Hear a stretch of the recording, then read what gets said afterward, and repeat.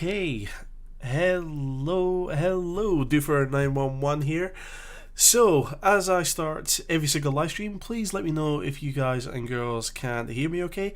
I never ever know if everything's working when I start a live stream, so if you're watching and you can type in the chat, please let me know if you can hear me okay. And once I know that everything's working, then we shall get started with the live stream proper and get started with the flight. So let's have a look, just double check everything on the YouTube back end here. So it looks like we've got Ghost Rider 115, welcome. Georgios, I think that's how you pronounce your name there, if I can read Greek correctly, welcome. Avmech Pilot, welcome to the live stream. Tommy, Alan, hello to you guys, how you doing? Let's see, Darius, welcome. Stephen Armsworth, good to see you again. 5x5, excellent. Let's have a look here. Special Eli later, I think that's how you pronounce your name. Welcome. Let's have a look here. Audio is fine. Fantastic. Thank you for confirming. That's excellent. So yes, welcome. First live stream of 2021. We did it, guys. We survived 2020. Who would have thunk it? So yeah, for those of us in the UK, we're going into lockdown again apparently, so never mind. But welcome everyone, good to see you all. 23 viewers already, which is quite good for a start of a live stream for me. Let's see, Joe, welcome. Callum, welcome. Audio is fine, thank you for letting me know. Alan, hey big fella, you sound great. Happy New Year to you. Thank you very much, Alan. Happy New Year to you as well. And Uzier, I think that's how you pronounce your name. Is the PMDG 777 for Microsoft Flight Sim? Not yet, no. I couldn't. So I'm going to be flying in Prepared or P3D, however you want to call it, and I couldn't find it on YouTube. So the closest I could find was Microsoft Flight Sim for the game title there. Let's see, Marco. Hello and Happy New Year. Happy New Year to you too, Marco. Hope you're doing well. Dablo, welcome. How's it going? Callum, how are things going? Yeah, things are going good. Yeah, been a quiet Christmas and New Year, like for most people around the world, I suspect. Yeah, and we just found out in Scotland today that we're going into lockdown, or the lockdown's kind of being extended. So, yeah, because I can't make any money doing my actual job, I'm going to come here and make a bit of money and do some YouTube videos for a bit, which means more new tutorials coming soon, hopefully, which is kind of part of the reason for doing this flight today. Let's see, Mobius, welcome. Happy New Year to you as well. Stephen, somehow we survived nightmare of year it was. Let's hope this year is better. Yep, fingers crossed. Let's see, Tim, my videos helped you so much. I'm really glad, and thank you for coming along, Tim. It's good to see you in the chat there. Callum, saw you on Flight Deck 2 Sims stream today. Yes, yeah, I poked my head in, so he was streaming, so I thought I'd pop in and say hello. Dian, welcome. How you going? Ehab, I think that's how you pronounce your name. Hi from Algeria. Hello from Scotland. How's it going? Nikolai, good to see you again. Stuck off school for a month. Not good. Small fee, not familiar with PMDG. Can you tell me more about it? PMDG is the gold standard of add-on aircraft for flight sim. You're going to see it's an incredibly detailed, incredibly accurate representation of the real 777, and I look forward to showing it and sharing it with you today. Uzier, sorry, I pronounced your name pretty good. Happy New Year to you too. I'm glad. Happy New Year to you, Uzier. Mobius, have I got my PPL? Yes, I got my PPL last year now. Back in August was when I did my skills test. I didn't actually receive my license till September. And AI90, nice to see you on Flight Deck to Sims stream today. Initial knowledge was gained here. I'm glad. Yeah, and good to see you. And thank you very much for coming along to my channel. Anyway, so we are going to be flying the Boeing 777 as made by PMDG Simulations. We're going to be flying this from Heathrow. Forgot where I was there for a second. We're flying it from Heathrow all the way over to LAX. Not going to be flying it in real time. I am going to be using time acceleration during the cruise phase of flights, just because I don't want to be sat here for the flight time between London and LA is around about 11.5 hours, and I like flight simming. I don't like it that much that I'm willing to sit through the night and live stream for 11 or even 12 hours. So we're going to be time accelerating. It should be about a 4-hour flight in total. And yeah, so I've got the aircraft just initially powered up. Haven't done any of the computer pre-flighting yet. So that's what I'm going to be doing just now. Now I'm going to be using a kind of procedure that I'm making just now. The kind of the purpose for this live stream, one obviously is just to live stream and just get some content out there and kind of try and kickstart my YouTube activity again, because I haven't really done anything in the last year. But also I've been learning this aircraft on and off for the past few months. I've got a procedure in place and I think it's just about perfected. So I'm going to use this live stream and everything goes smoothly during this live stream from a flights and procedure standpoint, and then there will be tutorials coming very soon because I don't have a job to go to currently, given the lockdown. So yeah, so I'll be making some videos for YouTube for a change. Right, let's have a look. So got the aircraft all powered on and everything, so we're going to start entering all of our flights data into the CDU here. So it is a 777-200 that we're flying with the GE90s. AirAct data is correct. I have a Navigraph subscription, which gives me up-to-date aeronautical data. So it says enter our inertial position. I'm going to be doing that in a moment. So first we check our UTC time is correct. So at the moment the sim is in real time, or is accurate to real time.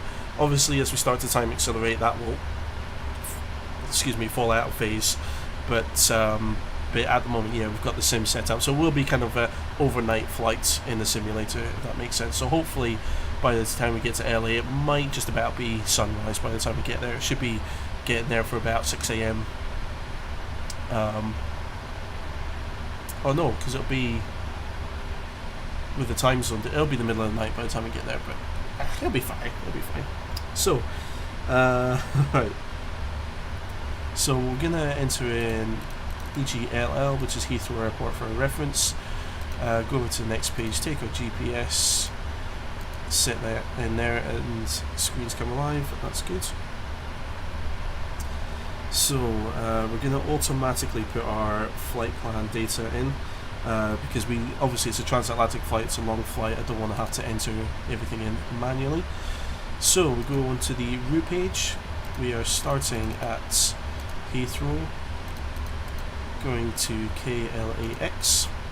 We're going to be mimicking a British Airways flight today, so it's going to be British Airways flight 269, which I think is normally done by 787, but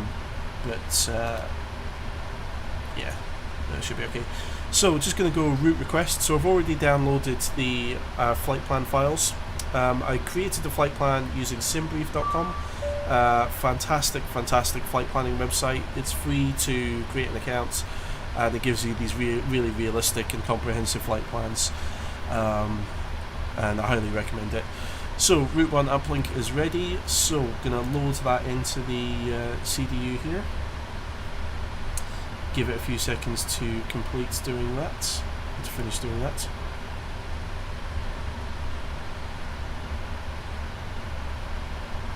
Excellent, and that's now loaded in. So what we're going to do is we're now going to activate and execute that route there. Now we'll probably get a performance message in a second, which I'm going to just ignore, and I'm going to put in the performance data kind of in manually.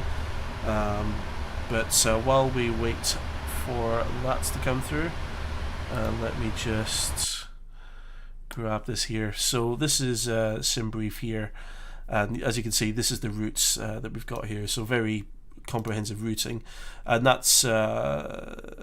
And then we've got the main routes here, which I'm gonna kind of try and quickly cross-check as I go through, but yeah, so we've got most of the route data there. But what I'm interested in here at the moment is the runway and the procedure that we're going to be using for departure. So 09 left, taking the CPT4K. Now if I grab up one of my other tools that I've got over here, let me just save a few of these here. Where am I?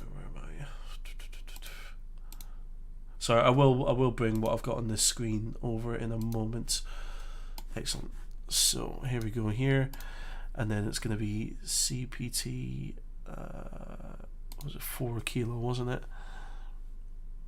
Yeah, so CPT 4 kilo. So we're going to be taking off on the northerly runway, and then basically doing a massive U-turn here, and then we're going to be coming back to this waypoint here, back to the Woodley NDB, and then onto the Compton VOR here. So let's see, straight ahead. So I will do like a proper kind of briefing, but basically we're going to be taking off on the northerly runway here, then doing a right hand U-turn essentially all the way until we're facing westbound, and then we're just going to continue flying from there.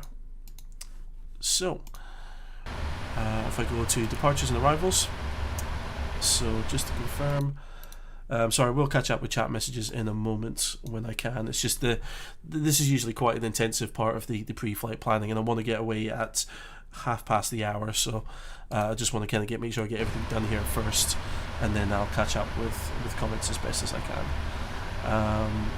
So runway is going to be 09 left. I'd like to choose the runway first because that then filters what procedures you have available to depart with. So it's going to be Charlie Papa Tango 4 kilo. We don't have any transitions in the UK, that's more of an American thing, which we'll see later on. Anyway, so we've got the departure runway, departure procedure selected. We'll execute that. So now routes, page 2. And now what I'm going to do is I'm just going to rattle through the routes very quickly. I'm just going to make sure that what was loaded into the computer unit here matches what I've got on my kind of flight plan, which was created over here. So to CPT, and then UL9 to Kennet, N14 to Backer, direct to Dogal, and Nasser Alawi. Okay, that's not quite the same.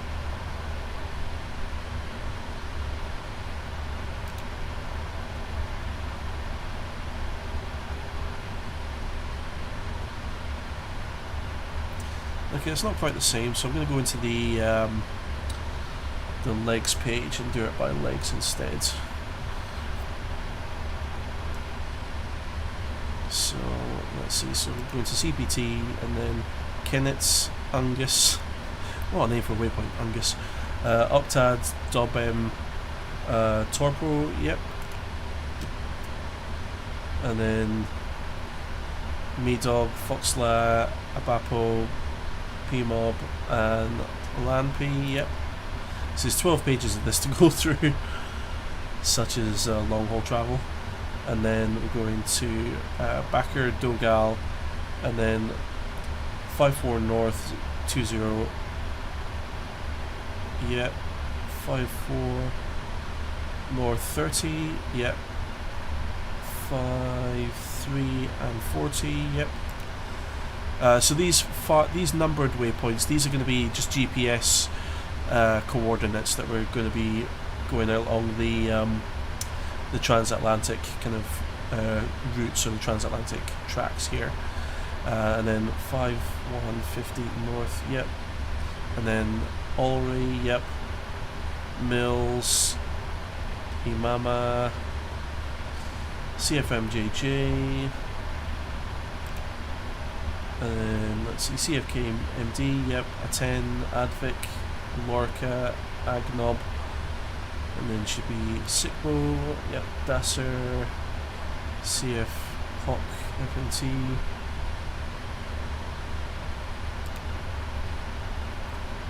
Sorry guys, this must be really boring to watch. Here's PMM, Cubs. Okay, oh, do you know what? Yeah, that's fine. Right, we'll just assume that's all okay. It gets me into the American airspace correctly, so we'll go with that for the time being. Then what we'll do is we will check progress, position ref, and we'll just make sure our navigational performance is nice and low, it's within limits, which it looks like it is. Now you should be double checking this against the departure charts that I was looking at earlier, but I'm not going to bother with that. So Now we go on to our performance data. So we're going to enter in the 0 fuel weight. I'm going to get the sim to do it automatically for me. Reserves, if I bring up my flight plan here. So the amount of reserve fuel I'm going to have is about 2.8 tons, 2,800 kilograms.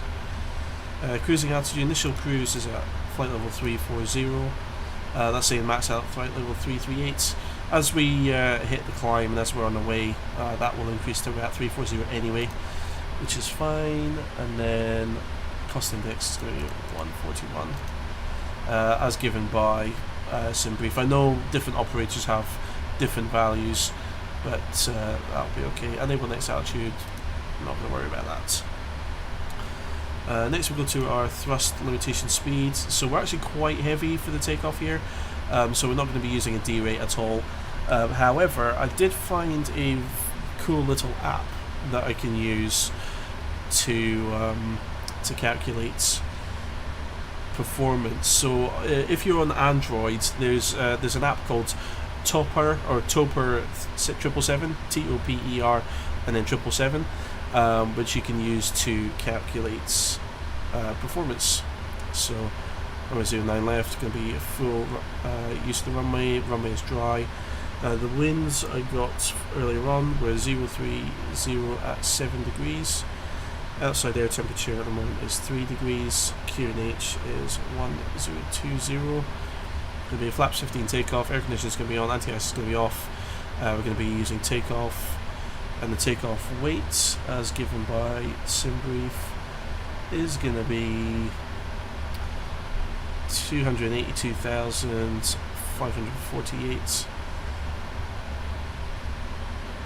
And that's going to give me an assumed temperature of 68, which I can put in there. So that's going to derate the engines down to 83.8 on the N1, so 84% roughly. And that's going to give us a nice kind of slow lumbering takeoff ultimately. Speaking of takeoff, we're going to the takeoff page next. We're going to go into the next page first, and we're going to set our acceleration height to 1,500 feet instead.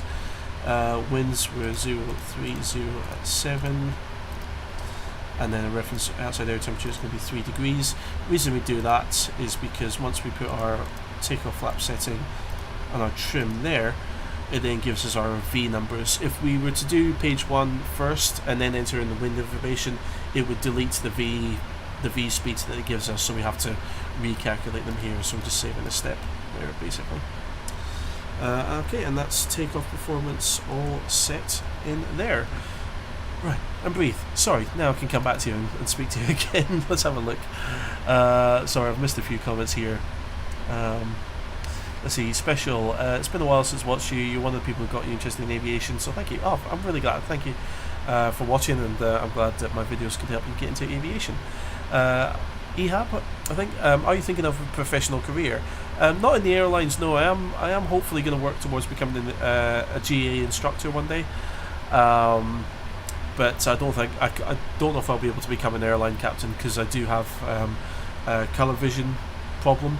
I'm mildly colourblind, so I don't know if that might stop me becoming a commercial pilot. Let's see. Callum, are we meant to have images? No, hopefully you can see when I bring Windows onto the screen and off, but just then when I was checking through, I didn't have anything on the screen there. Oh, Callum, all you can see is the thumbnail. Yeah, you should be able to see a live image. Pardon me, let's see. The image is back. Is it? Let's see. Got it working. Okay, I think it's all working okay. Speedbird on YouTube, welcome. How's it going? Let's see. AI90. Everything looks pretty the same as a 737 at first glance. Yeah, it's a little bit. It's laid out a bit more cleanly when you look at the overhead panel, which I'll actually have a look at just now because we will be coming to this in a second. But the overhead panel, yeah, is definitely laid out nicer than it is on the 737. Let's see, Alper, welcome, how's it going? And Hungstar, welcome. Ryan, do pilots get notified if a passenger misses their flight, and does it affect the zero fuel weights? The pilots would be notified. because they'd have to offload the bags and stuff, and that could delay the flights. And flights are scheduled to depart at a very specific time, especially at big airports. You've got a very kind of narrow window or slot time that an aircraft has to depart, and if you miss that time, then you have to kind of request a new slot time or a new kind of gap to depart. So yeah, the pilots would probably be notified, because it could impact the flight. Does it affect the zero fuel weight? Probably not all that much, but in the case of bigger aircraft, an airline's operations team will probably be doing all of the mass and balance calculations, and then basically sending them electronically to the aircraft or to the pilots on board. So they would help, like, just they cross-check and like double-check the calculations and then send that back and forth to the pilots. Let's see, Ross Grimshaw, welcome. 17 in ages. Hope the stream is going well. Yep, we're doing well. We're just getting started, so we'll be taking off soon. Caesar or Cesar, not sure how you pronounce it, but hello from Brazil, hello from Scotland. How are you doing? Kashkai, do you intend an IFR IMC rating? If I could do one, definitely. I don't know if my colour vision will stop me from getting one of those, but yeah, definitely. If I can do one, I'd love to get an IFR IMC rating. Let's see. Abhinav, I think that's how you pronounce the name. What scenery are you using for LAX? Just default scenery, I'm afraid. I've got Aerosoft or Heathrow mega airports for Heathrow here, but I haven't got any custom scenery for LAX, I'm afraid. Callum, everything's fixed now. Excellent, good. Right, so next we have the pre-flight procedure, which is actually quite a very lengthy procedure. You're basically now doing a lot of the heavy setup and preparation for the aircraft. So I'm just going to kind of start running through this just now. Again, I might miss a few messages. I will get to them as soon as I can. So, thrust asymmetry switch is on auto. Primary flight computers are guarded. Batteries on, auto, on, and drive lights or the drive switches are off. We also start the APU app now, so we'll get that going. Left wiper is off. Then we come up here. Also, I should probably say, just for education, I guess, it's very similar to the 737. So, whilst there are a lot of switches here, it's a very kind of structured way that you do everything. So you basically divide it into 4 columns. So you've got a column where this line here, you basically got column 1, column 2, column 3, column 4. So you basically work your way down, move across, work your way down, move across, work your way down, move across, work your way down. So it's quite a structured way in how you kind of move your attention across the panel here. So that's the first panel, or the first column done. Next is emergency lights. We close the guard on that, which automatically moves that to armed. Service interphone is off. Passenger oxygen is off. Window heats are all on. Ram rear turbine is off, which is all correct. Engine and engine are on. Electrics are off. All of the demand switches are off. I will be doing tutorials on this, so I will explain what all of these switches are and what they do in due course. So, no smoking signs and seatbelt signs both come on now. Panel lights are all basically set to mid. The dome light we will turn off once we want to start getting ready for pushback and stuff. The dome light just basically is just like a kind of an internal spotlight which helps illuminate everything, makes everything nice and clear. Cargo fire panel, you can test that there, make sure everything's working. So the arm lights are off, the discharge light is off, and the handle switch is in, no lights there. Engine EEC modes are both set to normal, which is correct. The engine start switches are both on normal, the auto start system is enabled.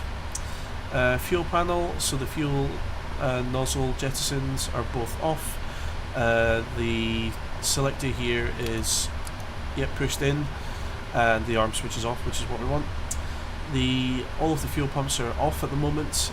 We are missing the pressure light on the left forward pump. That is expected because the APU is now running, so the APU itself is drawing fuel out of the left forward kind of section of the left fuel tank, so The fact that we don't have a pressure light there is expected. That's normal. Anti-ice, might be using it during the initial climb out, but we're going to leave everything on auto for the time being. Beacon light stays off for now. Nav lights are on. We'll turn on the logo lights as well, because it is night time. Logo lights just light up the tail, the vertical stabilizer on the tail, with the BA flag. Lets everyone know who we are and what we're doing. Indicator lights test. Just make sure all the lights are working, which they are, and then we'll set those to bright. Yeah, set those to bright. Runway turn offs are off. Taxi lights off. Strobe lights off. Getting there. Air conditioning. Equipment cooling is also Gasper switch, which is basically the overhead ventilation for all the passenger seats. That's what the Gasper is. That's set to on.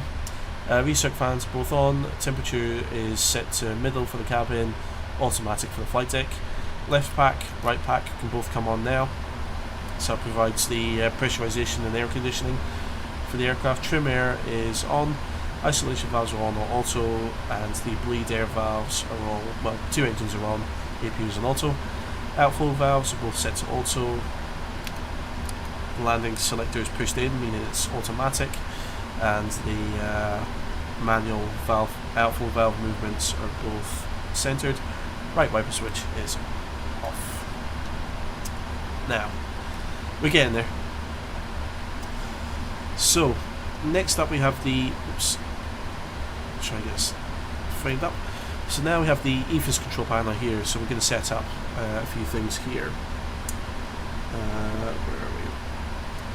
So minimums we're going to set to barometric, and we're going to set the barometric minimums up to 1500 or 1500, which is going to be the height at which we begin accelerating. So once we've done the initial kind of steep climb away from the runway, we're going to then kind of drop the nose, let the aircraft gain speed to start retracting the flaps and stuff.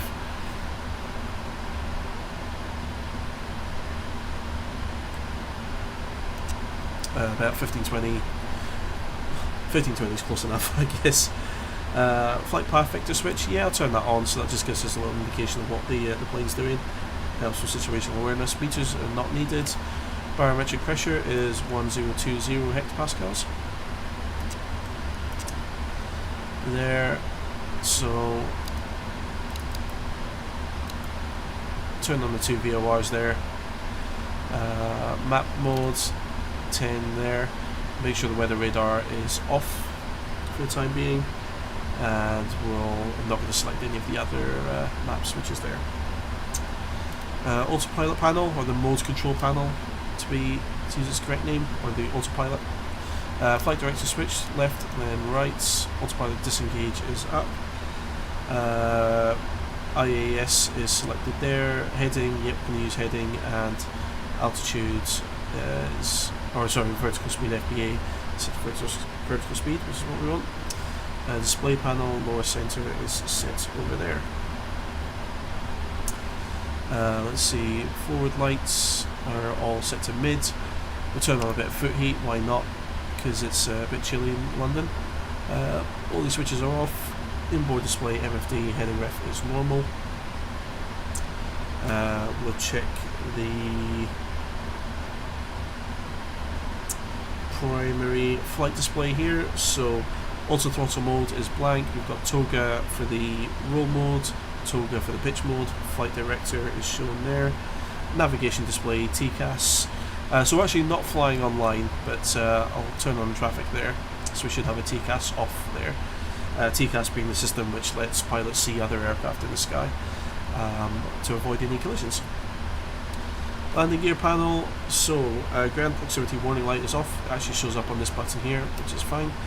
Flap override is off, gear override's off, terrain override's off, landing gear lever is down, alternate gear is guarded, auto brake set to RTO for rejected takeoff. ICAS display, so up here making sure that the primary engine displays are all what we expect right now. Neither engine is switched on, so the engines are at 0, that's what we expect, that's what we want for the time being. Lower center display, so we're going to set that to engine first of all, and again we're just double checking the engine readouts. Again, the engines are both turned off at the moment, they're both inactive, so we're seeing nothing there. Oil quantity is good. We'll check the status page as well up there. So we've got plenty of hydraulic quantity in each system, no hydraulic pressure. Again, none of the hydraulic pumps are turned on, so there's no pressure in the system. That's what we expect. We've got the APU running at 100%, and that's all within limits there. And we've got plenty of crew oxygen there as well.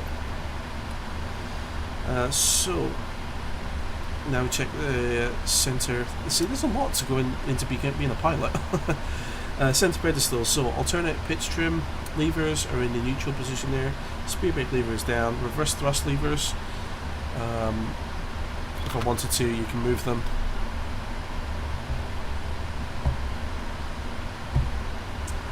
And for some reason, why are my throttles not working there?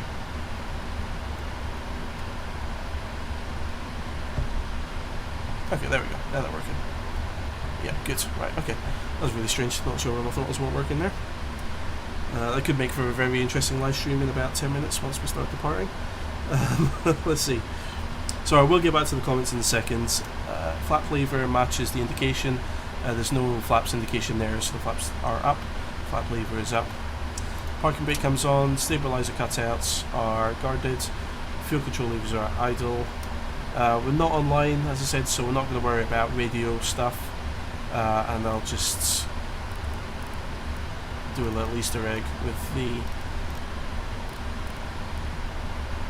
squawk code there. Excellent.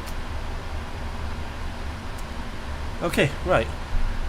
That's the initial, or that's a preliminary pre-flight procedure done. Let's have a look here. Let me just catch up here. Let's see. Andy McAvoy. Andy McAvoy. I don't know why I can't say your name today. What a treat to find you streaming. Yes, I'm back finally. Let's see. Cash Guy, maybe a twin meeting, possibly. Kanye's Aviation, welcome. How's it going? Gennaro, wish they had good long-haul private jets like the Falcon 900. Yeah, the little private jets are actually quite nippy little aircraft, quite good. So let's see. Marco, do you plan on making some more tutorials in the future? Yes. Now I've got a bit of free time and I'm furloughed from my real job, I'm going to be making tutorials on this very aircraft, 777, and hopefully releasing those in the next month or two. Is that a BA 777-2 LR? Yes it is, yeah. Pixter, am I online? Nope. Currently flying from LAX to Zurich. If that's him, have a nice flight. You too, Eagle Motion. We'll maybe pass you on the way by. Jory, welcome, how's it going? Let's see. Abhinav, what do I think about the quality of 787? Don't know, haven't flown it. Tariq, just subbed. Oh, thank you very much. Thank you very much for your subscription there. Pixter, single ops on 09 right at the moment. Okay, I'm going off 09 left. Again, I'm offline, and I'm just going by what SimBrief has given me. Chris Scott, how's it going? I'm doing good, Chris. How are you? I'm just trying to keep up with the chat and everything at the moment here. And Andy, it'd be great to hear while passing by TUC. Why is it all not working? Yeah. Professional flight sim streamer doesn't know how to fly a plane. Anyway, so at this point, this is where pilots will probably request their IFR clearance from ATC. Again, I'm not flying online, so I'm not going to worry about that just now. So, but anyway, once you've got your IFR clearance from ATC, we will start putting in some of our figures. So first we're going to put in our V2 speed here, so 166, and I've got that number just off of the CDU down here, V2 166, MCP 166 set. We're going to arm LNAV and VNAV. Let's see, we're going to take runway 09 left for takeoff, which is exactly 090 degrees, and we're going to pretend that we're going to be following ATC instruction, and we're going to be cleared to 6,000 initially, as per the chart here. Hopefully you guys can see this. You should be able to see this window here. Let me just do that there.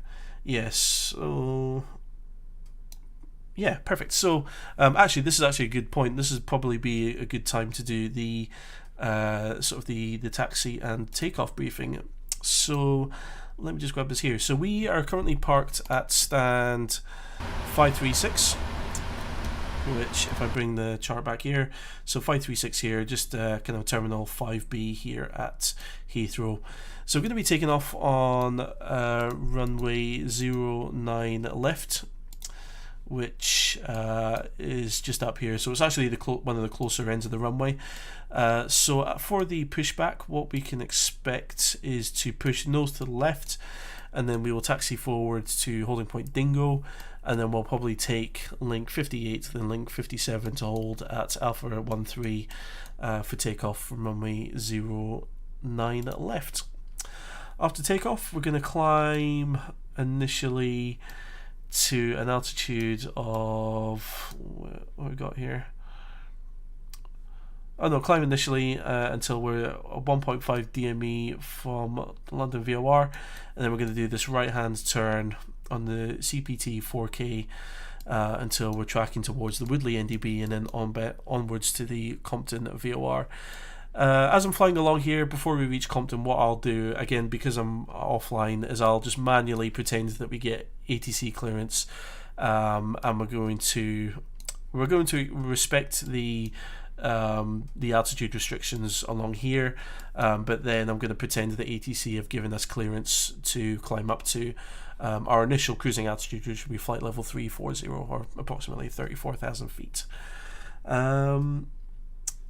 Yeah, so also because we're going to be doing quite a sharp turn, what happens with larger aircrafts, and this is something which is on a reference document somewhere else that I've seen, but with heavier aircraft, if we fly too fast around this turn, what will happen is we'll actually end up like way off track. We'll end up way down here somewhere.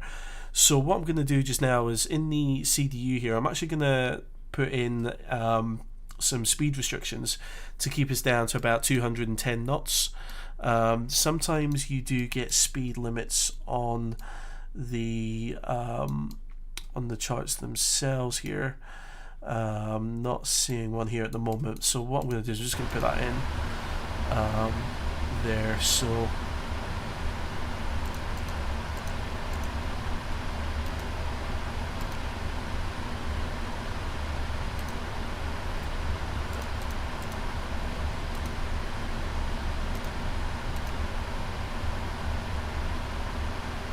that's fine there, and then as we accelerate, and then as we head towards the Compton VOR, we'll get back up to speed there. But it's just that initial turn, I just want to keep the plane flying slowly so that it's got the turn performance to basically get around that U-turn and stay on track without going too far off that. We'll probably still go off it anyway, but yeah, you'll see as we come around the turn there, it'll be, actually I don't know if that's drawn correctly there on the ND either, but yeah, they'll be fine. Anyway, so what we do now is that's us just about ready for takeoff. Only 9 minutes late, or 9 minutes after our plan, so it's not too bad. So what we're going to do is we're going to close the door on the aircraft in the sim here. We are gonna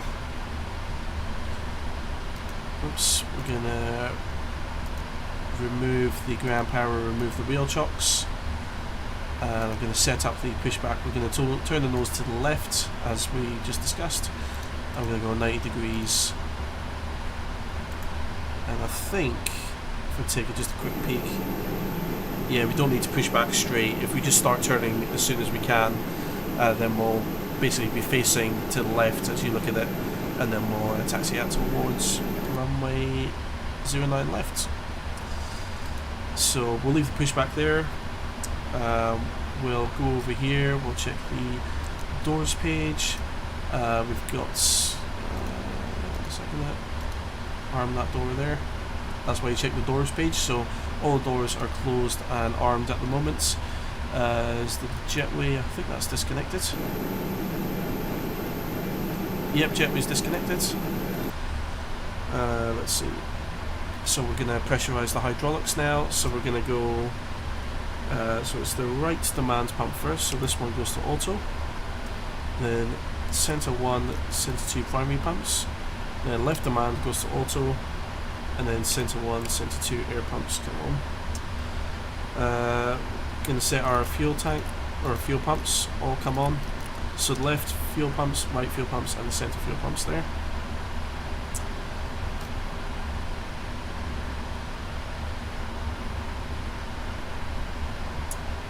We're going to turn on the beacon lights, so that's the red light on top and below the aircraft, just warning people on the ground not to come towards the aircraft because we are about to start the engines. We're going to press our cancel recall,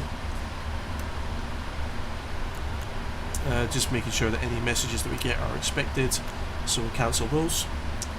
Now that we've got hydraulic pressure, we're going to hit the trim, and we're going to trim to what we have on our takeoff page here. So we're going to trim to 5.5 units.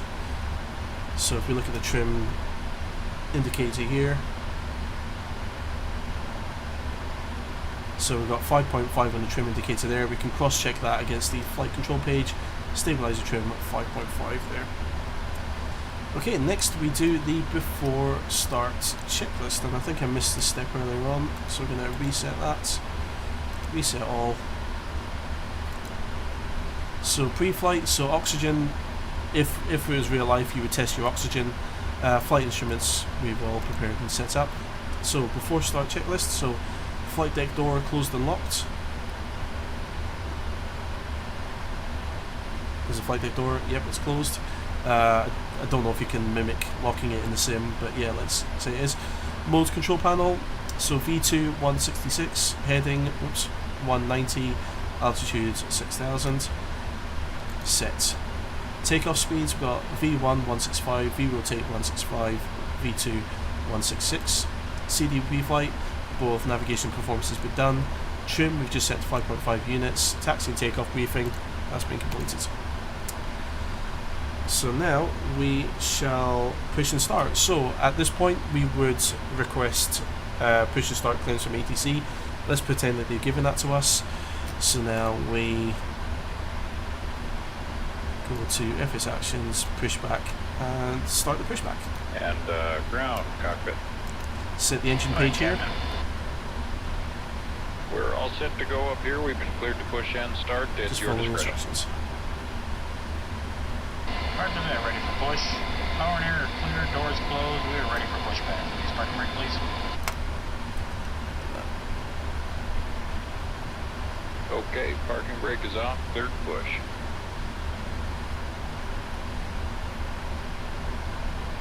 Takes a bit of time, but come on. Brakes off, here we go. Excellent. There we go. So you just follow the instructions there. Just catching up on the comments. Snay, good to see you in the chat there, buddy. How's it going? Good to see you there. Let's see. Chris Scott, going to be flying over Greenland. Sorry, Dark to see you. 092, so just no worries. Let's see. And let's see, Kashkai.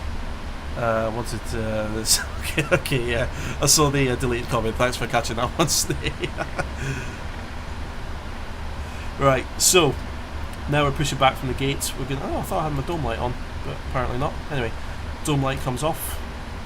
So we're now into a dark cockpit. So let's get the engine started. So we're going to do engine 2, then engine 1. We reach up here, go to engine 2, hit that to start.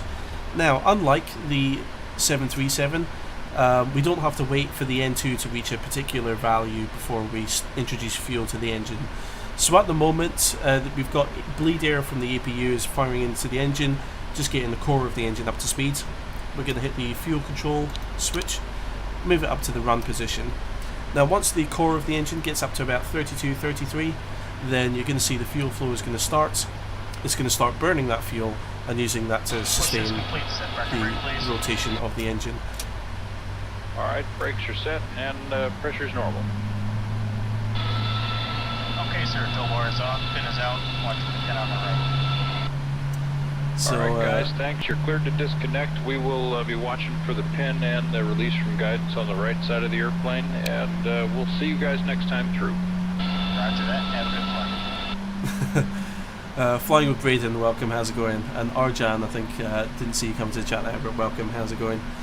Oliver Murray, full whack, no brakes. So we're a couple of minutes away from takeoff, so we'll be going full whack then. Anyway, so that's engine number 2, up and running, stabilised. Everything is within limits during the startup, so that's all good. So, going to come up to the engine start panel again here. We're going to go left engine number 1, flick that to start, and again, just flick the fuel control lever up to the run position. Again, as I said, unlike the 7.3, you could just set the fuel control lever to run, and then as soon as the onboard computers realise the core of the engine is at the right speed, it will begin to introduce fuel into the engine. Let's see, George, let me grab my YOLO checklist. Hello and welcome to YOLO Flights 911 from London Heathrow to Los Angeles, LAX.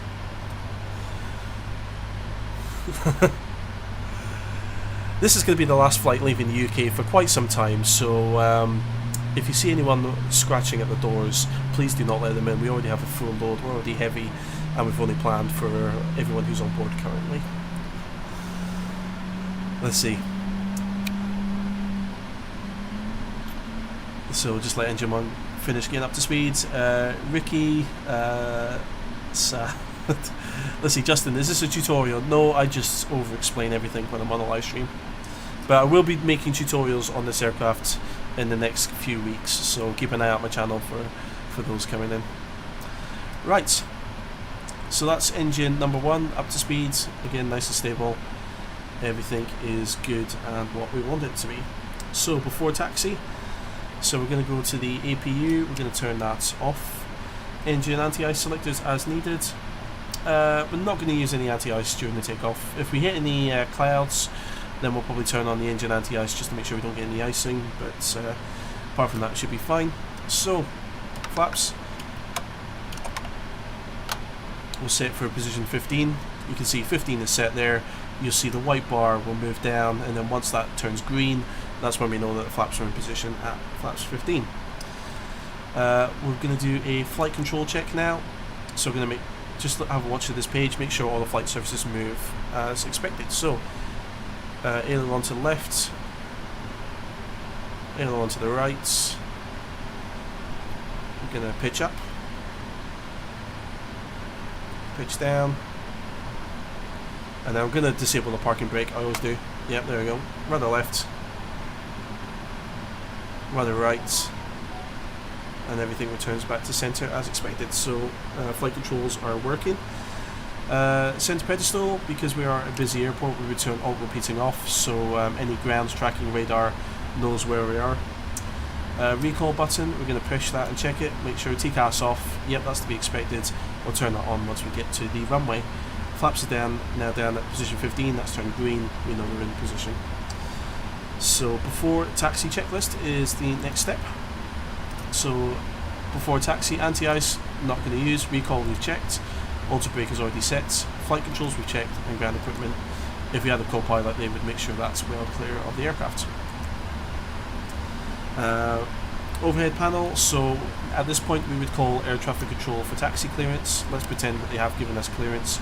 We're going to turn the taxi light on, and yeah, by doing my rudder check I've turned the parking brake off, but next we'll do parking brake off and we'll make our way to the runway. So we're going to go forward. Let me just double check the point that we're going to go to here. Yeah, so we're going to taxi forward. We should have the dingo hold point, and then link 58, turn left to link 57, hold at Alpha 13 for runway 09 left. Let's see, Snay, for YOLO flight you need to go for San Francisco. Oh, Snay, I haven't told you the good news, buddy. Me and Kylie, we've got a flight booked to America next year, or this year, and you'll never guess where we're going to go. I've got a holiday booked to America. Guess where I'm going? Snay, you're gonna like facepalm so hard when you hear where I'm going. Wasn't aimed at you. Oh, okay. Never mind. Let's see. Alexander, This is interesting. You're flying the plane I fly for a living. Ah, fantastic. Also based at this airport I fly at today. Just subscribed. And oh, thank you very much, Alexander. And if I do anything wrong, or if you as a real pilot have any input, I'm basically just following the checklist. I'm not a real pilot myself. I'm just an enthusiast. But if you have any kind of real world insights or little tips and tricks, please tell them in the comment. I'm sure everyone who's watching would love to hear any interesting little tidbits or real life kind of tricks that real 777 pilots use. Let's see, Alexander, need any help with 777? Just ask. Will do, buddy. Let's see, Captain Boeing, what's the assumed temperature? Alexander, that's one for you, buddy. There we go. So that's the Dingo hold point there. So we're going to continue forward through link 58 and then do a left-hand turn. Let's have a look here. Snake, Oklahoma? Nope, even better than Oklahoma. Oh no, actually no, Oklahoma's where our friend is, isn't it? So, no, not quite Oklahoma. I'm going to go Nashville, Tennessee. Mate, you better hope that I come to Greece before I go to Nashville, otherwise I'm going to be like coming along with cowboy boots, cowboy hat, speaking with a southern drawl. Say, instead of saying Calimera, I'm going to be howdy y'all. How y'all doing today? Let's see. Kylie, going to be yeehawing and hey y'alling with the best of them. Exactly.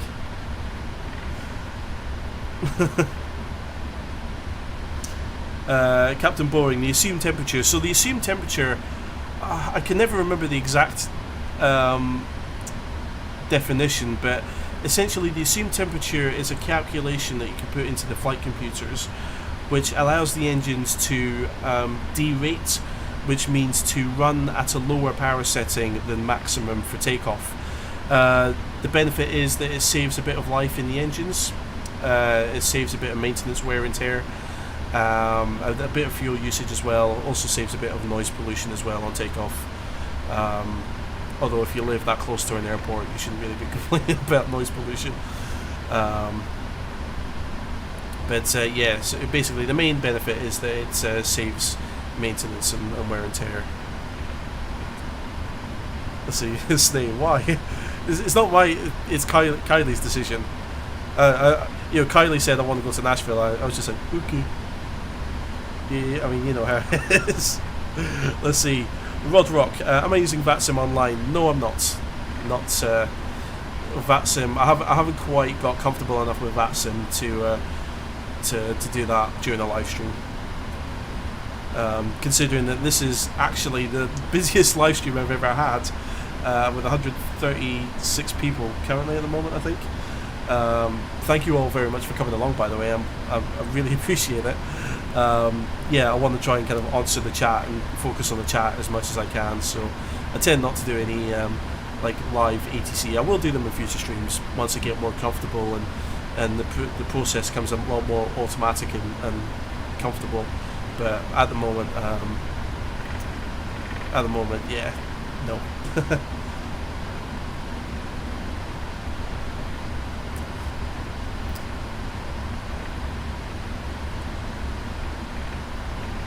Okay, so this is us just approaching Alpha 13. So what I'm going to do is just going to bring the aircraft to a stop here, just so I can catch them on the last couple of comments before we take off. Actually, no, I can continue to Alpha Bravo 13. So this Alpha 13 is actually the ILS hold point.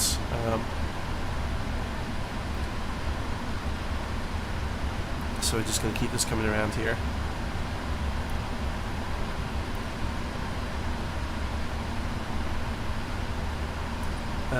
Right, so just going to come to a stop there, just going to put the parking brake on, catch up on a few comments. Jason, welcome, how's it going? What's up? This plane will be up in a minute. Cash Guy, hi, how are you after flying the 777? Oh, I don't know actually. Maybe Alexander, our resident 777 pilot, can answer, but you'll be a good 12, 15, no, you'll be higher than that probably. I'd guess 15 to 20 feet off the floor where the pilots sit. Logan, welcome. Uzir, are you from Scotland? Is this usually how you talk, or are you just speaking this way for the stream? No, this is me. This is my natural accent. I am born and raised in the Scottish Highlands, so this is me. This is my actual accent. And if you just listen to me doing my southern accent, you know how bad I am at them. So putting on an accent. Snake, I think, same with man. Let's see, Knightsman, welcome. How's it going?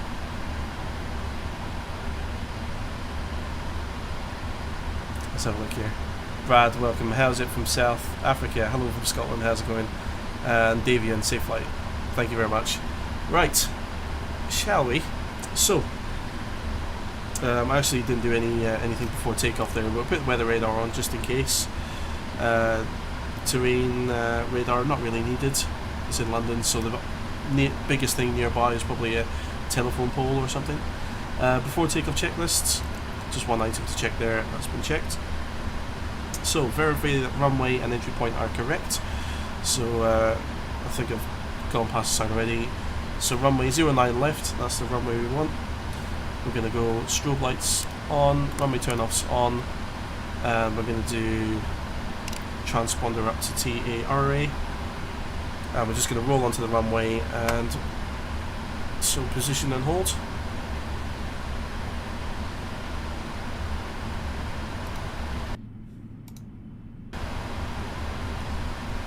I think someone was asking what sim it is. It is P3D. It is prepared version 4 that I'm flying in. Unfortunately, YouTube doesn't have prepared in its kind of game catalogue, so Microsoft Flight Sim's the closest, one of the closest I can get, I'm afraid.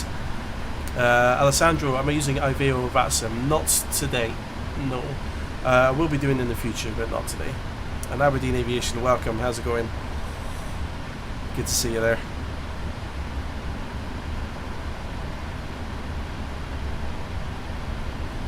So, real life, of course, you would just double check. If I was flying online, I'd just double check. Make sure there's no one coming down the approach as we roll out into the runway here.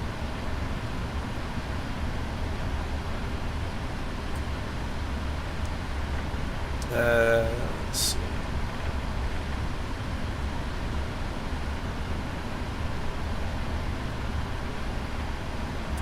So just nice and easy onto the displaced threshold here. Of course, the displaced threshold we can take off from, so just going to get us lined up here. Just ease on the brakes, just bring us to a stop. So we're going to pretend that we've just been cleared for takeoff, so we're going to go left and right. Landing lights are on. Just set the view, so I've got my primary flight display, everything there. Now what I'm going to be doing is I'm going to be using a hidden click spot that's just over here on the mode control panel. So there's a little kind of screw on the panel, and in the sim if you left click that enables toga mode, so I'm going to be doing that. So I would assume that you are all ready.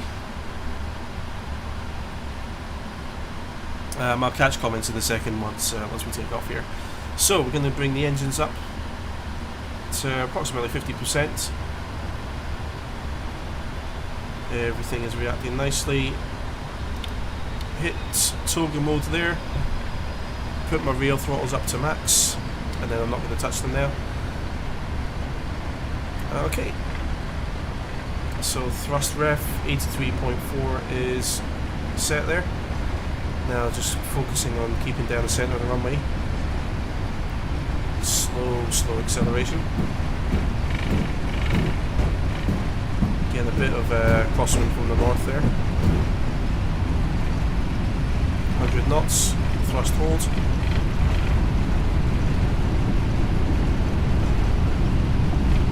And as we rotate, I'm not going to force the plane off the runway. It's not a fighter jet, so I'm just going to pull the nose up and let it slowly come up. I'm not going to rip the nose off the runway. So rotate. Slowly bring the nose up there. Going to pitch to the flight director cues there, the pink lines.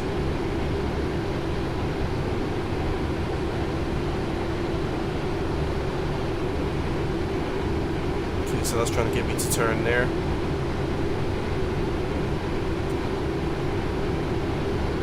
So what I'm going to do now is just get the nose on the flight director lines there, hit autopilot, and let the autopilot fly us around. Now because we're doing that, didn't bring the gear up, of course, slow to bring the landing gear up, which is fine. Now because we're doing that sharp turn, I'm going to leave the flaps out for the time being. Again, just help the turn performance of the plane, just help us get around that turn. Yeah, it's not drawing it correctly on the map there. It should give us a nice kind of smooth U-turn. But yeah, I'm going to leave the flaps out for the time being. Again, just to help us get around, get us pointing towards that Compton VOR. And then we'll start cleaning up the aircraft from there.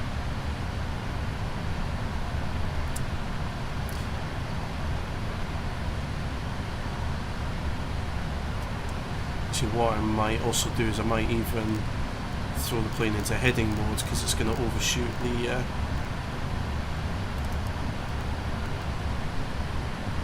it's going to try and like double back all the way to the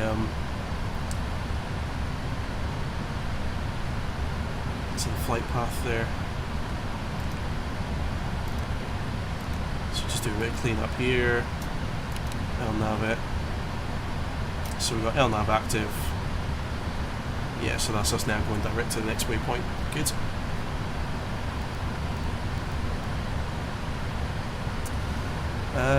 Okay, so we're now flying in straight lines. So we've got flaps 5 speed marker there. We're going to bring the flaps up to position 5. We're going to pretend that ATC are going, actually we're really bored at the moment, there's nothing happening because of COVID, we don't have that many flights, so just carry on up to cruising altitude flight level 340. So I'm going to set that into the MCP up here, push the altitude button a couple of times until we clear out the altitude restrictions there. Yep, so we don't have 6,000 set in as a restriction anymore there. So the plane's now just going to continue climbing all the way up to flight level 340. As the plane accelerates, we're now passing the number 1 mark on the speed tape, so set the flaps to flaps 1. You can see the overspeed tape is starting to creep up as well. As the flaps retract, we're not going to reach the flaps speed limit. And as we reach the up marker, we're going to go flaps up.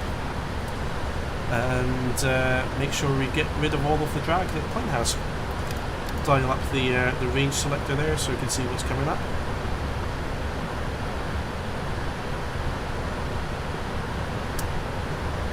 And that's us on our way to LAX. So let's have a look here.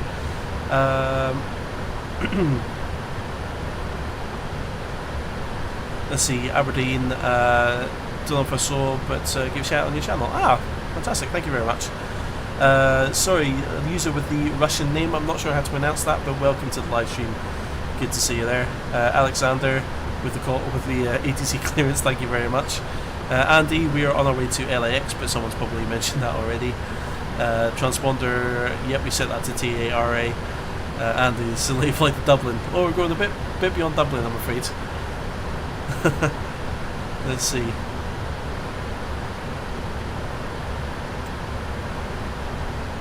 Let's see.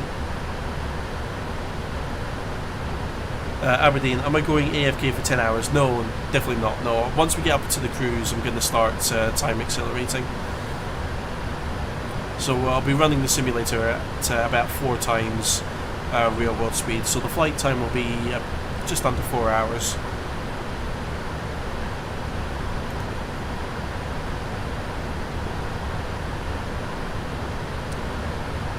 Okay, so now that we've done our takeoff, we can run the after takeoff checklist. So after takeoff, landing gear is up, flaps are up.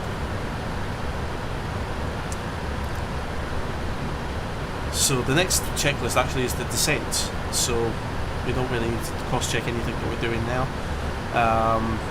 However, we are climbing up now, so we're past our transition altitude of 6,000 feet. We're going to go standard on the barometric reference. As we pass through 10,000 feet, the speed's going to reset, and we're going to start accelerating up to our kind of cruising speed, essentially. Also at 10,000 we're going to go, actually I'll do it now. Landing lights come off, runway turn-offs come off, taxi light comes off, and seatbelt signs can come to auto. And then see 10,000 there, speed resets. So what happens is, rather than try and get more thrust out of the engines, what happens is the plane will just drop the nose ever so slightly, the speed will begin to increase, and then once we hit that that indicated airspeed, it will then, the plane will just hold it essentially.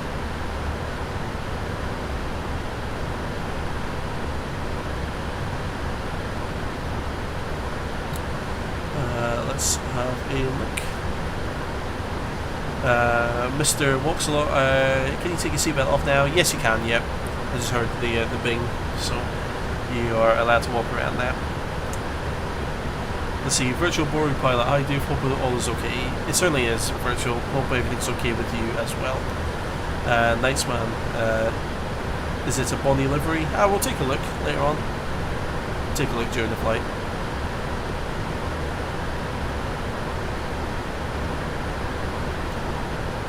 Let's see, Alexander, A350 or 777, I know what you'd say, but interested in my opinion. It's going to be such a cop-out answer, but I don't really know enough about the new composite aircraft. I don't know enough about the 78 or the 350. Yeah, I don't know. I don't know enough about them. Sorry, it's a real cop-out answer, I know. Let's have a look here. Let's just catch up because I heard things going crazy.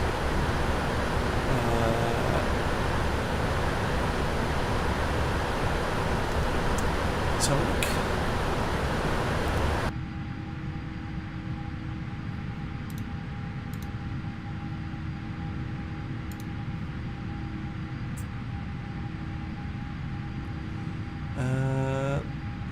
Let's have a look, let's have a look.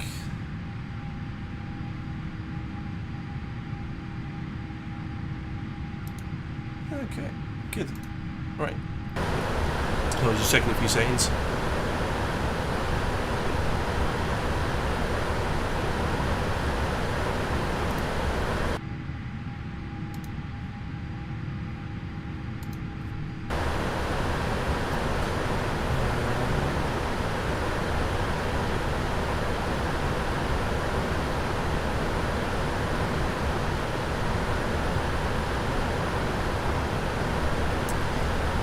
Let's see.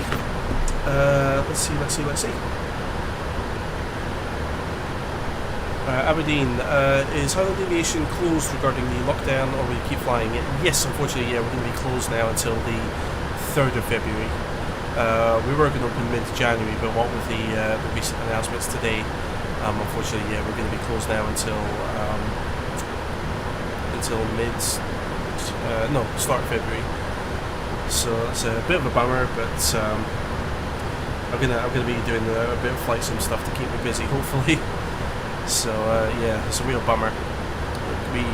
Because we closed, we were planning on being closed between Christmas and New Year anyway, and then like the first kind of the more stringent restrictions came in, so it's just like, okay, we're closed now until the mid-January, and then now it's start of February we're going to be closed until. So the only saving grace is that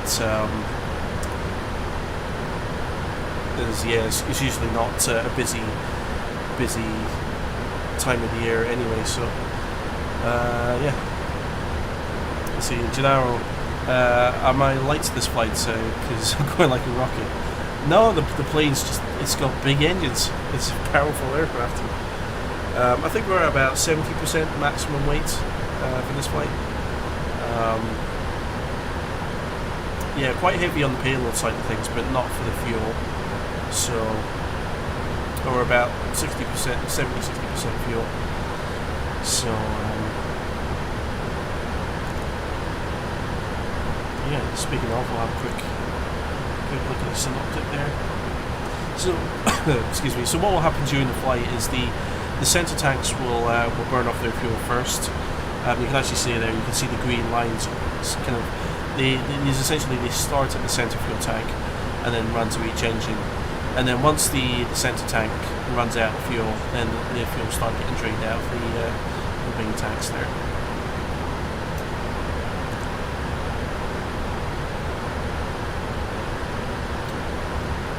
But yeah, I mean, this is us well on our way now, so we're going to be bouncing over a few waypoints on the way out of England, and then we're going to hit our transatlantic portion of the route. So we're just going to sit back, relax, and enjoy the flight.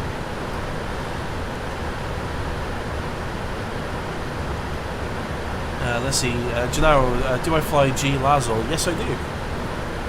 That is one of the aircraft that I can and have flown. Let's see. Andy, no idea, you're a pilot. Even that, I forgot the passengers. No, I've got passengers.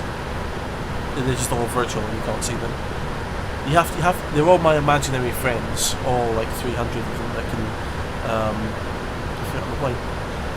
Let's see, Sumit, welcome, how's it going? And Alexandru, nice to see you too, how's it going?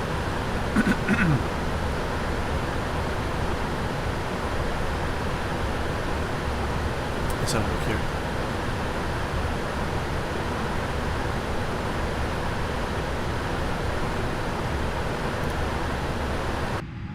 Let me just see. So I'm getting some text messages here from Snay, just about sound balance and stuff. Snay, of course, being a legendary Greek sound engineer who's DJ'd at all of the best clubs in Greece, and you should definitely go out and check out some of the music on his channel. Is your music on your UMP Snay channel or another one? If it's the other one, put a link in the chat there, Snay. Let's see. TCC, good evening. First time I come across the channel. Looks interesting. Oh, I'm glad. Well, unfortunately, we're in sort of the least amount, or not really. Well, there's not going to be much activity now for a little while, for a few hours now. We've just taken off from London Heathrow, and we're now kind of climbing up to the cruise phase of flight. So the autopilot's in control. I'm just kind of hands off, just relaxed to sit here and chat with all you lovely viewers who've come along to say hi. And and this is actually just around the takeoff time there. It peaked at being one of my busiest live streams ever, I think, which is, I think, is a personal record. So thank you very much for everyone who's come along, and hopefully I can captivate and capture your interest for the next couple of hours on this live stream. Let's see. Dwayne, where am I right now? I can show you where I am right now. If I bring up this here, and if we drop out of the view here. So this is the Navigraph charts package. So hopefully you can see there. So we're just passing south of Gloucester at the moment. We're just coming into Welsh, over Welsh territory. Then we're going to be flying over Ireland there. And then up here, not showing the name of the waypoint, Dogal, there you go, Dogal. So that's where that's going to be the sort of the point at which we're leaving UK airspace and entering the transatlantic portion of the flight there.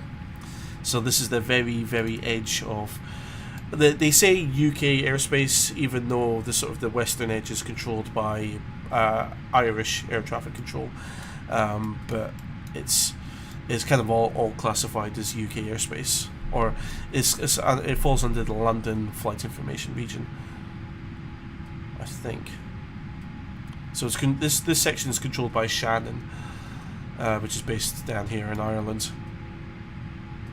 Shannon, where are you? Shannon is along here somewhere. Honest. Anyway, this is Shannon have got their own FIR, don't they? Flight Information Region.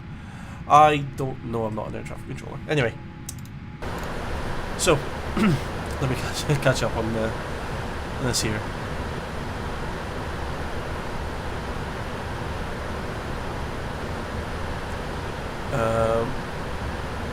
Andy, hey, I'm a passenger, mate. What are the film options for this flight? I thought I was going to Dublin, so it better be good. So flight options are Sully. What other flight options do we have? Top Gun. We might even do an exclusive viewing of Top Gun 2 if you behave yourselves. What else have we got?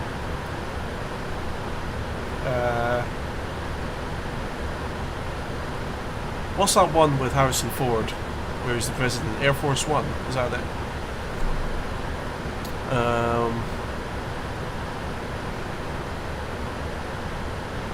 What other aviation-based films do we have? Can't think. Let's see. Special life is normal in New Zealand. Feel bad for the people locked down all the time. What's it like? I think a lot of us in the UK we're running out of patience with it. We've been quite lucky in the Scottish Highlands. We've actually been the least affected area in the UK, but it's just we're in a lockdown, and then we're kind of in a lockdown, and then we're in a lockdown, and then again we're kind of in a lockdown, and now we've just been put into like a strict lockdown again. It's just like I said I wasn't going to do this on the live stream. It's the government need to be a lot firmer with the British public, and they're not. I just wish the government would say, look, everyone is going into lockdown until we see all of the numbers drop dramatically. What the government, UK government, have been doing is, as soon as they see the numbers start to drop off, they go, okay, things are getting better, right? Everything reopens, and then of course everything reopens and it spikes up again. Whereas what they need to do is, once they see the numbers come down, they need to go, right, good news everyone, numbers are coming down, but we need to stay in lockdown to be absolutely sure, and let the numbers come down, and let's go, right, okay, we're not seeing any new cases coming in at all anywhere. This is good. We're going to give it a couple more weeks. We know the virus disappears after 2 weeks, so give it 2 more weeks of full lockdown, and then we'll be golden. Let all the new cases completely drop off, and then start reopening stuff.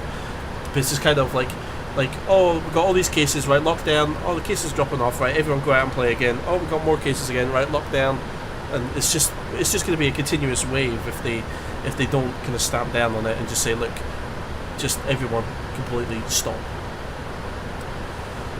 That's how I feel about it. Right, I got through it without going completely off on one. Sorry, I'm going to try and catch up on comments as best as I can. So I'm going to kind of skim through these as quickly as possible. Gennaro, planning on making your instrument and doing a commercial, but I'd like to go to the private sector flying. What about me? I want to do GA instruction. UMP Snay, no, it's on SoundCloud. Okay, well, people, if you want to listen to Snay's music, go do a search for UMP Snay and SoundCloud. You'll find it. Listen to his music. It's great. It's fantastic. It's so awesome. Ruel, I think that's how you pronounce your name. Welcome to the live stream. Gennaro, seatbelts off. Yeah, seatbelts signs came off ages ago, mate. Yeah, go wild. Go dancing in the aisles. Let's see. Jose, North Atlantic Group. Great. Yeah, I believe it's track A we're following at the moment. Speaking of, I should just tweak that. Get that lined up. Yeah, we're right on the maximum. Look at how narrow this window of flight is. 10 knots window. That will get better. It's just that we are absolutely at our max cruising altitude at the moment, so we're probably even above it actually. Yeah, maximum flight level 339, recommended 340, which is what we're at right now. So we're right at the maximum kind of cruising altitude for the plane at this weight. As I said, as we burn off more fuel, it'll get better, but we just need to be careful because we do have a very narrow operating range here, or operating window at the moment. So we just need to keep an eye on that, make sure the speed doesn't fluctuate or do anything too crazy. Let's have a look here. Sorry, gonna catch up on comments as best as I can. Let's see. Real, is this Flight Sim 2020? No, this is Lockheed Martin Prepared. Basically an evolved version of the old FSX. Jack Bollard, hi mate, how are you doing? I'm alright, Jack, how are you doing? Thank you very much for coming along. Sumit, Fangzan has done the best 777 flight movie music. I hope someone will do a video 757 like. Okay, that's good to know. See, Andy, everyone click like, it helps. Oh, thank you very much, Andy. Yes, if you want to click like, if you think that what I'm doing here is interesting, valuable, educational, interesting, entertaining, if you hit like, that would mean a lot to me. But it's a free world. It's up to you. Alec Henderson, welcome. How's it going? Let's see. Charwin, do you know when, if PMDG is coming out with the 777 for flights in 2020? I think they will do eventually. I believe they're working on the 737 first. They're working on porting over their 737 to flights in 2020 first, and then they'll probably bring the 777 and the 74 across at some point as well. Actually, what I'll say as well is, now that we're in the cruise, I'm just going to right click there. You see the time turns green, and this is us now time accelerating. So it'll be about 3.5 hours now to LAX. Let's see. Alexandru, am I on FS6 or the new one? I'm on Lockheed Martin's Prepared P3D. TCC, is this a 777-300? No, it's a 777-200. Let's see. Gennaro, what? That's my taking. Track A, I think it is.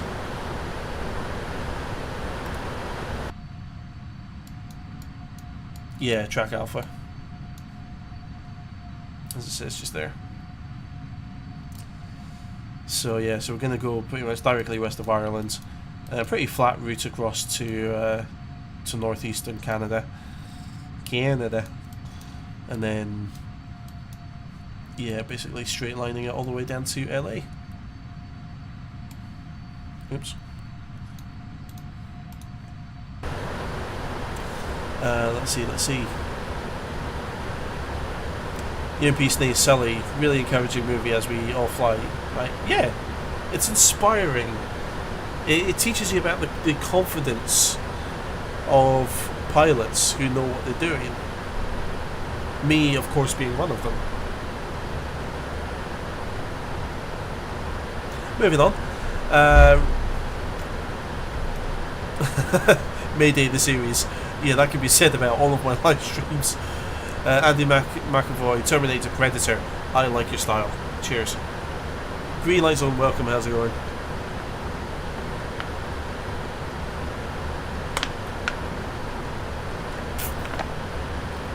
Let's see, Alexander. Didn't fly last year for 4 months. Oof. Was that because of the impact on the industry? I see, flying quite a lot recently. Last flight was 7 Whiskey to Hong Kong. Ah, nice. Yeah, well, for anyone who's kind of new to the channel, I work at my local flying school, so kind of within the aviation industry. So, yeah, I meet and know a lot of commercial pilots who've been affected by it, and it's just devastating what's happened to the aviation industry.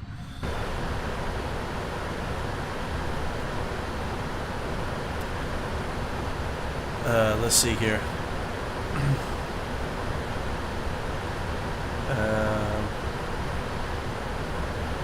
Jose, this route, the Concorde with tailwinds, 2 hours 30 minutes. Yeah, I can believe that. I was watching a documentary about the Concorde the other day as well. There's no good versions of the Concorde at the moment, is there, for Flight Sim? I think all of the Concorde add-ons are quite old.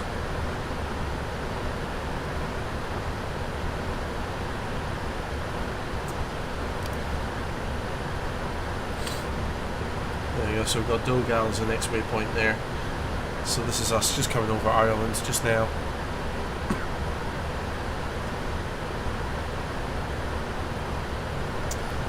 Let's see, Andy McAvoy, flight time. Oof, I don't know what it's going to be real time. Probably about 3 to 3.5 hours real time. Like tonight it's going to be 3 to 3.5 hours. Real time, it's, well, this one was pegged at 11 hours 19 minutes. But on the stream it's probably going to be about 3 to 3.5 hours, I would guess. Let's have a look here.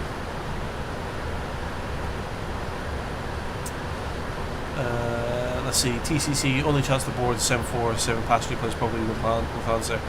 Yeah, it's really sad that 74s are out of commission, which is a darn shame, because I never got to fly on one. Sad face. Let's see, Gennaro, do I follow pilots Obet on Instagram? He flies from Cathay. No, I don't. I don't follow any social media people on Instagram. I don't think. It's just kind of friends and family, I believe. Oh no, there's a few. I follow one of the world's strongest men on Instagram. I follow a couple of, well, influencers, I guess. But I'm not really big on social media. Like, I don't follow many people. I don't engage in it much myself. Let's see. Fabian, so I'm not sure how you pronounce your name. Do you also enjoy Microsoft Flight Sim or more P3D and X-Plane? Honestly, I'm more P3D and X-Plane. I'm not quite getting along with the new simulator at the moment. So, yeah. No, I prefer the older sims at the moment until we start getting some proper high quality add-ons for the new one.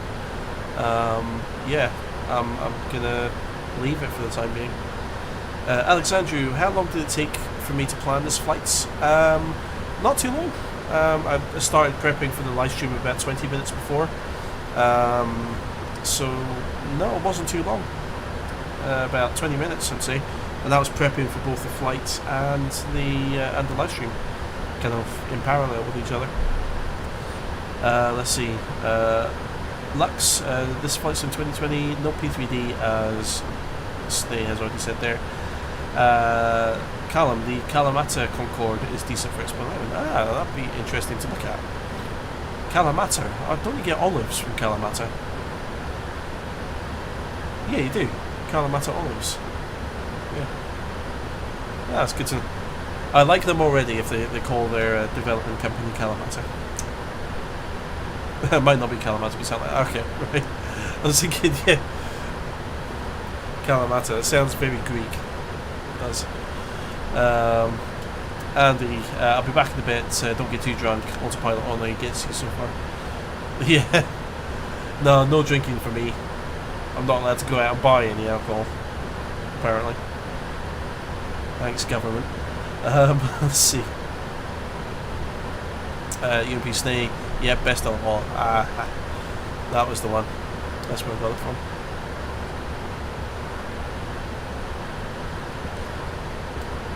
Yeah, you got to be careful when you buy an olive oil, because they always use like blended olive oils. They like blend a bit of Greek and a bit of Italian stuff together. You want 100% Greek olive oil. Beautiful.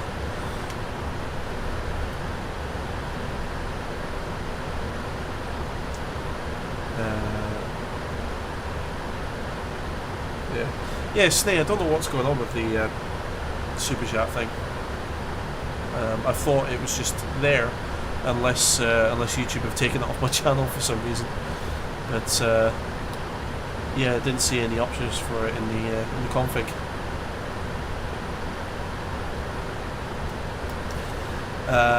Let's see. FC Bayern. Hi guys, thoughts on the new lockdown part 3?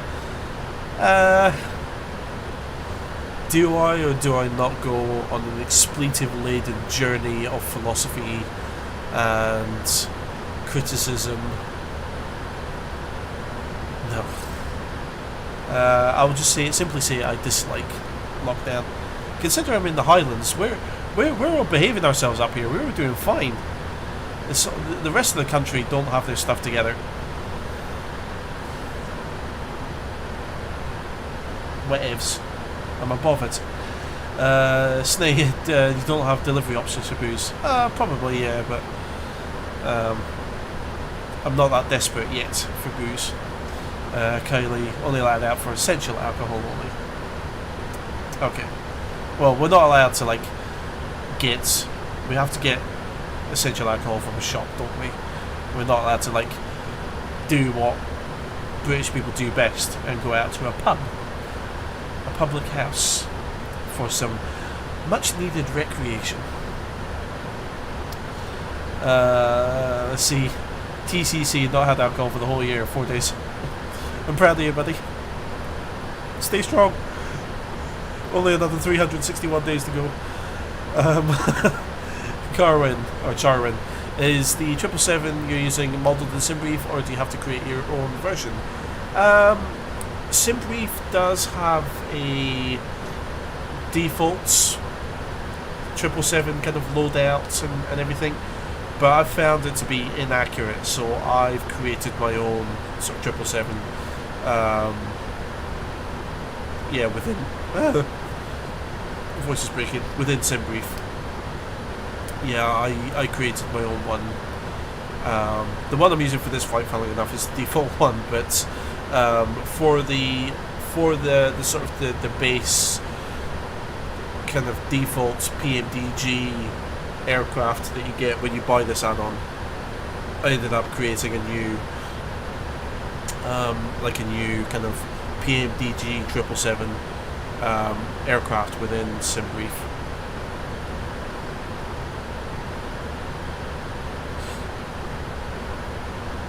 TCC, what do you think of Boris? Know how I feel. I think Boris should have been more positive in his recent statement. When I say positive, I mean more direct and have more conviction. Because he's saying things like, hopefully at the end of February, we should have the vaccine, and we should be able to. We should be coming to the end of this, and I don't believe him for 1 second. You should be saying things like, "Look, you all need to go home, sit down, and be quiet, and stop, because this whole mess isn't going anywhere until you all start doing as you're told." I would have had much more respect for him if he just kind of laid it out and said, "Look, people are dying because everyone's going out on illegal parties and stuff. Just stop it, otherwise you're going to get arrested and you're going to get severely punished. End of. If you all go home, if you all play by the rules, we'll have this all done and dusted. We'll be like New Zealand. We'll get it all wrapped up. Everyone will be happy. Everyone will look at the UK and go, damn, the UK know what they're doing. They've got it all under control. But instead, we've just had Brexit. We don't know what we're doing ourselves. The whole world's looking at us going, why have they got the highest rates in the world? They don't know what they're doing. We look stupid on the world stage, and we've just done Brexit, and then it's just... I'm just going to stay here on YouTube. We're all going to come here every week or every couple of weeks. This is going to be our happy place, and this is just going to be a good time, what we do here on YouTube. Okay? That's my thoughts on the situation. Right, where are we? Hang on, I lost. Someone talked about Boris. I lost that comment. Okay, TCE, I found that there. Right, Andy. Okay, seriously, seeing a bit. Okay, Andy, no worries. Emiliano, hello, nice to see you. Nice to see you fine. Thank you very much. It's good to see you in the chat there, and welcome to the live stream. Let's see, Gennaro, what do you recommend for a starting enthusiast when streaming or making a YouTube channel about aviation? When you say recommend, like, do you mean like hardware, software, just general advice? When you say recommend, like, what is there something specific you need assistance with? Obviously, if you're starting a YouTube channel, just make sure that whatever you do, it's something that you are interested in, it's something you're passionate in, and as long as you're enthusiastic about whatever it is, whatever content and videos it is you're making, that will come across and people will gravitate to that, and it can be difficult. It can be difficult. It's a lot of hard work. I've been on the platform for a few years now, and I can share what the creators I follow have and shared with their viewers. But the biggest thing is that you make videos about things that you're passionate about and that you're interested in. They don't necessarily have to be educational. Just as long as it's something you enjoy, that will kind of come through, and people will pick up on that. Let's see. Snay, see the difference. We can actually order anything we need. 20 minutes at most. Well, I mean, we can order stuff from the stores, and then we can either go to the store to collect it, and it's kind of like already kind of like packaged, and like, so basically you can order stuff online and then drive to the store, and then they basically just bring out a trolley with all your stuff, you load it in your car and go. And they do also do delivery, like trucks and lorries and stuff as well, so they'll actually like deliver it to your door. But 20 minutes at most, that's really good going. You're probably looking at least an hour in the UK, I would imagine, for deliveries, supermarket deliveries. I can get food at shorter notice, but like if I want like a few bottles of stuff from the supermarket, it'll take a bit.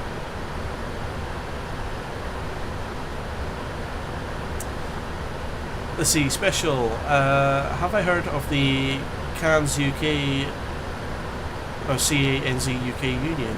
If you have, do you think it would be beneficial? I haven't heard of it, I'm afraid, so I'm not sure. I'm guessing it's Canada, New Zealand, and UK.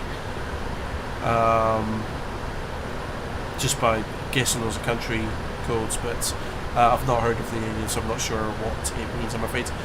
Fabian, is this the -300 or 200? This is the 200. Taylor Earl, where are we? We have just departed UK airspace. Let me bring this here. That's us there. So we're just off the west coast of Ireland there. Literally just started on our transatlantic track there. I do have the sim running at 4 times speed because I don't feel like sitting here through the middle of the night to land at LA literally 6 o'clock local my time. Let's see. General advice, Captain, my bad. Yeah, I mean, general advice. Yeah, whatever it is, if it's aviation, video games, music, as long as it's something you're interested and passionate in, then yeah, that's the biggest thing. Is it has to be something that you enjoy. What I've kind of learned and what I've seen, because I've been on YouTube. I've had an account since, believe it or not, 2008 on YouTube. Wasn't creating videos that long ago, but I've been creating videos now for about 6 years, I think. And what I've seen in that time, and what I've seen other creators say, and just like generally the changes that you see on the website in that time, is that YouTube now favors viral content, and it promotes and it encourages its creators to release new content daily or very frequently.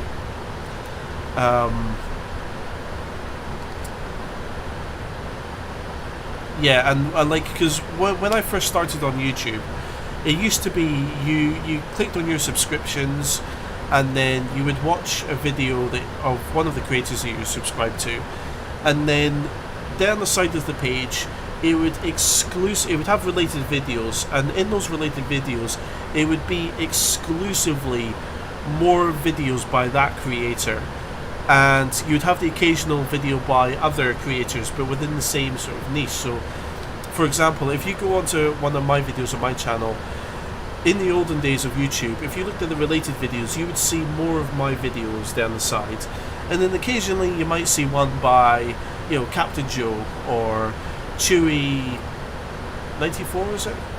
But like you'd see like, or like Frugal Sim, or like you'd see like more flight sim videos by other creators, or more of my own videos. If you go to one of my videos on my channel now and you have a look at the related video section, you will have probably a few flight sim videos, a few aviation, but then you'll have like completely unrelated viral videos, like what's a big one at the moment? Like you'd have something like really like bizarre, like a viral video. I can't think of any that are popular at the moment, but things which are completely unrelated to flying or flight simulation, which is painful for us creators, because you'll a lot of the big popular creators, you'll probably see that a lot of them have probably done videos about burning out and stuff, because YouTube, because of the changes that it's made, like it kind of forces you to make videos every single day, and making good videos every single day is really hard work, and to kind of keep up that enthusiasm and energy and that cadence and level of work is really hard going. But you have to do it. You have to keep the views going. You have to always be trying to improve, and it just gets too much, and then creators go, I can't handle it, and burn out, and then stop, and sometimes quit. And you'll see a lot of creators have jumped to live streaming, and a few creators jumped over to doing Twitch live streams. A lot of creators started moving away to paid platforms like Patreon, and like things like Skillshare, and like the kind of like the educational learning things, because they were getting more money. Because basically what YouTube is doing is they're whipping their creators and saying, make more videos, make more videos, make more videos. Oh, you want more ad revenue? Now we're going to take that away. We're going to like reduce all of the ad revenue from all the adverts that get shown on your videos as well. So to make enough money to live off of it, you have to create like 30 videos a month for pennies, essentially. So it's hard work. So if you want to get into making videos, just make sure you're making videos about things that you enjoy, and that makes it a lot more bearable. To be really successful, you have to put in an ungodly amount of work, which is unfortunately, it's the hard truth about being big on YouTube. So yeah. Anyway, sorry, that was a bit of a ramble there. Alexandru, until you can't go out after 10 p.m, the police stop you, they'll give you $400 fine. Yeah, the police have threatened fines and stuff in the UK, but they don't enforce them. They're not, the fines are not serious enough. Stay on the platform a lot of you still remember the first video. Is that my first flight sim video or my actual first video? My actual first video was me playing Far Cry and throwing rocks at someone's head.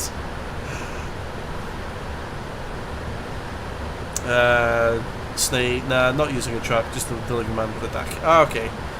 Yeah, I mean there's a lot of food places in the UK that do similar, like all the little like kind of takeout places. Yeah, like they have like just duck drivers or like small car drivers. Let's see.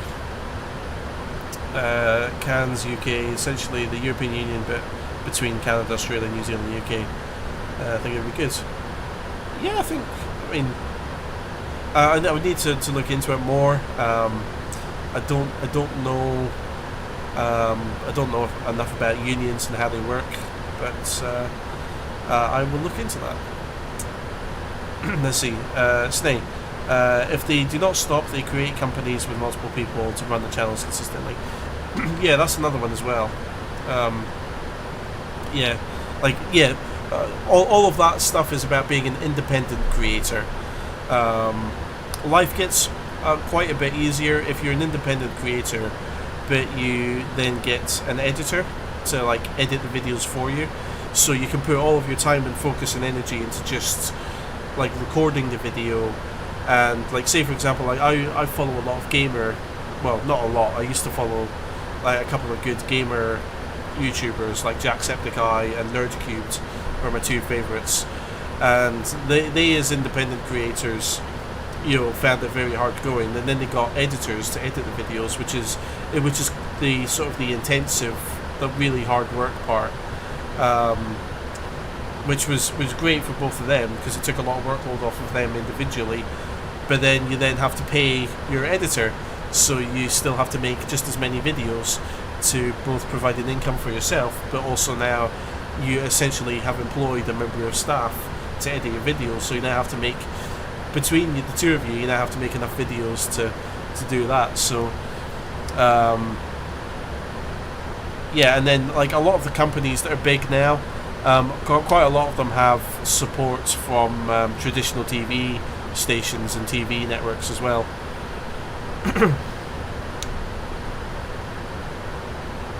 So excuse me. Let's see, Snay. Actual first speaking video. That's probably going to be one of my Trackmania tutorials then. But yeah, it's funny when you go back, because the beauty of being a creator and doing online videos is you do get more confident. Like, I know it's not really like a proper social interaction, but when I, yeah, like as Snae's saying, when I created my first video, it was a tutorial in the game Trackmania, and I made it for the gaming clan that we were, me and Snae used to both be part of UNP, which stood for United Nations Protection Force. The reason it was called that was because the guy who started the gaming clan, or the gaming group, used to serve in the actual United Nations Protection Force, like a UN military, well, not UN peacekeeping. It was like a military unit, but their focus was on peacekeeping activities. Hence why Snae is UNP Snae.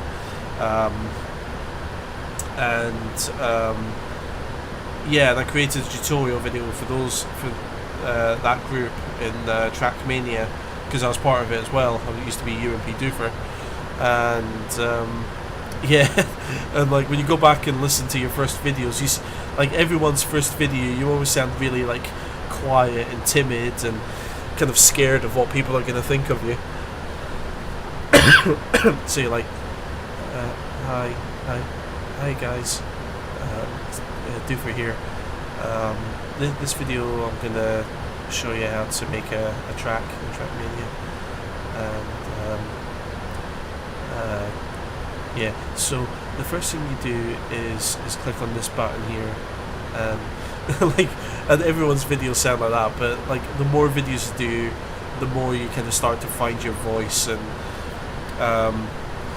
yeah, and like you kind of, I guess when you're online as well, you kind of start to develop a bit of an alter ego or a bit of a character as well, and like for me, like I've found like almost a little catchphrase. Like I start every video with hello, and stuff. So yeah, like so everyone starts off like that, but you kind of start to find your voice and you find your character and stuff, and yeah, it does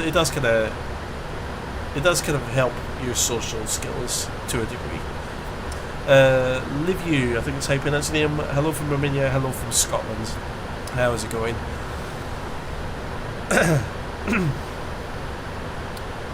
Yeah, so yeah, we've got a couple of catchphrases on this channel. Like hello is one of them, and that's based off of like, you know, like an old police officer. Like hello, what's going on here then? So that's kind of where it comes from. That's where the start of all my videos kind of start. Hello, but it kind of starts from that good old kind of English police officer going hello, what's going on here then? And then you'll be fine. Which is always my response to anything that ever goes wrong, because in a lot of my early live streams, I didn't know how to fly these planes well, and like you'd start to get alarms going off, and there'd be like warnings and things flashing, and then I'd just be sat here looking at everything going, I don't know what's going wrong, and then it's just like, nah, it'll be fine. So that's another one of my catchphrases, I guess. Yeah. So you do kind of find your way of doing stuff on YouTube. Anyway, let's see. Alan, welcome. So just have to run, mate. Up for work in the morning. We'll release the video tomorrow. Catch you next time, mate. No worries, Alan. Thank you very much for coming along and being active in the chat there. So it's good to see you around, and we'll see you next time. Take care of yourself, and essential work only, young man. Let's see. Snay, when you try to start, you're just having text on the screen. Yeah. Again, yeah. You learn all these. You have to learn all these skills as well, like how to edit videos, how to put text on the screen, how to make like little basic animations and stuff. How to balance your sound, how to just set up your recording setup in the first place. So yeah. By the way, are all my bits up there working? I can't see on the kind of back end of YouTube here. I think all my bits are working. EGLL, KLAX. I've got my 2 progress bars. ETA 0702 Zulu BA. Yeah, that looks like it's all okay. Excellent, good.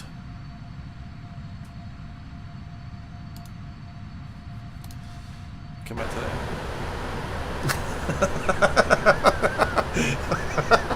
Stay. That's the best. That's brilliant. It'll be fine. It's not a catchphrase. It's a way of life. I like that. That's going to be my new approach. That's going to be my That's going to be my approach. It'll be fine. I have that approach already, but yeah, it's a way of life. That's a much better way of defining it. It's not a catchphrase. It is a way of life. Let's see. Alexandru, took you 2 weeks to fly the PMDG 737. Very good. It took me 6 months to learn to fly it. Not only learn to fly it, but to learn all of the systems in depth. It took me 6 months. Let's see.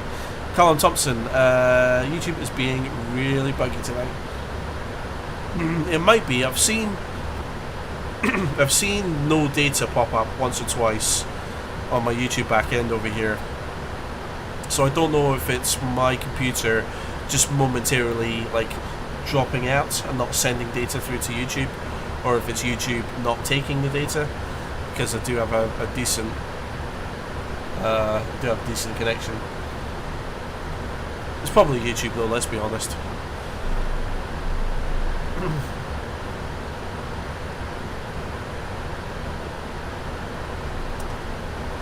Sarvesh, TFC. Not sure what you mean by TFC. If you mean traffic, there is none. I'm not flying online or anything like that. I see Snay, 3 years now. You should be. It'll be fine. It will be. It'll be fine.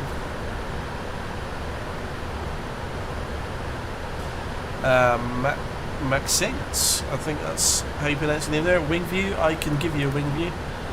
Well, that's I can do. I can do a wing view. I won't be able to see much, I don't think, but there is a wing and there is a view. All about aviation. Welcome. How's it going? Good to see ya, buddy. How are you doing this afternoon, evening, this night, tonight, this morning, wherever you are in the world? Colin Thompson.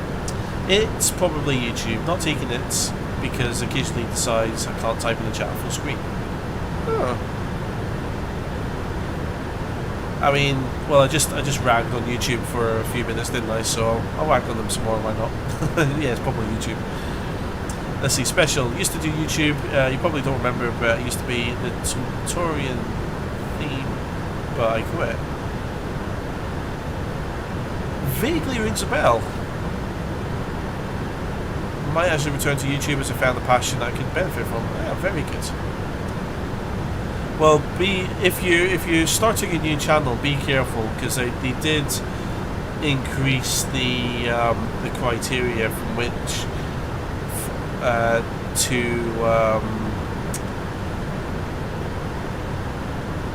to monetize your channel. They increased the carrot, like, because you used to have to have something like 2,000 subscribers before you could monetize your channel, and then they bumped that up to about 10,000, I think. And I think there's a minimum number of video views you need as well. So if you're starting a new channel, be careful. Again, that's another bad thing that YouTube did, was they increased the entry barrier, so they made it more difficult to get started on the platform in the first place. Just saying. All about aviation. How long is the flight? Oh gosh, I don't know. I completely lost track. We're probably looking at about 3 to 2.5 hours, 2.5 to 3 hours real time now. I am flying over the Atlantic. The actual flight time is 11 hours 19 minutes. I'm not going to sit here for 11 hours 19 minutes. So yeah, we're probably looking. Let's see. I took off at 10 p.m.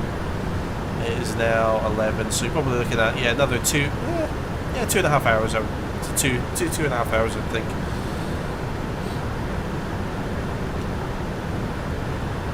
Let's see.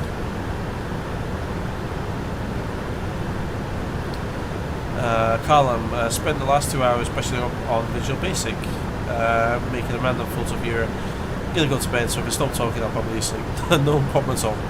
Don't feel like you have to stay up.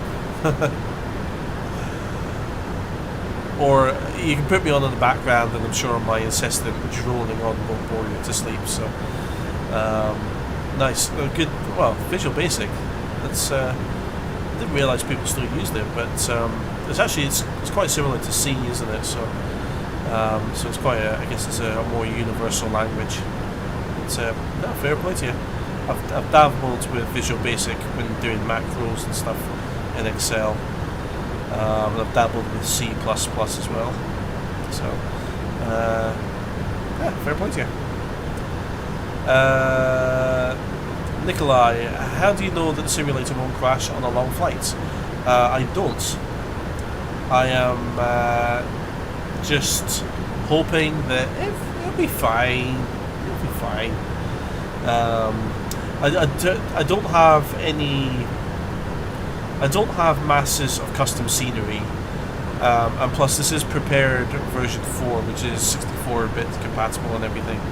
So I'm hoping that will take care of any memory issues, which would typically be the cause of long flight crashes with the old FSX. So I'm just hopeful. I don't have a strategy for preventing a crash. Let's see. Sarvesh, is this X-Plane 11? I bought the flight factor 777 and it's horrible. PMDG feels like I'm sitting in the real cockpit. This is P3D that I'm flying. And this is the PMDG 777. Let's see. Special, don't care about monetization, just want a platform to upload some stuff to. Have a well-paid job on the site, so it's fine. Oh, in that case, all the power to you. Know if it's a little hobby that you want to get involved in and share with the world, absolutely go for it. You know, you never know, things might take well, pardon the pun, things might take off, and yeah, and YouTube might end up being a little extra income channel for you as well. So no, go for it. If it's something you're interested in, absolutely do it. I think it's just, yeah, if you want to do it for fun, you can do it for fun. If you want to do it for an income, you really have to put a lot of time and effort and care and attention into YouTube. But if you're doing it for fun, yeah, go for it. Callum, problem with YouTube is can't afford the amount of people that are on the platform. Never sustainable setup for Google. Clearly never expected to be as big.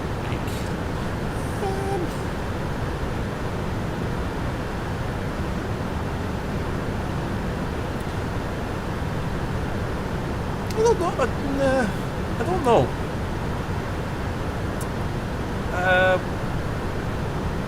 Well, the thing is, because YouTube gets half of every advert.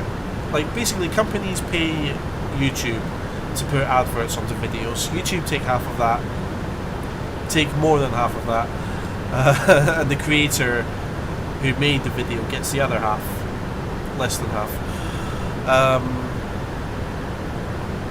I think it's the infrastructure that runs YouTube has grown exponentially and will continue to grow exponentially. I think that's where the problems are. Because like you're talking about, like you get so many hours of video footage uploaded every minute to YouTube. They just need so much storage and in data centers, and that all of those individual video files need to be immediately accessible. I think it's just the infrastructure behind YouTube is where the problem, not problems, but where the challenges lie.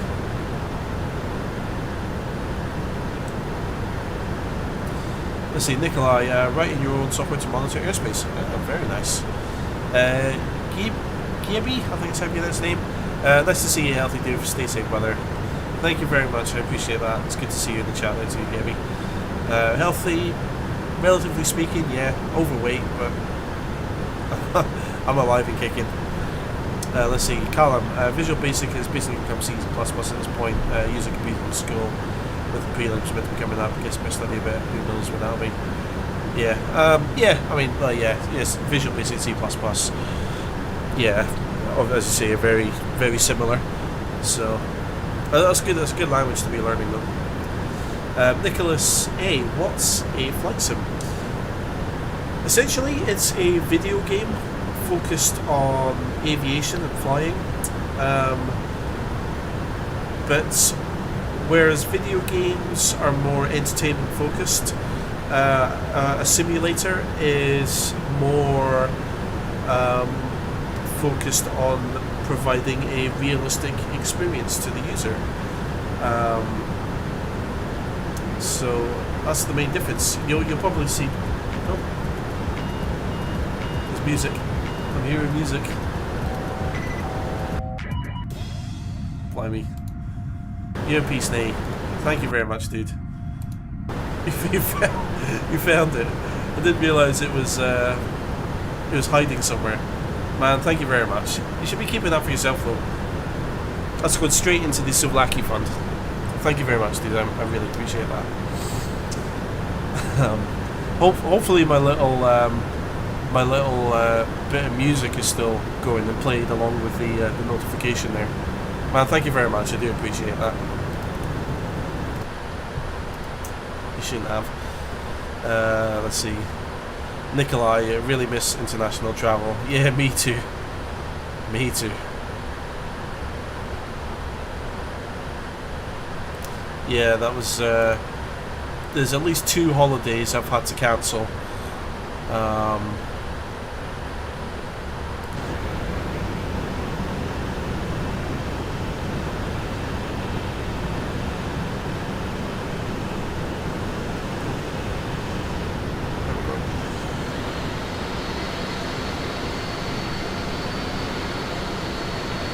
Actually, I'll put the tail on that side.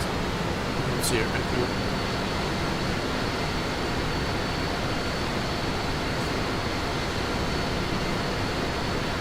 Found it on mobile. Really? See, that's another bad move by YouTube. They're making it more difficult for people to donate to me. How dare you? How dare you, YouTube? Gonna go Greta Thunberg on you. How dare you?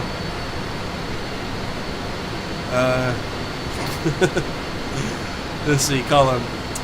Just realised I also correct hit you there. Alright. Yeah, as I was saying before, Snee threw me off with that donation. Yeah, well, I was meant to go and see Snee in August last year. You know, because he's my brother from another mother, and yeah, I really needed to go to Greece. I needed warm weather. As a Scotsman who's living through a winter, I needed to go somewhere hot. I didn't get to go somewhere hot.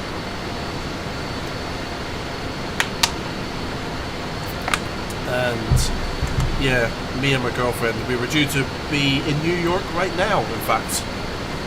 Was it the 4th? I think, yeah, we should have arrived in New York a few hours ago. Pretty sure it was the 4th we were meant to be going. Anyway, we were meant to be going to New York after New Year, and of course we're not. So, yeah. Not happy about that. Snee, you had to open up the code editor to locate it. Seriously now? You had to open up the code editor to find Super Chat. That's bad. Let's see. Column, what is the IRL temperature in Inverness right now? IRL temperature is 1. Don't know if you can read that there. 1. Dropping down to -3 tonight.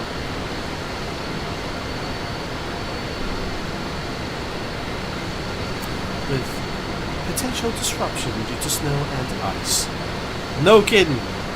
Middle of winter in the freaking north of Scotland. Let's see. Nikolai, not nice in New York right now. As in weather-wise, or like socially-wise. I mean, because I can handle bad weather. I don't like it, but I can cope with bad weather.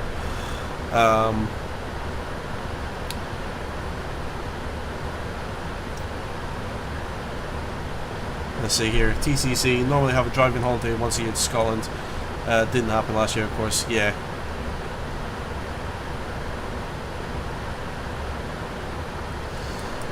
Yeah. Yeah, things got rather, I don't know. It's just bad, isn't it? Just want coronavirus to go away, don't you? Let's see. Stuart Torrance, now there's a familiar name. How you doing, young man? Night shift tonight? Nah, kinda, maybe, yeah. Well, I'm not at work at the moment, so I'm furloughed, so I've got to make some money and do something with my time off, I guess. How you doing? How's life down the road? Did you get your CPL already, or you're still working on that?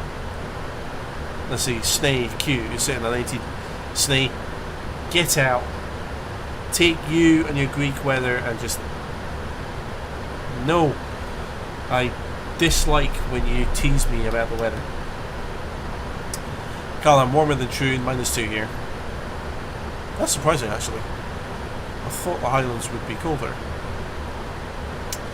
Let's see, Gennaro. Any cool names, aviation related, for YouTube channels? Like in VREF?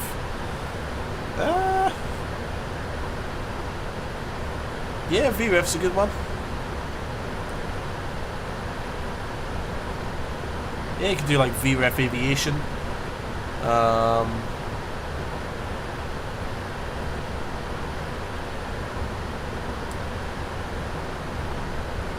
I'm trying to think of like aviation terminology that you could put a pun onto.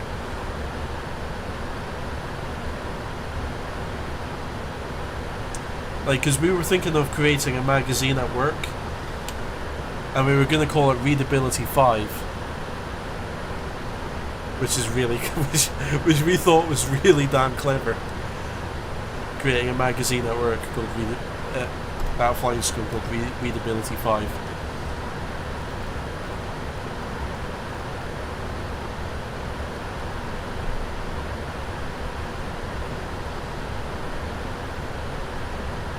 Let's see. Gibby, good old Red Eye. Yeah, well, we are time accelerating down to LAX. Although this is us, we're still 320 nautical miles away from entering Canadian airspace. So yeah, this is us. We're coming towards the end of our transatlantic portion, but we've still got the entire Canada and United States to cross as well. Let's see. Let's see. Nikolai, weather-wise, wet and cold. Wet. I live in wet and cold all year round, buddy. It's just nothing.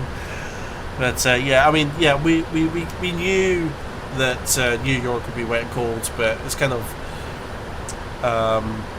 it's our anniversary is like mine and my girlfriend's anniversary is sort of the 13th of January, so we thought we'd want to go away and do something special with it. I can't remember if it was the 4th or the 6th that we were meant to be, or maybe we were meant to be coming along in January at some point, but yeah, never mind. Well, we'll get to New York eventually. TCC, has anyone gained weight in the last 10 months? No, actually, no, I haven't gained weight, but I used to be really like fit and healthy, and like I was doing a lot of weightlifting and strength training, so I was about 90 kilos, you know, healthy amount of muscle. I am now 90 kilos with a healthy amount of fat and no muscle now, unfortunately, so I should probably look to getting that sorted out, because I used to be hench and now I'm just made of cakes, biscuits and bad stuff. So Callum, I remember you went on about running the aircraft in the previous stream. Wondered the other day when the aircraft were up from Prestwick, do they need to be run more in cold weather? If you're talking about real aircraft, real GA aircrafts, probably don't have to be run in cold weather, but basically you need to run aircraft to basically stop engines from seizing up. Like a car, if you leave an aircraft for too long, like the parts of the aircraft might start to corrode and stuff. Like oil just sits in an engine and just starts to kind of just grow mucky and horrible.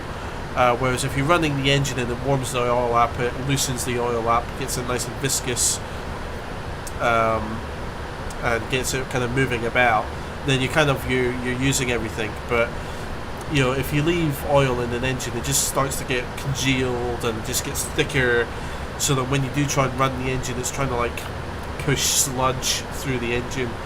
So you don't really necessarily have to do it more when it's cold, but it just for the general health of the engine, it just helps to keep running them every now and then. Let's see. Alexandru, hey dude, sorry, but we're gonna have to go. Good streaming, number one. Oh, thank you very much, Alexandru. No problem at all. We'll see you in the next one. Take care of yourself, and we'll see you soon.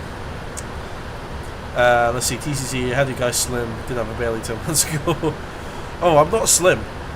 There's a reason why you're only seeing this part and nothing else. I'm going to stand up. I'm going to knock my webcam off the top of my monitor when I stand up because my belly's so fat.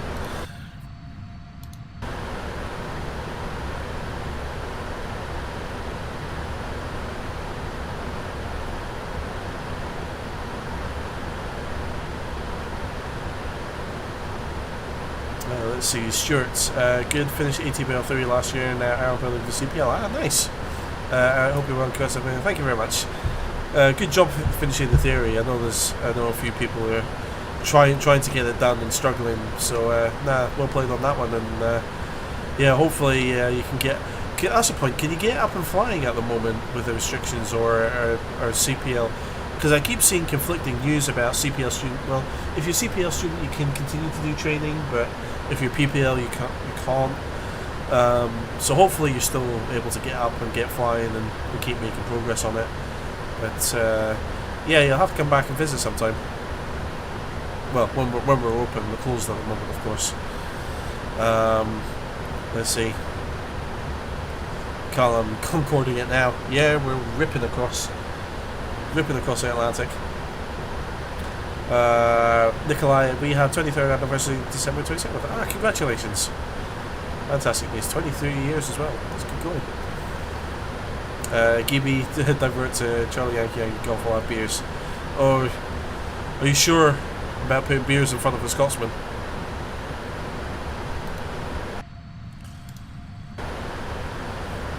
Let's see, Kylie, we were due to fly on the 10th of Jan. There you go.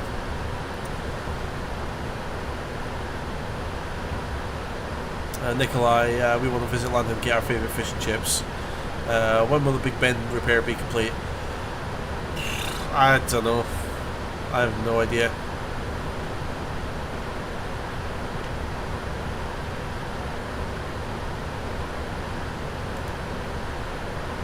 I don't know actually.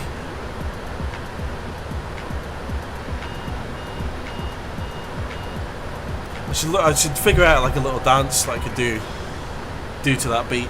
Okay, can you hear the music when the alert comes through? I hope you can. I spent all of 10 minutes making that little bit of music. Gamma with $2. Thank you very much. Barrel roll donation.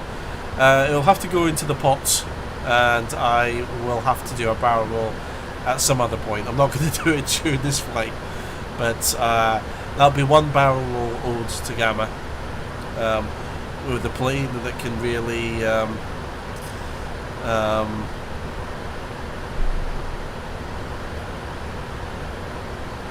what am I saying? Yeah, with a plane that can do a barrel roll more easily. I probably could get a 777 to do a barrel roll, but it'll be messy and stuff. So I don't know. Well, maybe after this flight, if it's not too late. Let's see. Colin Thompson, to be fair to yourself, kind of did the opposite. You've lost muscle mass, gain a lot more. Well, good. I mean, if I was really disciplined about it, I could go out and just get fit again and burn this all off. I'm just being lazy, is the truth. If I was really disciplined and I made that priority, I could go and burn off all this fat, over the course of a few months. As for the strength training aspect, yeah, that would be a bit more difficult because I don't have any weights at home that I could use to train. And of course, gyms are shut. But let's see. VREF Aviation got a channel set up already. What instruments does Piper at your academy have? Garmin. Well, we've got 3 Pipers. The Piper Tomahawks don't have any GPS. They're just radios and old analog instruments. The Piper Warrior that we have has a Garmin 430, although the GPS database is not kept up to date. It's not essential for GA flying GPS. Plus, any GPS or any moving map, you can just use an app on your phone, and it'll do the job much better than a dedicated, expensive unit that you plug into the aircraft. Actually, yeah, the only thing we really use the Garmin 430 for is its radio function, essentially. Yeah, it's the primary radio in the Warrior. Let's see, Callum. Hindsight should know that one, Dave. Doing FA in aeronautical engineering. Very nice.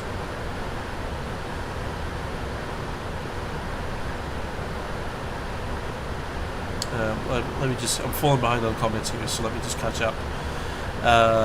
DCC, when I was in Scottish Highlands in 2019, 3 haggis dishes for lunch. 3.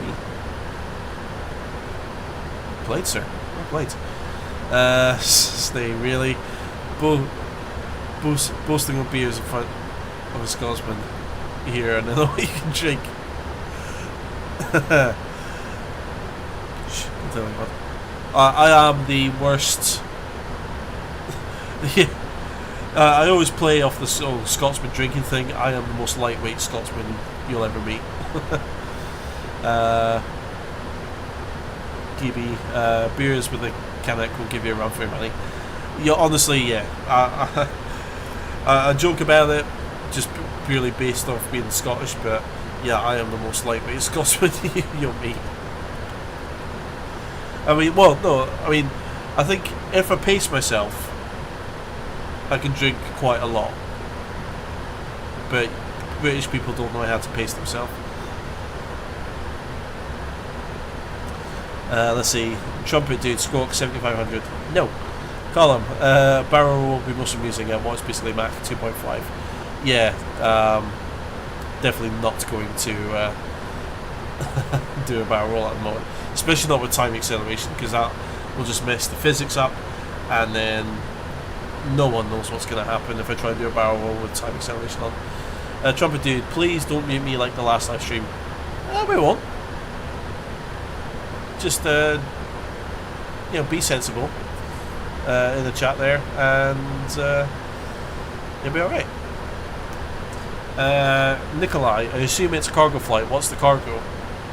Nikolai, you've been around this channel long enough to know that there is only one piece of cargo that's ever carried on any of my flights, and that is the prime peanut, the alpha peanut. Surely you know that. Oh, hang on, I've missed some activity in the chat here. I'll catch that in a sec. There's only the one single peanut that we carry ever. Anywho, Trumpet dude, feel like just making fun of you. I don't recognise your name.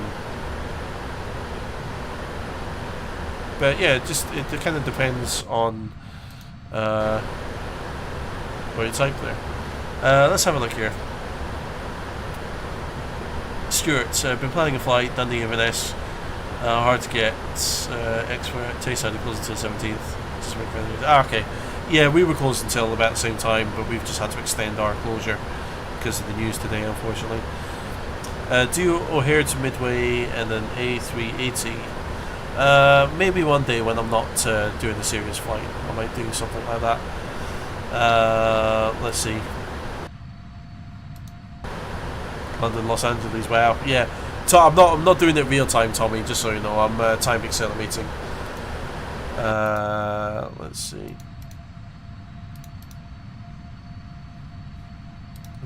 Let's just see. Okay.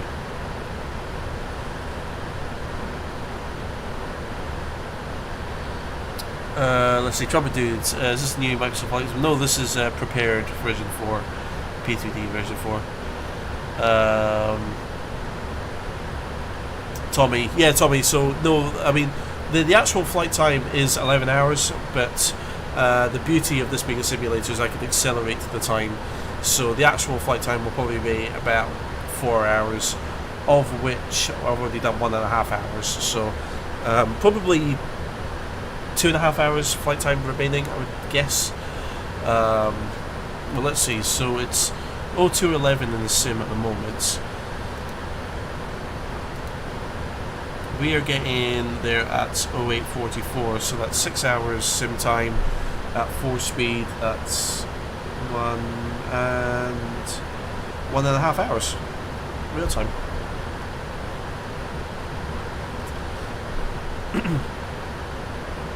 Yeah, 1.5 hours real time. And then what I'll say as well is once we hit close to the top of the descent, I will also back off the time acceleration and do sort of the descent to landing all real time as well there.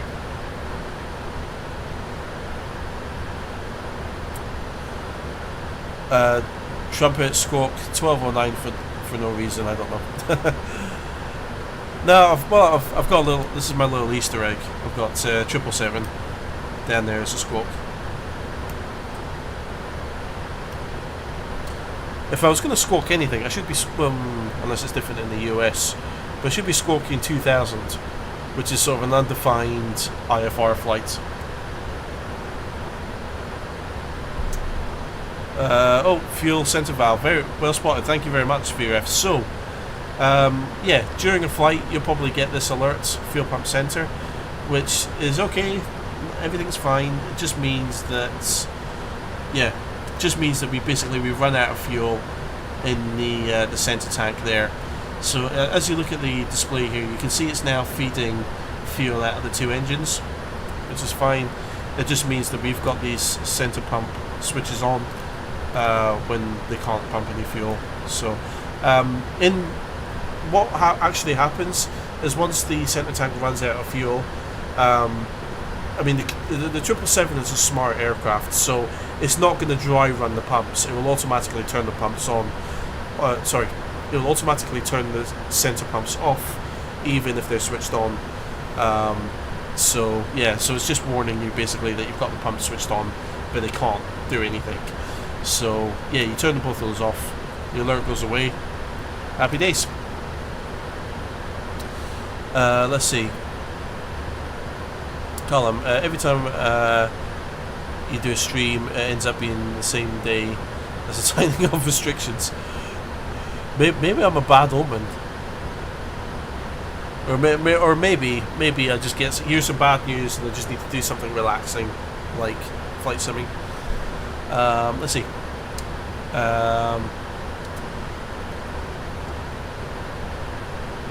Let's see. Nikolai, did you hear about Orbix Volanta? I've heard of it. I don't know exactly what it is. I think it's like some flight tracking software, if that's correct. Colin, am I dreaming, or is P3D V5 a thing? Yes, it is. Yeah, this I'm running PV this is words. What you can see on your screen right now is P3D version 4.5. And yes, there is a P3D version 5 available. Got there in the end. Right, okay, good. Let's see. David from RI. Now that's a name I recognise. Hello to you. Hello Daryl, Harold, Kyle. How you guys doing? I hope you're behaving yourselves. It's good to see you all in the chat there. Again, I hope you're all doing well. Let's see. Trumpet dude, can I show you the cabin? I actually can't. No. I don't have a camera add-on that lets me kind of move about the plane. The best I can do is just give you a more expanded view of the cockpit there. Let's see. Yunez, I think that's how you pronounce your name there. What is your pitch attitude when landing? It's actually quite flat in the 777. You need to be careful not to overflare the aircraft because it's got massive wings. When it's really light, it really likes to float. So the pitch attitude is usually... I can't remember what the exact technique is or what the exact kind of target angle is, but it's about 5 degrees. It's really not a nose-high attitude at all. It's actually quite a very kind of flat attitude. So yeah, you need to be careful when you're landing it. Right, let me. Sorry, I'm falling behind on comments here. Trevor Byers, welcome to the live stream. How are you doing? Let's see, trumpets. Wait, do I fly a plane in real life? Yes, I hold a real life PPL, which lets me fly little small propeller engine aircraft. Trevor Byers, stay safe along the stream. Oh, thank you very much. You stay safe as well. Let's see. Yunus just answered that. Trumpet, wait, why don't you go higher? Because I've not received the instruction to do step climb yet. If you have a look here on our progress page here, it says to step climb is at 0355 Zulu, so it's about an hour and 20 minutes sim time, or 663 nautical miles away. So we shall perform a step climb when we are told to perform a step climb. Let's have a look here. Although, because at the moment, what's our... so our maximum flight level that we can fly now is flight level 360, but it's still, our optimal is 342, recommended 340, and we are at 340 as we have been for most of the flight already.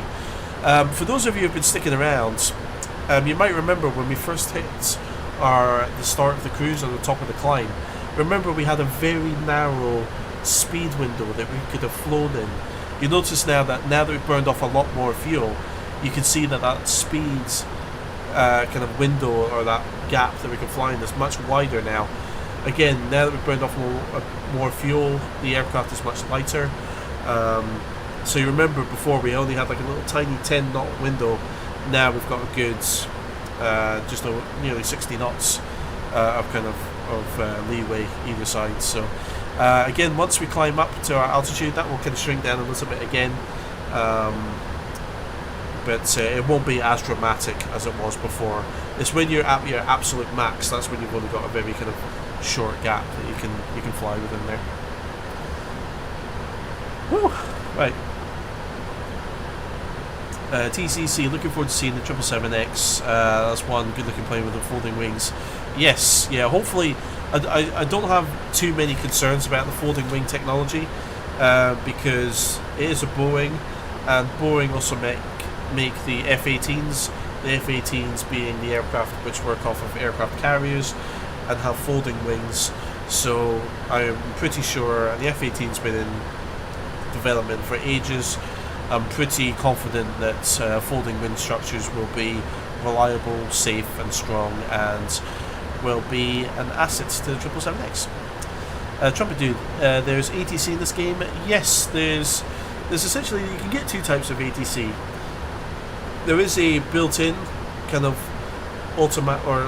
there is a computer-based ATC, but you can also download plugins which allow you to fly with other flight simmers, much like you have people who enjoy flying aircraft and simulating and pretending to be pilots. You can also have people who simulate being air traffic controllers and want to kind of do that instead of flying planes. So you can get virtual air traffic controllers that you can speak to in real time and interact with, and they give you instructions and all sorts. So both of those are sort of two types of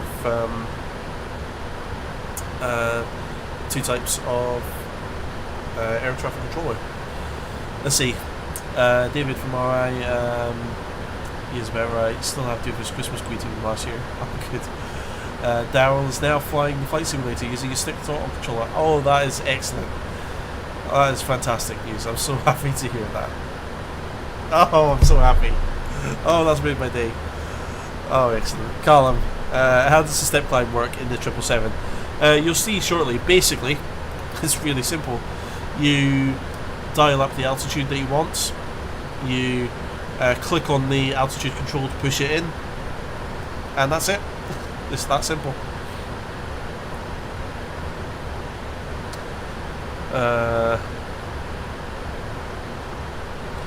Let's see, Callum Thompson, is that the decision height on the bottom right of the PFD?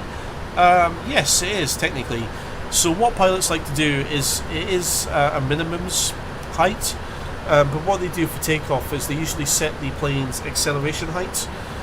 Just again, it's just a visual reminder, but yeah, we don't need that, so we'll get rid of that.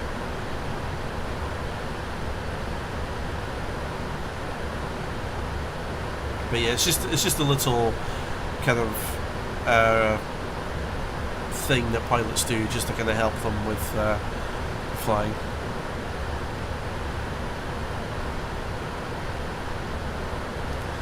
Do a foot cam. No, I'm not doing a foot cam. Oh, actually, I don't have them nearby. Actually, something related to a foot cam. Let me show you this. This is quite funny. I'll be back in 2 seconds.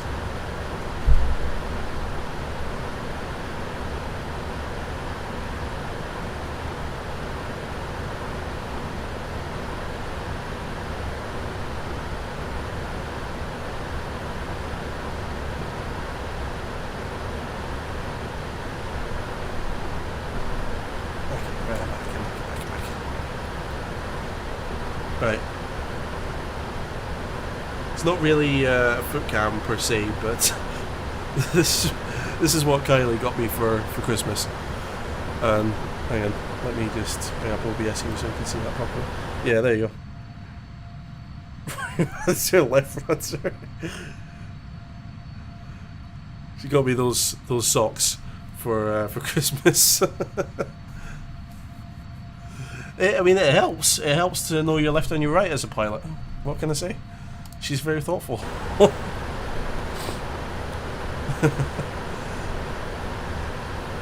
Let's see, Column. I wondered if it did it automatically. It can do. There is an option in the aircraft to have step climbs done automatically. Somewhere in here.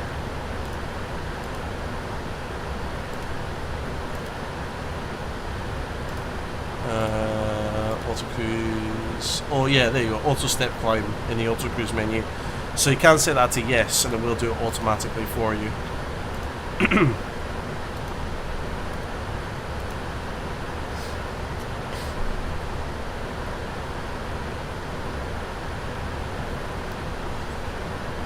Let's see, Alexander, if I may ask, which peripherals do you use for P3D?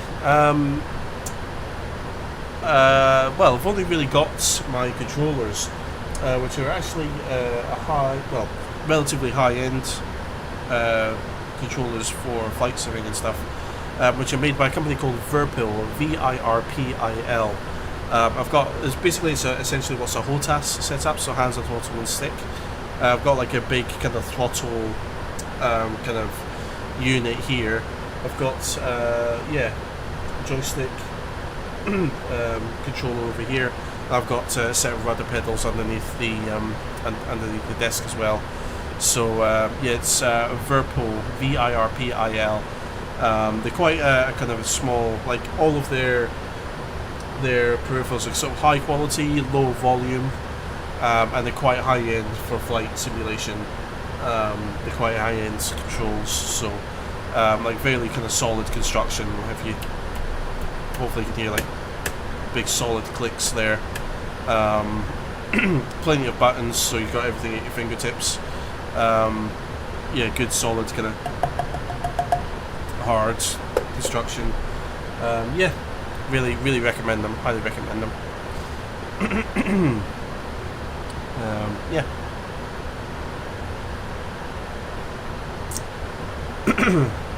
Tommy, is this VATSIM? No, this is not VATSIM. No, I'm just flying offline at the moment.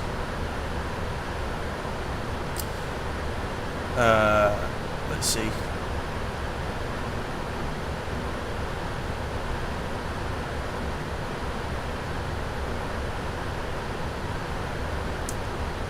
Colin was confused as to where that was going. I mean, it's not the worst thing I've done on a live stream, so yeah, I have. If you go and look at one of my older live streams, there was an incident involving rubber gloves, and I won't say any more.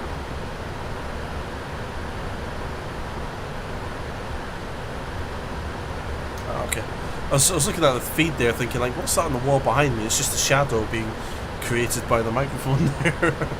I just noticed there's like this kind of dark smear on the wall behind me. It's like, what's that? It's a shadow from the light and the.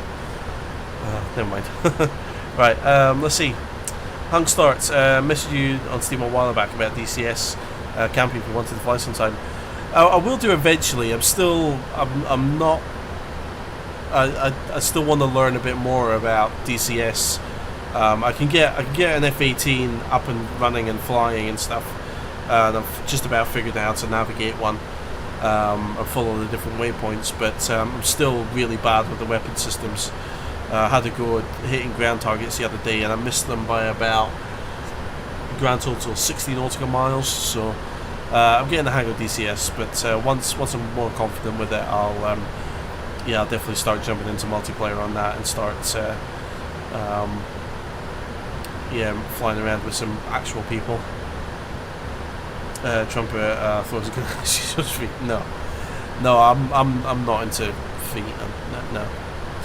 FC Bayern Gaming. If I wanted to be an airline pilot, what's the point of doing the PPL first instead of the CPL? Why not do the CPL only? You can do. There are essentially two roads to getting your airline pilot's license. Your ATPL, as it's known in the UK, your airline transport pilot's license. So you can do what's called, what do they call it? Do they call it the fast track? Yeah, so you've got your fast track and your modular route. So your modular route typically takes more time, but it can be a little bit cheaper, and you can control the pace at which you make progress. So that's where you go and do your PPL first, and then you do your hour building, and then if you want to go and get a night rating, you can get your night rating, you can get your instrument rating, you get your multi-engine, and then once you've got enough experience, you can then get your commercial pilot's license, and then rather quickly you can then jump into an airline transport pilot's license after that. If you do the fast track, they basically take you from 0 to hero in one go, but it's usually like it's like a single track course, and that takes you from knowing nothing all the way up to being an airline pilot, kind of a one foul swoop. But you have to be like, but you're that's where you're like looking at dropping 80, 90, 100,000 pounds in a single go to get on the course that will take you from, take you all the way through to getting that. So it's really a personal preference how you want to do it and how you want to finance certain things. And you could argue as well that you'll gain more skill and knowledge through GA flying first. Again, it's your personal preference. Right, let me just catch up on comments here. Baltedge, how come you're not using Microsoft Flight Sim to do this? It looks way better. Because this aircraft that I'm flying, the PMDG 777, is an add-on aircraft, an exceptionally detailed and very realistic recreation of the real 777, which is not in Microsoft Flight Sim 2020, and there's no way of... You could probably hack this aircraft into that simulator, but I'd rather not do that, which is why I'm not flying in Microsoft Flight Sim 2020. Let's see, Column, basically the equivalent of having to have a basic driving license before applying for HGV. Yeah, I mean that's it. Like you can get a driving license and you can drive a small car, and then eventually work up to say a commercial van, a big like a truck, and then a huge articulated lorry. Or you can just go from no driving license, kind of quickly gloss through driving, big van, truck, articulated, but without gaining all of that time and experience at the lower level. Again, it's down to personal preference. There's no right or wrong way. Just understand that if you do the fast track, it's probably going to be more expensive, and you're probably going to be expected. You're going to have to pass the course at each step. It's not like if you start slipping behind or falling behind, you're going to be expected to catch up. You can't just kind of like take your foot off the gas and go, okay, just relax for a bit and then get back into it. You have to kind of be on it and keep going at quite a high pace if you're just going to do the fast track. Anyway, let me just catch up quickly here. Trumpet, is there a 100 777 or is that only the 78? I think it's only the 78. Callum, the one where you were Bluetooth was interesting. Yes, they may. I might have to do that again sometime. Let's see. Trumpet, on a scale of 1 to 10, how many 747s did you see last week? IRL, none. On videos and bits and pieces, none. Dean, have you tried VATSIM CTP yet? I don't know what CTP is, but I've not really done anything on VATSIM for a while. Hung Starts, if you want to fly F-18 sometime we can teach you stuff. I may take you up on that offer. If I'm struggling with anything on the weapons and targeting side thing, I might be in touch with you. I've kind of, like any aircraft, I've wanted to learn how the aircraft works first, get comfortable moving through the two DDIs and what menus are available and which pages and stuff. So now it's just basically weapon systems and kind of learning, okay, what's an AMRAAM, what makes it different to a Maverick, and why is that different to this or that, and what's a Fox 1, what's a Fox 2, what's a Fox 3, and learning all that sort of stuff. So I might take up on that offer. Snay, do for you, it's PPL, CPL. Yeah, I mean typically that is the progression, and even when you do the fast track route, you do still get a PPL. It's just you go PPL, it's just you kind of go PPL, CPL, ATPL. Whereas if you do it modular, it's kind of like PPL. Okay, I'm going to enjoy having the PPL for a bit. Oh, I'm going to get a night rating. I'm going to enjoy having my night rating. I'm going to get my IMC. I'm going to enjoy having my IMC. Oh, I'm ready for a CPL. Okay, I'm going to go and get my CPL. Hey, look, I've got a CPL. I'm going to enjoy that for a bit. Whereas when you're in fast track, it's literally PPL, fly, CPL, ATPL, done. So you're kind of like, you're just ragged, like you're chasing. You're like right. I have to get 200 hours for my CPL. I just have to fly. I don't care where I go. I don't know what I do. I just gotta go. Whereas if you're doing it modular, you got your PPL. It's just like, do you know what? I don't want to go on an adventure today. Let's go over here. It's like it's a lot more relaxed and a lot more flexible doing it as a modular.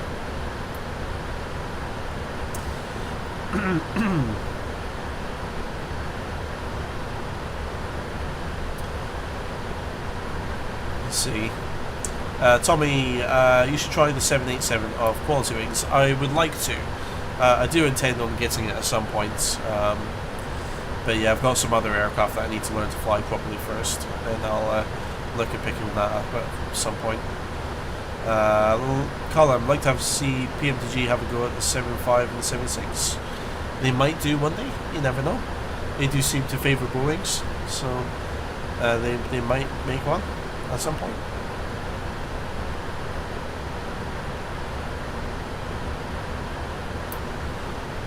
Let's see, trumpets. No, nobody cares, but your birthday's tomorrow. Oh, happy birthday. Well, hang on. Give me 13 minutes and then I'll actually wish you a proper happy birthday. And if I forget, then just shout at me. No, actually, no, I'll say it now because I'm going to forget. Early happy birthday to you. I hope you have a fantastic day. I hope your day is not marred by COVID restrictions. And wish you all the best for another year on this planet. Let's see. Column 747 is not regular on site. Next to the airport, see quite a few local places. Yeah, so yeah, the 747s, they're going to be used still. Sorry, they're still going to see 747s be used as cargo haulers.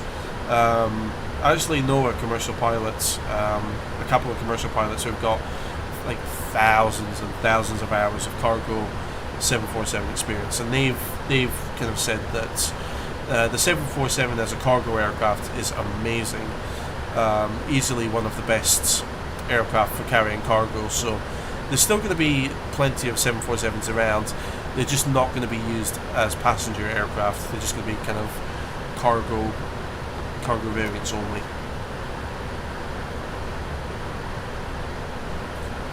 Let's see, Callum, did PMDG do the MD-11?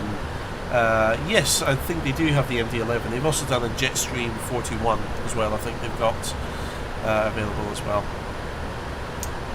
Let's have a look here. Ghost Hunter Gal. Been training for 2 years, starting again after over a decade of not serving. Took 10 days. Repeated many of my videos before takeoff. Finally took off yesterday. Well, thank you very much for watching my videos. I'm really glad they could help you, and yeah, welcome back to the world of flight simulation. I hope that all of the offerings are much better than they were 10 years ago, or a couple of years ago, sorry. But I'm really glad my videos could help, so thank you very much for watching them, and I'm glad you could come along and say hello on the live stream here as well. Let's have a look here. Let's have a look here.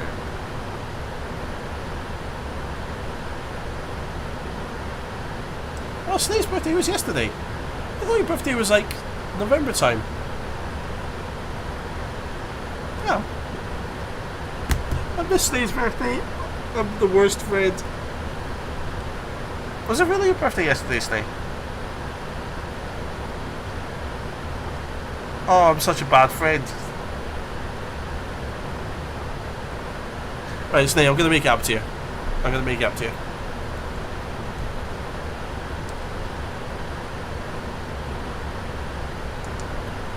Did I really miss your birthday?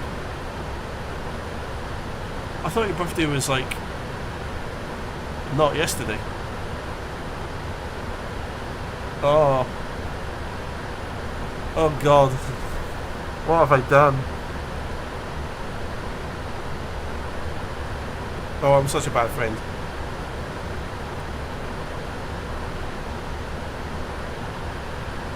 January the 4th. Oh no, it's today. Your birthday's today. According to UK time, which of course is UTC time, which is the correct time. So technically I've still got 10 minutes to wish you a happy birthday today. So happy birthday. Huh? Huh? I've got it's still the 4th here in the UK, where time across the world is calculated from. So I wish you happy birthday on time, on the correct day. Get it right. Let's see. Oh, you're gonna roast me so bad. I can feel you seething right now with a response. I can't wait for that text message to come through. Why have we got weather? I don't know. Shush. Charlie Whiskey Hotel. No, Victor, Airport. don't you? No, stop talking. There we go.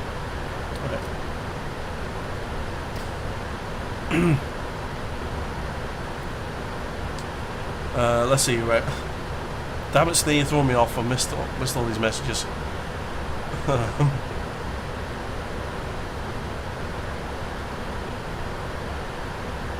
Let's see, Nikolai, BA 269 currently flown by 78. Yeah, I couldn't find the 777 flight quick enough.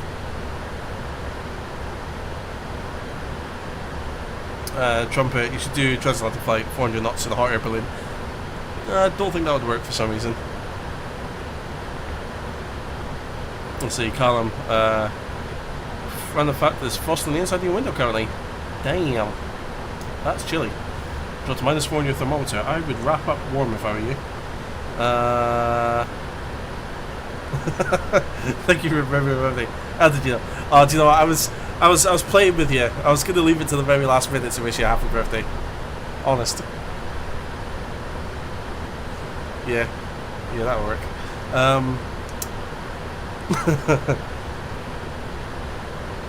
Trumpet. He basically only remembered his birthday because some new random dude said it was tomorrow. No, because Snade sent me a bit of a. No, it wasn't. It wasn't a. He just said he's just sent me a text message saying, read my response under the Trumpet's birthday message, and then I saw that, and I saw Snade saying, "It's my birthday yesterday." I was just like, "Oh no, what have I done, my brother?" I'll come and buy you some souvlaki when I can. How about that? Oh no, that was it. No, you pay for my eating habits and I pay for your drinking habits when we're in Greece, don't we? That's the deal that we have.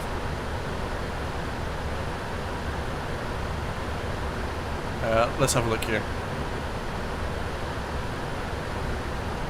No, I do have something in mind, Snake. I'll speak to you after the stream. Well, Snake, we need to game again. We haven't had a proper good gaming night in forever.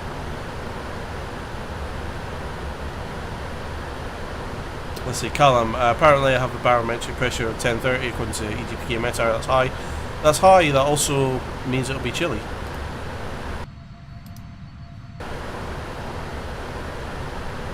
Yeah, you do get. Yeah.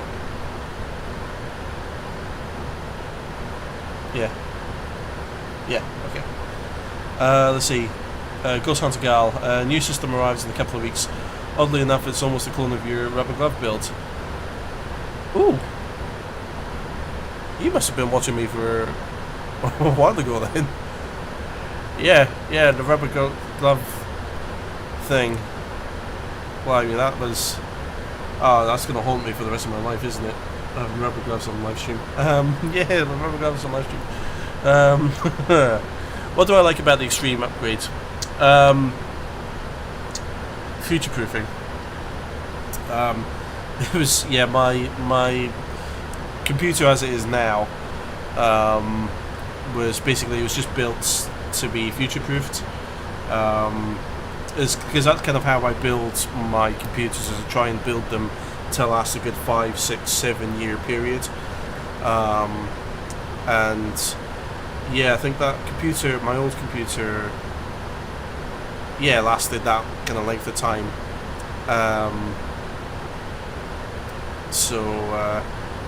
Yeah, the extreme build was kind of just, again, it's kind of future proofing. It's an investment in having a good strong computer that should last another 5, 6, 7 years time. And yeah, and the other thing as well is be able to comfortably run simulators, which are generally quite demanding. Yeah, quite demanding pieces of software. So yeah. Let's see.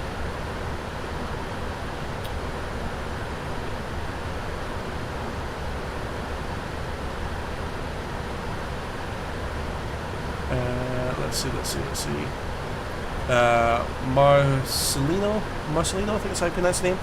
Where is located the 777 now? I shall show you. Just there. So just passed over Montreal. We're now Cornwall, Canada, not UK. Kingston, Canada, not Jamaica. Toronto, definitely Canada. London, definitely not London, England. So yeah, that's where we are just now. Just kind of tracking the Canada American coast, border. That's the words. It's getting late here, guys. Give me a break. Let's see. It's the skinny doofus. Mate, I wasn't. Oh gee, yeah, I was underweight back then. If that was the old house, yeah, blimey. Yeah, I look so thin in those live streams. Scary. Let's see. TIP. Sorry, I had no idea you were streaming. Nah, that's no problem at all. It was quite a last minute, late call, but good to see you there. Hope you're doing well. Let's have a look here.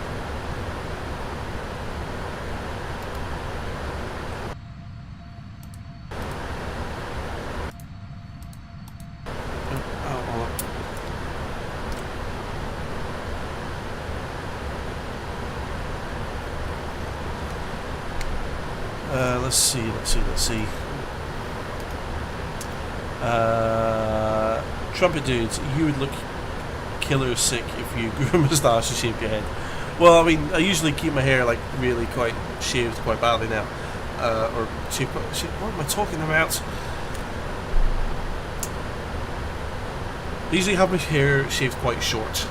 I haven't gone like proper full on skinhead yet. But yeah, usually kind of just take the clippers down to number 1 and then just go all the way over the top. Grew a mustache. I'm thinking like a full on like Mexican handlebar type job, like all the way down.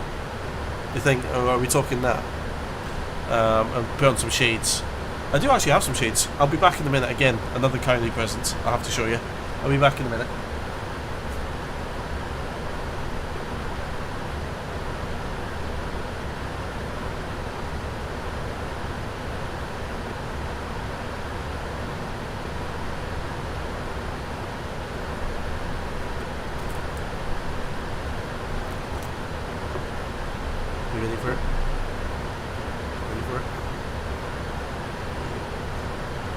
Oh yeah, I can't see anything on the screen now.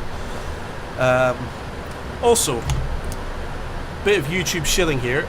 If you are watching and you like what you see here with just this going on, but if you're enjoying the live stream, if you haven't hit like already, I am looking at my likes and I can see I've got 99, and it would mean a lot to me if I could get 100 likes on this live stream. I've already hit a new viewer record of about 136 viewers, I believe. So if someone who hasn't hit like yet would be also kind as to hit like for me, that would mean a huge amount to me.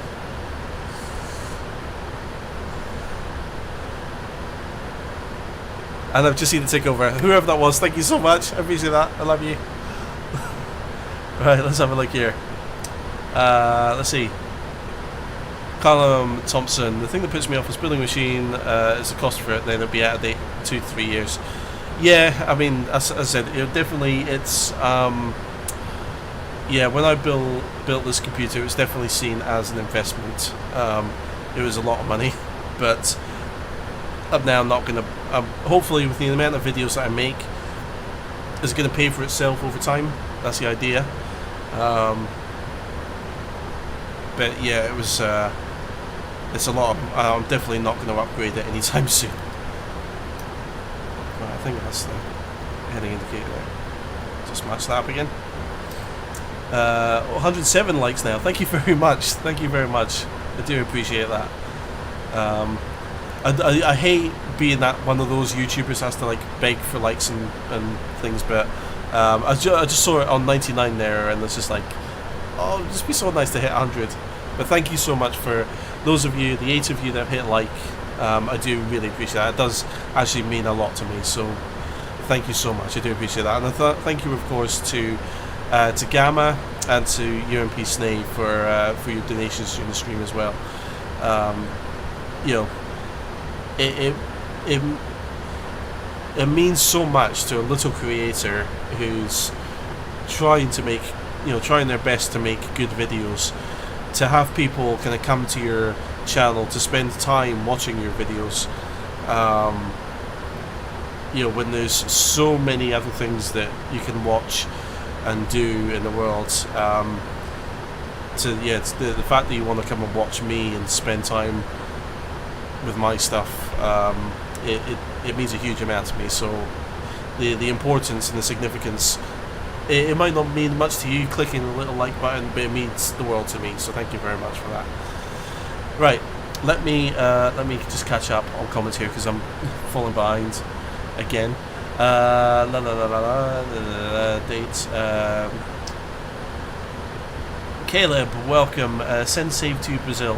Not sure what you mean by send save to Brazil, but I will send happiness and positive vibes.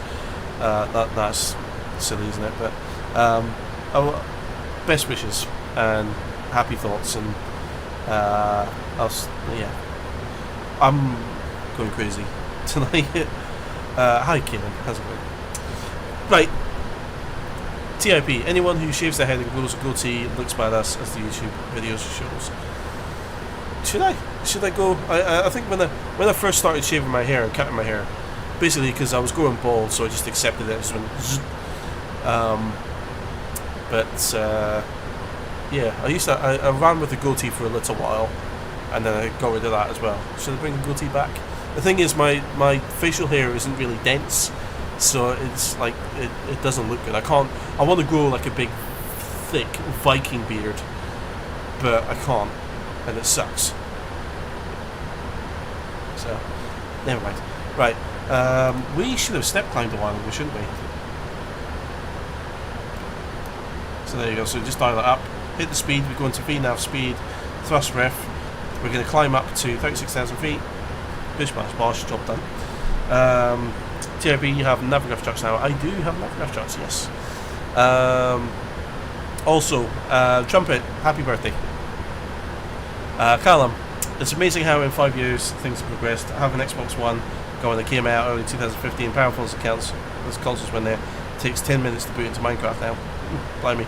I've got an Xbox One as well, but I've never really used it or flown it.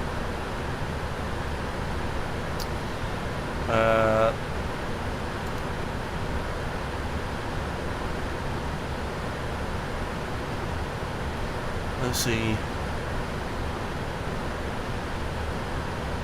Trump dude, why is it so loud? Did you forget to close the cockpit window or something? No, it's just the sim is naturally quite loud. And yeah, you do get quite a lot of wind noise, because this, like, being at the front of the plane, this is the first point where it really, like, the windscreen kind of is hitting the wind kind of quite a blunt angle, whereas, you know, once it kind of filters past the sides of the plane, you don't really hear it as much, or it's not as acute as it is being at the kind of the front of the plane. So there you go, 36,000 feet, and we are still continuing on our journey. Let's see.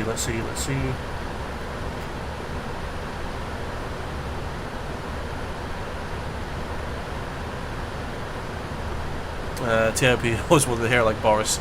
Oh, don't. Boris is not popular. Boris isn't a popular name right now. don't bring up Boris. Let's see. Drop it, dude. Like a mustache that was only over the. Oh, you mean like Oh, what was the name of the guy from the Addams Family? The dad of the family. He looked like really smart. He had that like little kind of pencil mustache. Oh, what was his name again? The father of the Addams Family. Like he looked like really proper classy. That dude. Again, I don't think my facial hair is dense enough to pull it off. I'll have a go at it.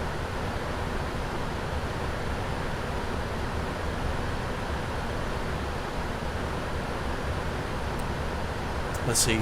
TIP retired your laptop after 12 years. Blimey. For a laptop as well to survive that long. That's good going. Let's see. Martin, flight to Amsterdam. I'll probably do a flight to Amsterdam another day. But this is London to LAX on this live stream. Let's see. Marcelino. I like Flight Simulator. You have 2002. 2002 was a good simulator.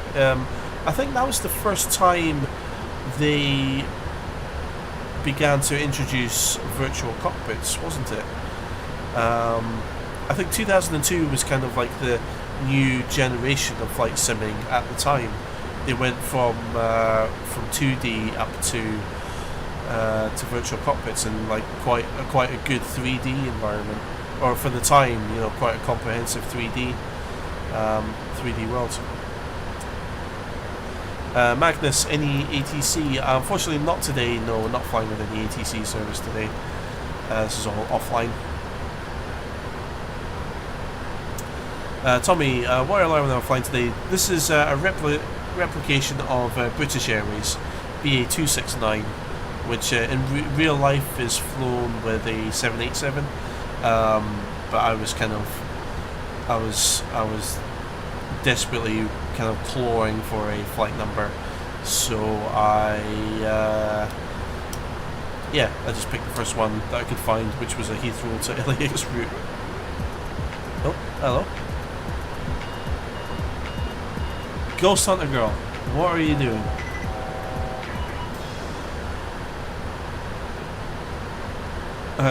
I'm struggling to read your message because it's white text on an orange background. Currently paused in flights, still using your mid-flights and approach landing videos. Wish you luck. Again, seriously, none of us can thank you enough for your channel. Hope this helps. I'm sorry to super chat. No need to be sorry, that's incredibly generous of you. Thank you so much. And I'm just really glad that my videos could help you, and I'm really glad that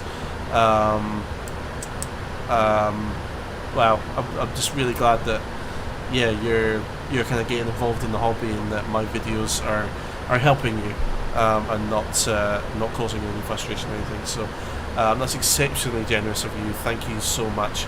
And yeah, part of the reason I'm kind of like doing this live stream, and again I want to be like get really active with YouTube,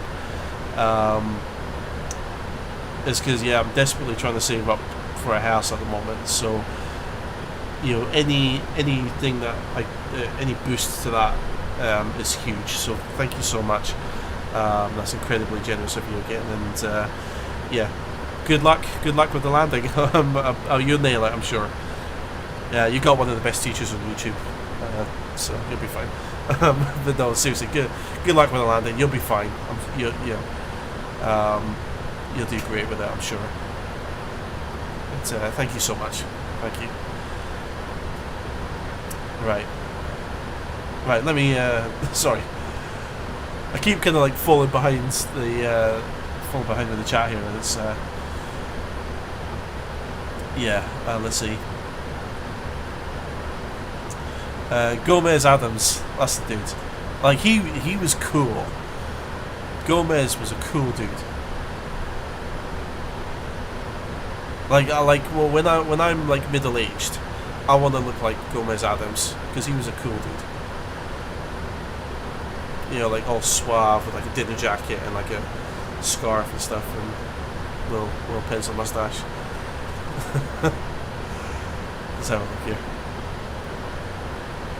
here. Trumpet dude, since I'm relatively close to New York, why don't I land in Hudson? No, I don't think I shall. Maybe on a live stream where I'm being less serious, I might do it. Oh, thank you very much again, Ghost Hunter. I do appreciate that very much. Column, need to get some text-to-speech here. No, I'm being more risk-adverse with the text-to-speech because people could write naughty messages, and I try not to let naughty words on this channel. So let's see, Mountain Craft Take 2. Tried to fly from Montreal to Frankfurt last time, and my sim crashed over Ireland. Oh no, that's the worst. I've been there where I've been, playing flight sim, and I've had it where I've like had sims crash on the taxi after landing. Oh man, I'm sorry to hear that. That's such a kick in the nads when that happens.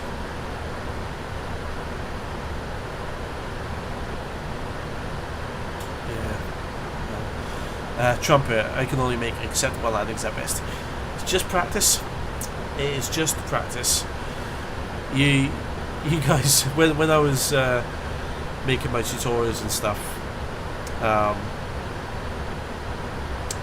it's just practice. I literally, when I started learning, when I first learned that circuits are the way to do like a lot of kind of flight skills in one go, I was in the simulator for an hour. Like I was playing my little home sim in my flat in London. I was just going around in circles for like 1, 2, 3 hours at a time, just nailing, takeoff, landing, takeoff, landing, takeoff, landing. It's just practice. I just put a lot of practice in, and it does work. It pays off. So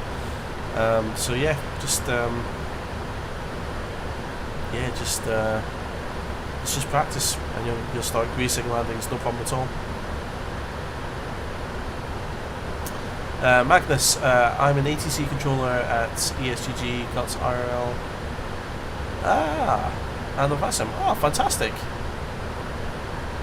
Well, as a real-life PPL holder, I completely bow and submit to air traffic control, who are the gods of the sky. I know my place as a pilot. ATC. Yeah. So for anyone who's not a pilot and stuff, ATC are in charge when it comes to flying. Don't think for 1 second that pilots know what they're doing when they're flying. Air traffic controllers are the bosses when it comes to aviation and controlling where a plane goes and what it does.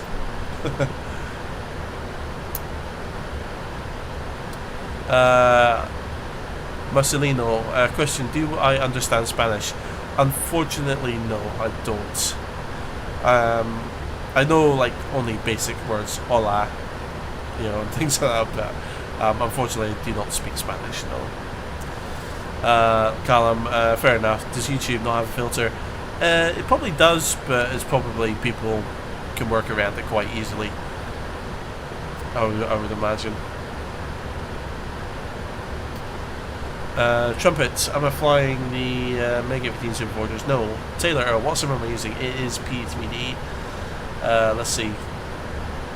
Callum, worst crash I had was coming from Cape Town to Glasgow on an overnight, woke up at 6, set the descent to find the push notification that killed sim. Oh, jeez. That's the worst as well.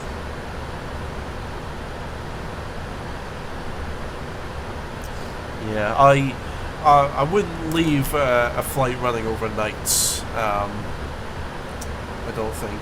I'm not the kind of person that would leave to leave my computer running overnight. But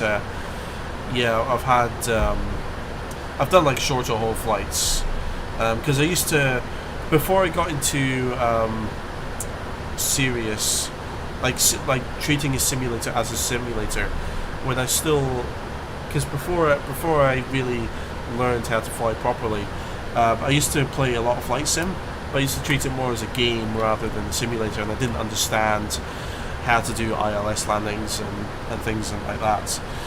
Basically, I just had the GPS. It was just like, all right, turn left, turn right, go here, go there.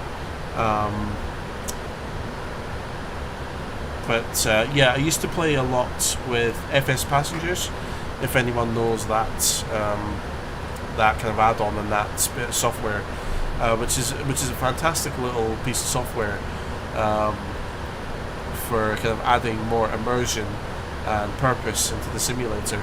But yeah, I had some flights on that where, man, yeah, it was painful. Like I would do some well, not long haul flights, but domestic flights, and yeah, literally on the way, I'm taxiing towards the gates, and what I would do is I'd jump to an external view just to double check my positioning as I was taxiing, to make sure I was on the centre of the taxiway and things, and then yeah, like it was just like, you tried to change the view. I can't load the 3D model. Gosh, this is like, right. Anyway. Colin Thompson, do I watch much TV? No. I watch a lot of YouTube stuff. I watch a lot of stuff on YouTube. I don't watch much TV, like traditional TV. But I do watch plenty of stuff on YouTube, like documentaries and like stupid viral videos and topical videos, things like that. So yeah. Trumpet Dude, what are the in-flight snacks? Well, we have a selection of... Well, TIP is usually our onboard catering specialist. I think... I mean, as per standard, we have a peanut. Not the peanut, but a peanut. What else do we normally have, TIP? I can't remember. You've been waiting for your premium peanuts for 30 minutes. No. There's no peanuts. There's no plural. We have one singular peanut. The TIP gets a little scalpel and he'll get like just a little bit of a shaving of a peanut, and he puts it down on your tray table for you. TIP, they are S-class passengers. Yes, they are, yes. Magnus, what are you doing? 59.6. Cheers from ATC Gothenburg. Well, I don't have a proper drink to toast you with, but cheers from the Scottish Highlands. That is incredibly generous of you. Thank you so much. Was that because I referred to ATC as gods? Now I can hear the music going off. Thank you very much, Magnus. I do appreciate that. That's very kind of you, very generous of you. Yeah. Was that because I recognise my position as as a lowly pilot? ATC of the gods. Thank you very much, Magnus. That's very generous of you. I really do appreciate that. Wow. Thank you so much. Blimey, this is the best on the statistics point of view. This is the best live stream I've ever done. Wait, what? So apparently I had 160 people watching at the peak. 160 people. Wow. And I've had donations from Magnus, from is it Hunter Girl, Ghost Hunter Girl, Gamma, and Snay. That's the most number of donations during the live stream. Wow, thank you so much. And even if you just sat here watching, thank you very much for coming along. Man, that's crazy. Thank you. Just thank you. Seriously, that means a lot. So, wow, blimey. I didn't realise it was I saw 130 people around takeoff time. I was just like, Hey. But my YouTube analytics is saying that was 160. Wow, thank you. Thank you so much. Well, I better do a good landing now after all of this. I kind of... There's a bar that's been set now for this live stream. Blimey. Wow, thank you. For anyone who's watching, commenting, or donating, anyone who's hit the like button, thank you. Sincerely, thank you. Wow, that's... Yeah. Thank you. Just thank you very much. Right, let's have a look. TIP. They are S-Class passengers. Yes. Yes, we do have S-Class passengers on board today. Let's see, column. The new program for the Serpent is quite good than BBC One. Okay.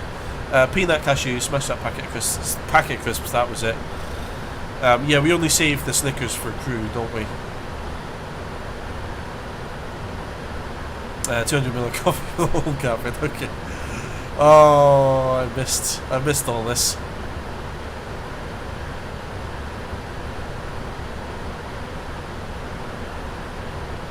Let's see. Manson Craft, take two. Question: how do I do an international flight whilst not running your computer overnight? I either do it during the daytime, so I'll start the flight in the morning, and then as the flight's going on in the background, I'll be doing other stuff on my computer, like writing documents, and then by the time evening comes around, if it's a long flight, I'll land during the evening.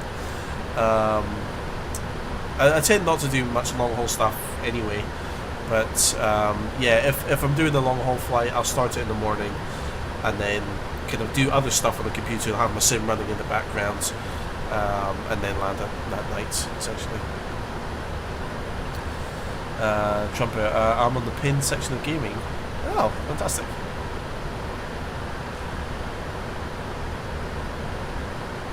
Ghost Hunter Girl, newsflash, I'm an Oh, thank you very much. Oh, I'm blushing. Let's have a look here.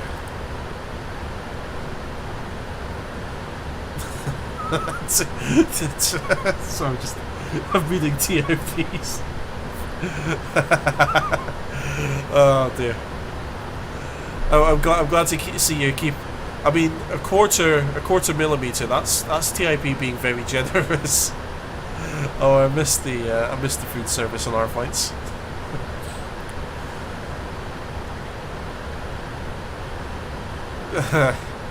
Snay, you know what I'm thinking, don't you?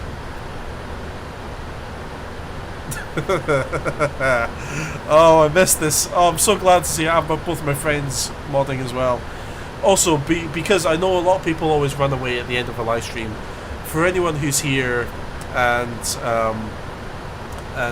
watching, if you'd be so kind, I know a lot of people are showing me love, but before you disappear tonight, you can say it now, you can say it at the end of the live stream, but I want you to please recognise both of my moderators, UMP Snay and TIP. They both have their own YouTube channels. TIP is more active on Twitch than he is YouTube. Me and Snay have played. We play lots of different games together. We used to play a lot of Battlefield, like Battlefield 3 and 4 together, and Counter-Strike, CS:GO.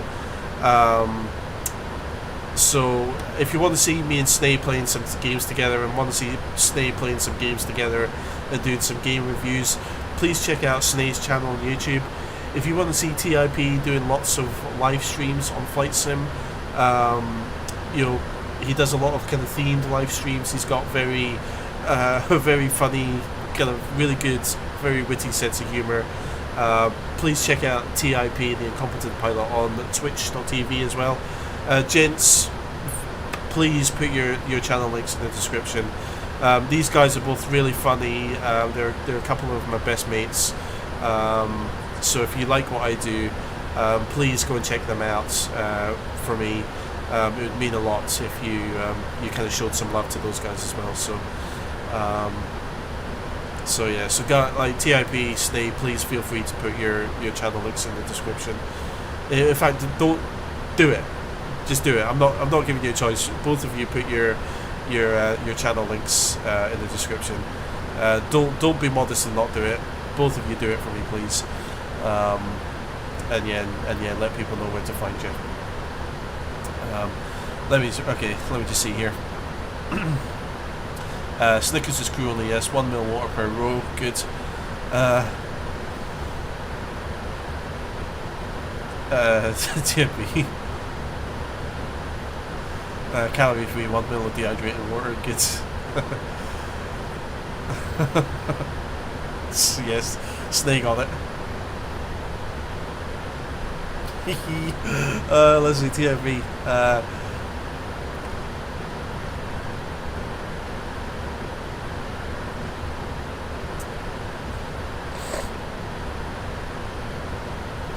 Let's see, Magnus, would you consider making a short flight from the UK to Gothenburg or Echo Sierra Golf Golf?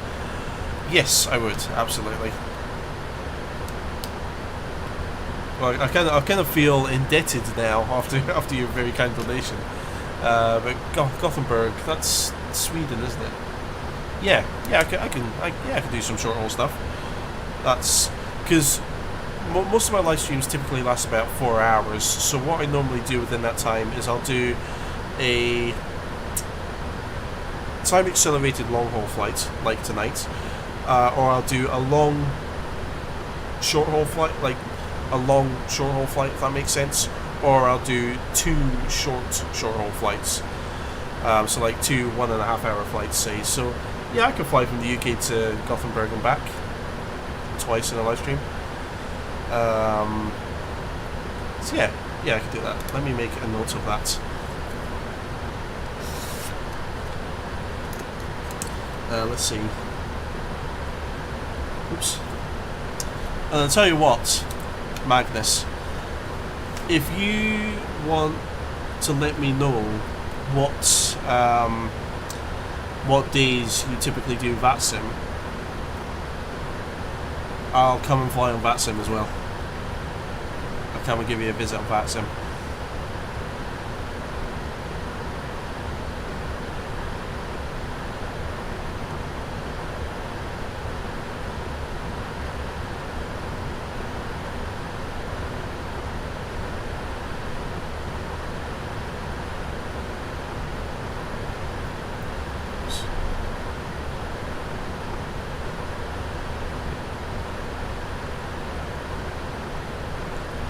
Sorry, Magnus, I'm trying to write your name down, but I'm butchering it. Yes, I will come to Gothenburg, and I'll do it on VATSIM as well. Snay, put your channel in the chat.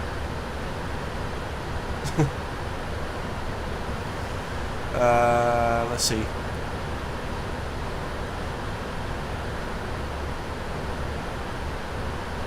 Colin Thompson, mods do a lot of background work for every channel. They do, and it's for me, what the guys do best is I get a lot of kind of common questions like, oh, what simulators is this? What plane is this?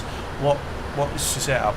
And these guys like always like answer those questions, for me, allowing me to kind of focus on the more detailed answers that people, or more detailed questions that people ask. So so these guys help out a lot with all the kind of like probably the boring repetitive stuff. So and as I said, both of these guys are two very dear friends of mine in real life. I speak to them both a lot outside of simming and stuff. So so Snake, put your link in the description. I'll do it for you.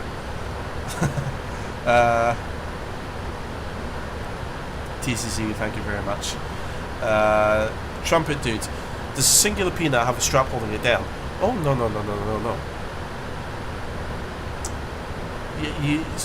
Trumpet, you're not a veteran of the channel. Me and TIP, we designed industry leading technology. And funnily enough, it was the same live stream that the rubber gloves occurred. And I can't remember. It was a Christmas live stream, wasn't it? It was one of my flights to Innsbruck. It must have been.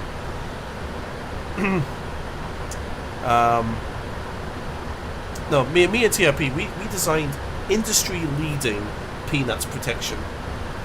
We call it the PPE. It's basically, it's a flight data recorder box for peanuts. And it was premiered live on one of my live streams a couple of years ago now. So you'll have to go to that old live stream and find it. But yeah, me and TRP, we designed the PPE, the peanuts protection equipment. Right, let me catch up.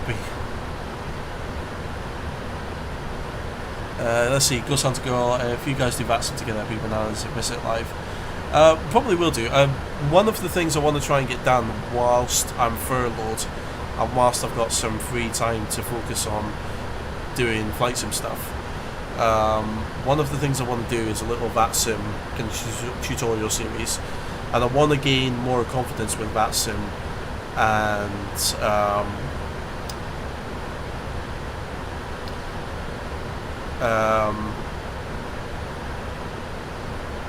yeah, well, once I kind of get more comfortable and just kind of VATSIM and the sort of the IFR communication side of things is a more natural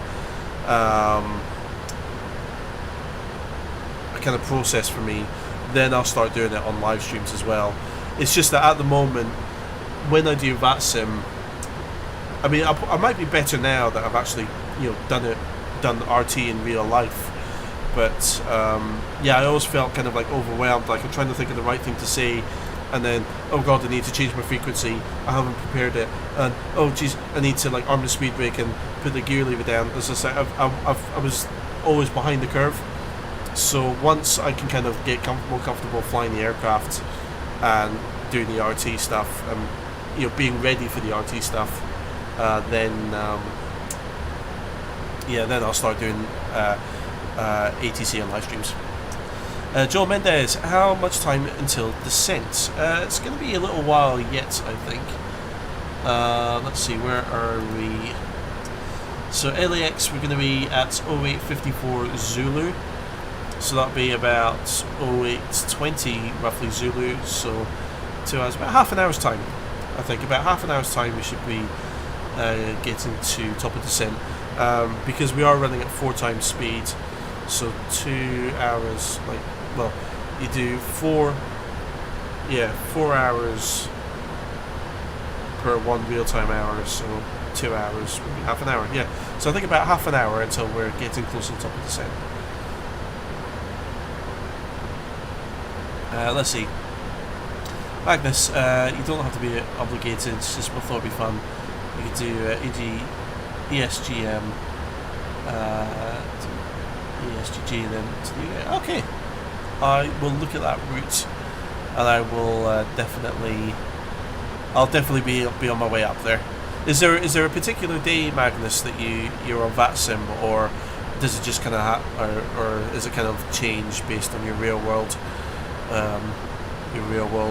controlling, or your real shift pattern, I should say. Let's see. Trumpet dude is suffocating. I guess that's TIP's policies in order. Snay, I saw you put your thing in. Thank you very much for that. Cheers, buddy. Ghost Hunter Gal, yes, please, to VATSIM training videos. No problem. It'll be on the to-do list. Yeah, I'm thinking of doing 777, 747 tutorials, and I want to get some VATSIM stuff done as well. Trumpet dude, I'm filing a formal report. Well, the problem is, Trumpet, in case you didn't know, TIP is the global authority when it comes to aviation.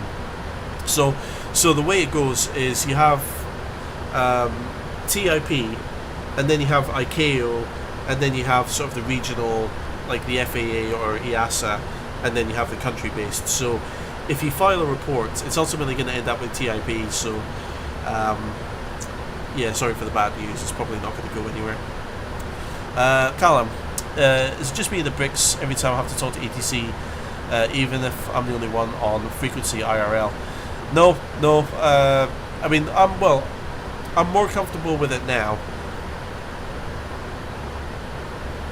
I had a very good former air traffic controller that I did my radio training with. I got my radio license with. So I'm much more comfortable with it now. But certainly, if I was going to fly to an ATC unit that I'm not, like, because I've not really flown far afield in real life. I've only kind of flown with Inverness Tower and Inverness radar frequencies. So I'll be more nervous if I go and talk to other frequencies away from home, if that makes sense.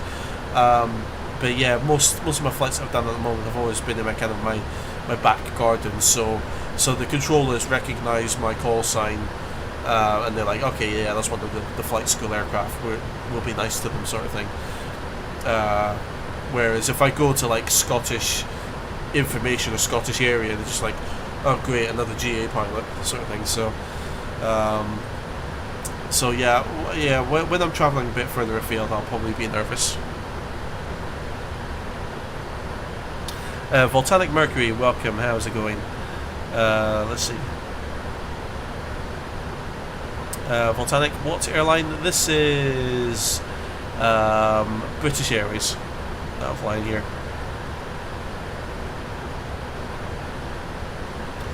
Volcanic, can you do Heathrow to Phoenix in the British Airways 777-300 and Speedbird 289?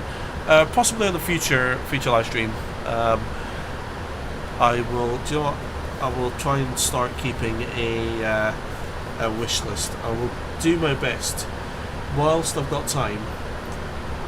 I will try and take recommendations and requests whilst I'm furloughed.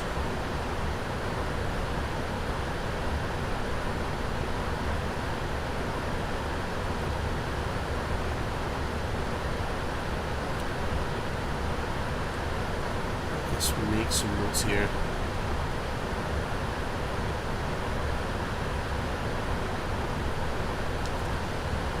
Let's mark this suggested.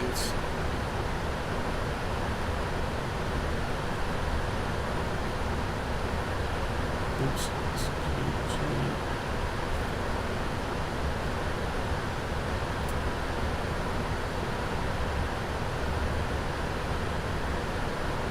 Let's see, and then Volcanic has asked for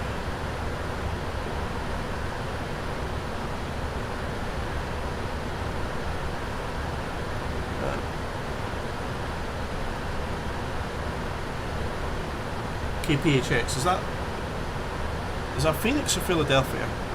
PHX.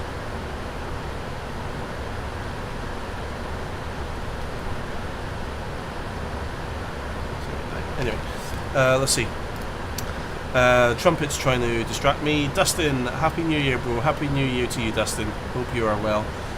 Let's have a look here. DFP is a creature on the wing. Something on the wing.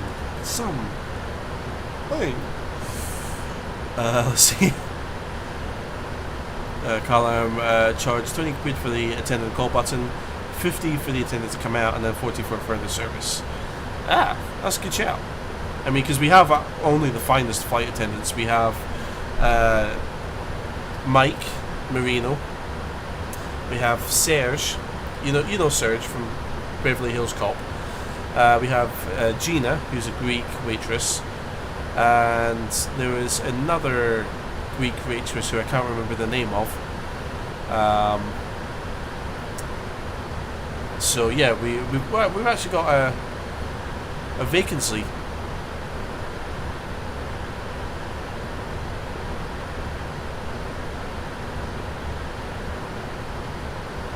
Yeah, we've actually got a vacancy, I think, on our flight crew. We need one more female, because we've got Mike Marino from is he from Boston or is he from New York? I can't remember.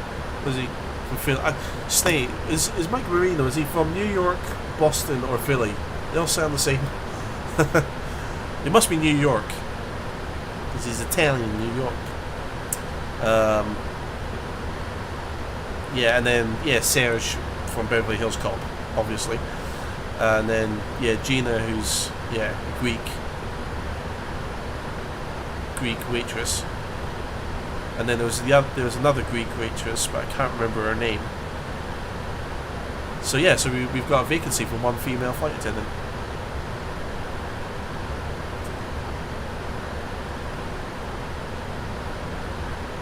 Let's see, Callum. See, the issue, it's Scottish control end up on half the time. Okay. Unfortunately, I don't have any experience with them. I spoke to them. I was on their frequency for about 10 minutes each way on my cross-country qualifying flight, and that was it. That was it. I've not had much experience with them at all, I'm afraid. Let's see.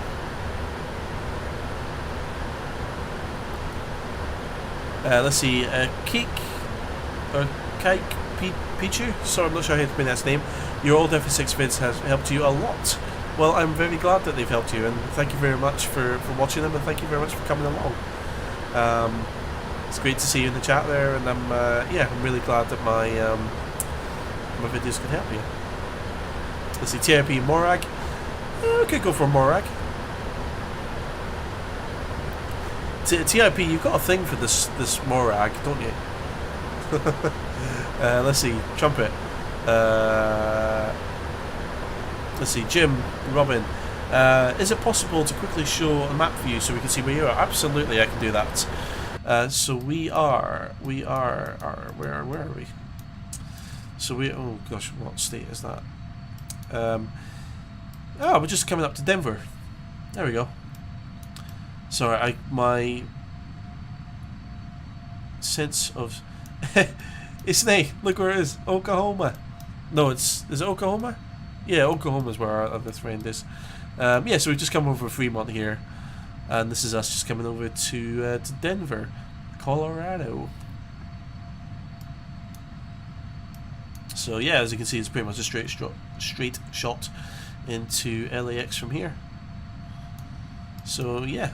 So we started off over here, landing Heathrow, then this little U-turn, took off, flew over Wales, flew directly west over Ireland here, and pretty flat routing across the Atlantic here, meeting sort of northeastern tip of Canada, flew down to Toronto, and then flew westbound. Is that in the States? Yeah, that's in the States. So heading towards Denver just now. And then, yeah, we're pretty much straight shotting it all the way into LA from there. Oops. Let's see. Trumpet, I'll be the female flight attendant.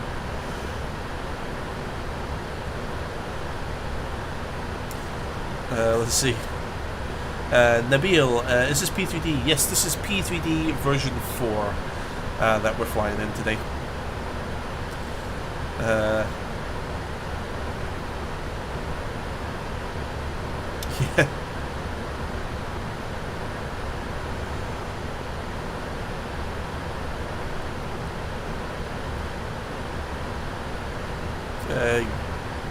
Gibby almost over CYYG. We could have been. I'm not sure exactly where CYYG is, but yeah, we could have been quite close.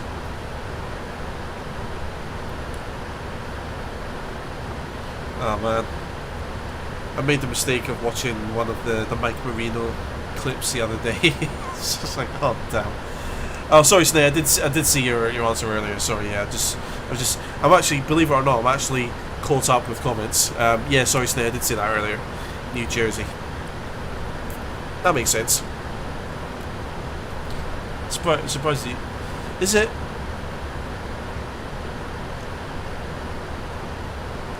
The Bronx, is that where all the Italian Americans kind of in 500 bait? Yeah, that's only chapter 1. Yeah, the manual was written by PMDG, funnily enough. Yeah, the Bronx, is that where the Italian American kind of central is in New York?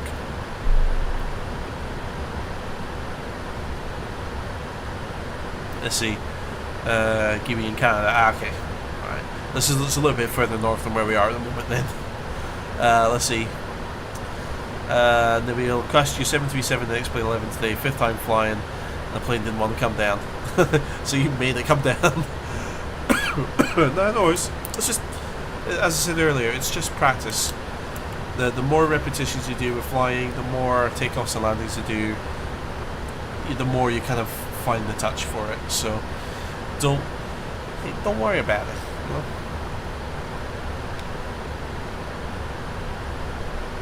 Let's see. Oh dear. I think Trumpet's starting to realise what he's got himself in for, flying with us. Snay, no, Little Italy in New York, outside Greenwich Village. Okay.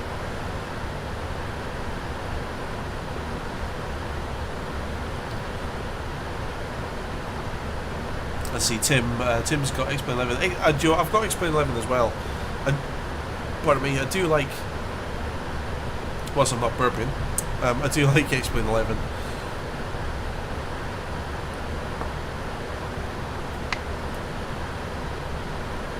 I see Tim, an upgrade from FSX, I agree. And a significant upgrade from X-Plane 10 as well. I remember when I was getting into simming and you had X-Plane 9 and X-Plane 10, and they just looked so foreign and so complicated. And I knew, like, and then, like, in those days it was still hailed as being a more realistic sim, or that the flight model at least was more realistic. But yeah, they really turned it around with X-Plane 11, and they really did a good job making it so much more user friendly, rather than just being like a really hardcore simulator. Yeah, they really improved it for X-Plane 11, and it's, yeah, with X-Plane 11 they're really, X-Plane's getting the recognition it deserves now. Like you're seeing all of the people, all of the companies that classically developed for FSX and the Microsoft flight simulators, then started, you know, doing add-ons for X-Plane, and that was excellent to see. It was great to see them kind of step up and you know, start to challenge Microsoft Flight Simulator, because that was always the worst part, was it wasn't really user friendly. It always looked very hardcore and complicated, and with that UI overhaul, they turned it around, did a really good job with it. Okay, I'm falling behind again. Let's see. Nabil, let's see. You're going down. Worst part, yeah, live stream with 6 people. Oh, Nabil, don't. I've done it as well. I've crash landed the 737 on the live stream as well. So don't worry, you're in good company. Let's see. Tim Seed, do you have the Zebo 737? Yes, I do. Or unless you're asking someone else there, but yeah, I do. Let's see. Trumpet, Doof, you got a question? Ask away. TIP sticking with FSX. Callum, it still is the most realistic flight model. I agree. Although I got a Piper Tomahawk add-on for it the other day, and it does the spin, which is interesting, because the Piper Tomahawks are known to be deadly spinners. But never mind.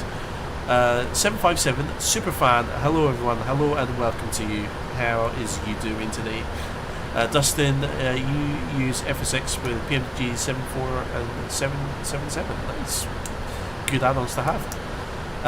Let's see, Tim saying FSX is not the most realistic flight model. Agreed again.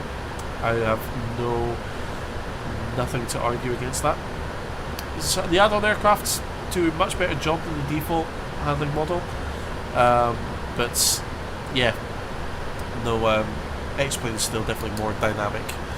Let's see, 757 just subscribed. Thank you very much. Welcome to the channel. I do appreciate that. It is a small gesture, but it means a lot to me as a subscription. So thank you very much for that. I do appreciate that. And welcome to the channel. I hope this live stream and all my videos I've done previously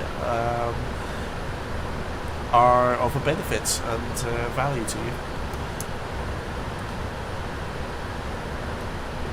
Let's see, Lager, welcome, how is it going?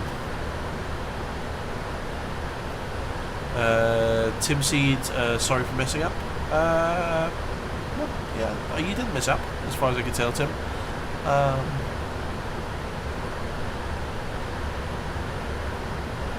I'm not sure what that was in relation to. Stevie, welcome. How's it going? Been a long time. It has been. How you doing, Stevie? Good to see you again. Trumpet Dude, what is a landing gears? So the landing gear is a term which basically describes the wheels, and not just the wheels, but also the sort of the legs that they're attached to, and the whole kind of like wheel and leg structure is basically all of those together are called the landing gear, essentially. Alright, so I'm just going to have a quick look here. So it's saying it's worth a step climb. Yep, it's worth a step climb. So I'm going to dial up to flight level 380, push the button in. Plane's going to go into thrust reference and VNAV speed during the climb. You can see we've got 380 selected there, and it's just going to do that.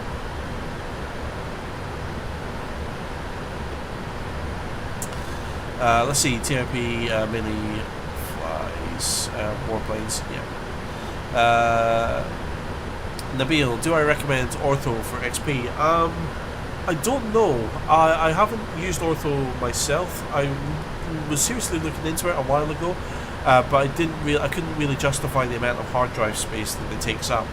But from the people who have used it, I think are all very happy with it, from what I know. But I haven't used it myself, so I can't really give you much advice about that, I'm afraid.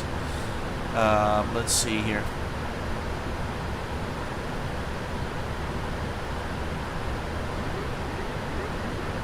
Oh my goodness. Nabil, what are you doing, man? Oh man, thank you so much.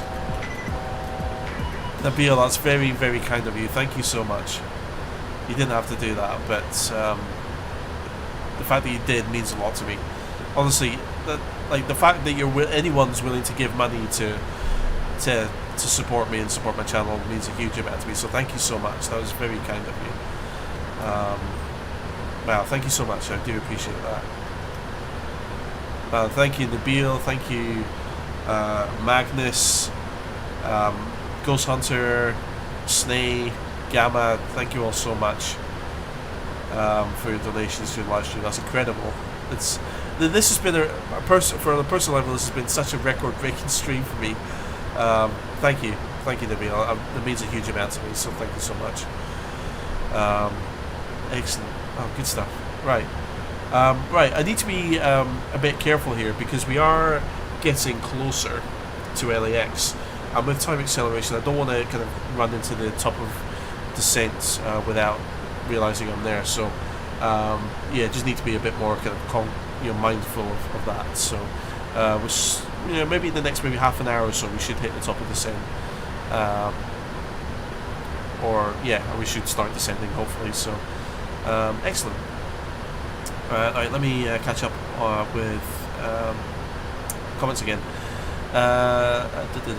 757 Superfan, what is your favourite aircraft, Doofer? I don't really have one, but if you're going to push me for an answer, I'd probably say Concorde. I was watching the Concorde documentary at the moment, and yeah, we're not going to see another aircraft like that, I don't think. So if you're going to force me for an answer, probably Concorde. Let's see. Lager, going fine, just come back from an FA-18 sortie. IRL F-18 sortie. Because if you mean IRL, that is awesome. That's so cool that you fly F-18s. If you mean simulator, that's still awesome. Let's see, Trumpet Dudes. Wait, airplanes have wheels? No, you get float planes. There is actually fun fact, but I will catch up in comments. But fun fact: to learn to fly a seaplane is actually a different class of aircraft compared to a small fixed wing. So whilst you could have a Cessna Caravan, you can get one with wheels, or you can get one. Oh no, actually no, the seaplane version does come with wheels. Never mind. No, but seaplane aircraft are a different class of aircraft compared to fixed or wheeled aircraft, believe it or not. Let's see, Tim, who thinks that streamers with less viewers are better? I'll leave that to the floor. Let's see, 757 Lagger, they are until the chat is so fast and nobody can talk to anyone. Yeah, that's the challenge. Is like I'm a little bit behind with chat messages here. Nothing you can do about it. You can't have a conversation with 200 people at once. No, it does get a bit challenging there. Just kidding. Trumpet knows what landing gear is. Okay, good. On the same page. Give me managed descent or open. Go managed. Actually, is that the? I think that might be the end of our path there. Just slow that down there for now. Let's see, Stevie. Internet's poor. See all the chat, but the stream isn't loading. Oh, really? That's not good. 757. Are there any mod places left? Not at the moment. Not looking for any more moderators at the moment. It really depends on if I get much busier and I start doing live streams at a time when my two current mods aren't able to come and assist. So I'm not looking for any mods at the moment, but should I reach the fabled 200 people per minute, then I might require more moderators, but we shall see. Nabil, all good brother, live stream now too, new to Twitch. I don't know how hard work goes into it, keep grinding. No worries. It's good when you meet someone who kind of understands and appreciates what goes into it. You know, live streams are relatively easy compared to you know, the style of videos that I used to do, where I used to edit and do animations for tutorials and stuff. So I mean, thank you very much, and I'm glad that it's good to know there's people out there who kind of understand the amount of work that goes into live streaming and stuff. So no, thank you very much for that, and as I said before, just keep practicing with your 737 and you'll be greasing the landings every time, no trouble at all. Trumpet, do a chicken nugget cam. Oh, that's, I don't have the budget for that. Let's see. TIP prefers streams with fewer viewers. I do as well, because it allows me more. Well, this is the busiest stream I've ever had, I think. But yeah, definitely being able to communicate and answer properly with people, or converse properly, and give people good, proper answers is what's important to me. So yeah, much at the detriment of being behind on comments. Lagger, God no DCS. Sorry, you shouldn't have been that clear. But you came in and said, just been on a sortie, you know. I mean, that's military speak, you know. They don't go on flights. The military don't go on flights. They go on sorties. It's just like, oh damn, we got pro in the chat here. It's just like, you know, he's sortying it up in here.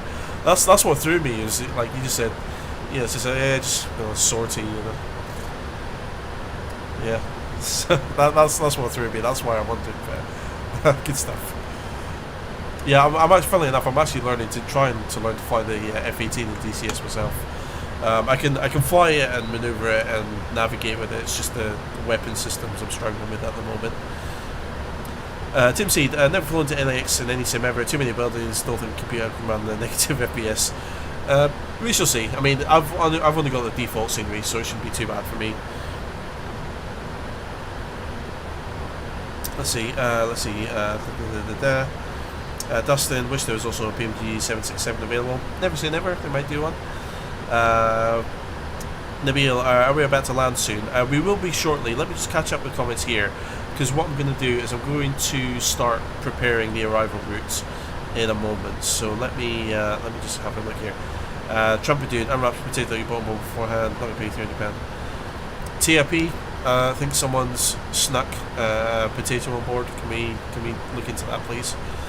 You don't want me to set Mike on you, Mike Marino, because he's, you know, he'll be on you.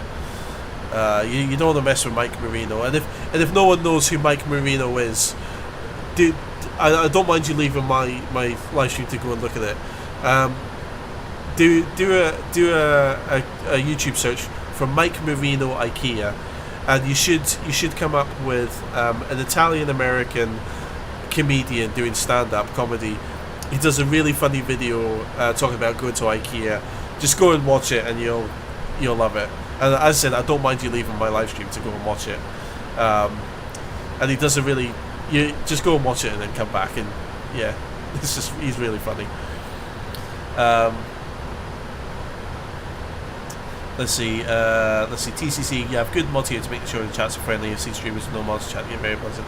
Yeah, the mods here do a really good job in sort of shutting down, anyone who's kind of being disruptive or spamming or trying to get a rise out of people or trying to trigger people in some way. So no, they're both kind of two mature guys, and they help me out a lot. And yeah, both my mods are amazing. Again, to anyone who's watching, please go and check out TIP on Twitch and UMP Snay here on YouTube. So yeah, please check them out because they both do great videos. TIP does lots of good flight sim live streams. Me and Snay have done a few gaming videos together, but he's also done like reviews by himself on different games and stuff. So please go and check those guys out and show them some love.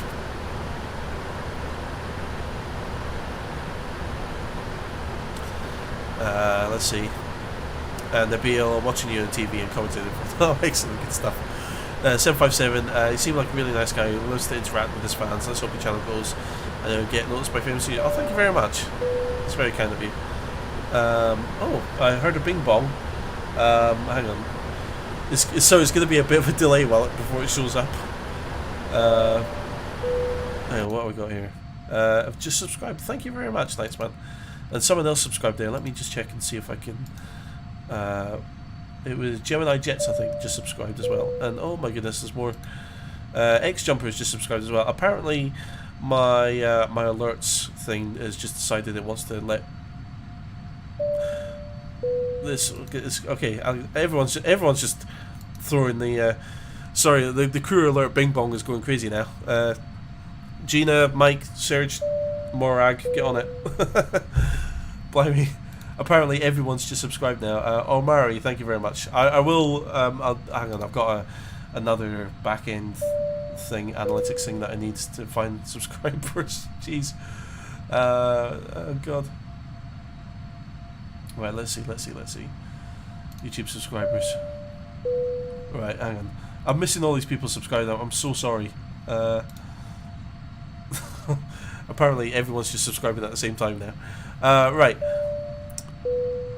Sorry guys, I'm going to ignore the chat for a brief moment because we are getting towards the end of the planned flight route here.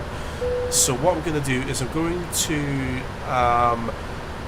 just get a weather report for LAX. I am using real world weather, so I'm going to get a METAR report for LAX just now, and I'm going to start planning in the arrival routes here as well. So I'm sorry, I'm going to probably miss a few chat messages. Yeah, apparently everyone's just subscribing at the moment, so I will run through. Okay, I can see the subscriber messages there. I will catch everyone who's subscribed in a while. Let me just get the routing done first, and then we'll take a look at that. So if I come back and take a look at my SimBrief flight plan, it looks like, if I bring this onto the screen here, so it looks like we're landing on runway 25 left at LAX, and then that's going to be through the Angel for arrival. So that'll be the STAR, or the standard terminal arrival routes that we're going to be doing. So there's different phases of an approach to an airport. And the way I like to think about it is you start from the runway and work your way back to where the end of your original flight plan is. So as you can see here, what we have here, if I look into my legs page, so the last waypoint that we have is Hackman, and we can see that we've got the end of the route here. So keep that in mind. Hackman is the last waypoint that we're going to be flying along during the cruise. Now, if I bring my Navigraph charts package here, and we open up the charts lists. So what we're going to do, first of all, is what I like to do is I like to just get the charts of the airport and get a map of the airport. So that's a good one there.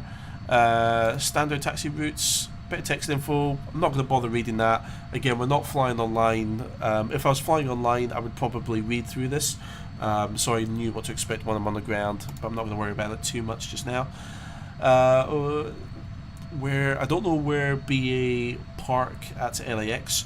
However, these look like bigger stands, so let's go for, say, 152 here.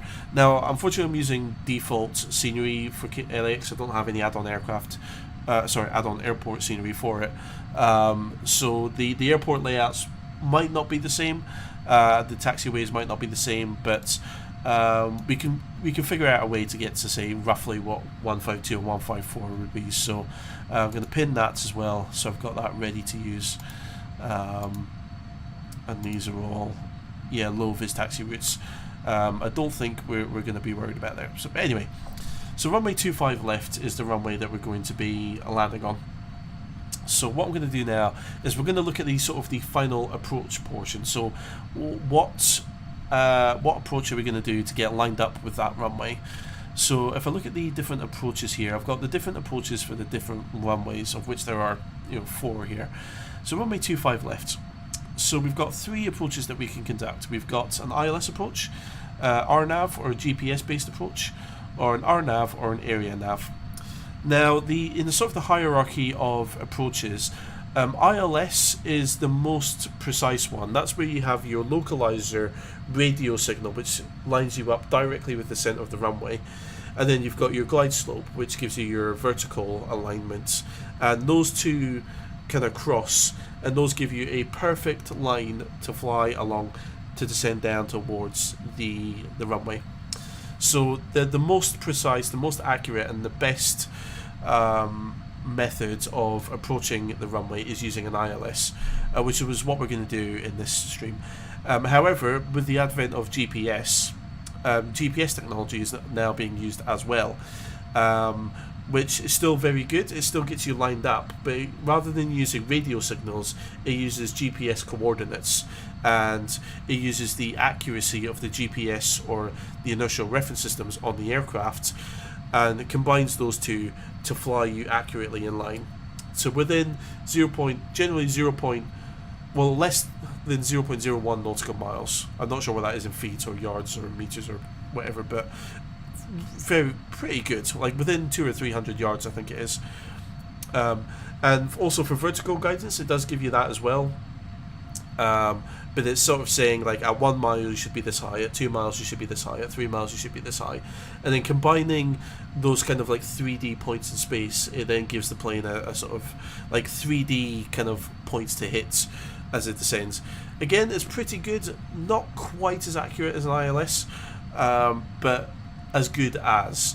The difference is, an RNAV approach you can use in good visibility, because once you establish visual contact with the runway, you can then disable the autopilot and just fly visually as you would in a small aircraft. With an ILS, because you've got the 2 active radio signals, that allows the plane's autopilot to auto-land if the plane's equipped. So the ILS is the most accurate way of doing it. So we're going to take an ILS because it's available. And you'll see here now that we get various waypoints along the final approach path. So the runway's here, and this gets us lined up with the runway a long distance away from the airport. So you'll see here that we've got 3 ways even to join the runway. We've got we can join via this circus waypoint, this Seaview waypoint, or this Clipper waypoint, or actually this Trindle one here as well.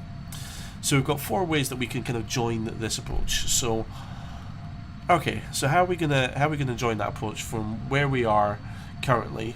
Because we've got this Hackman waypoint, but that's not showing up on the chart. So how do we find our way there? Well, that's where the star portion of the route comes in, or the standard terminal arrival route. Now, our flight plan will generally give us that. So that's told us that we're going to be using this Angel ANGLL4. Okay, so here we've got Angel here. Let's take a look at it, see what we get.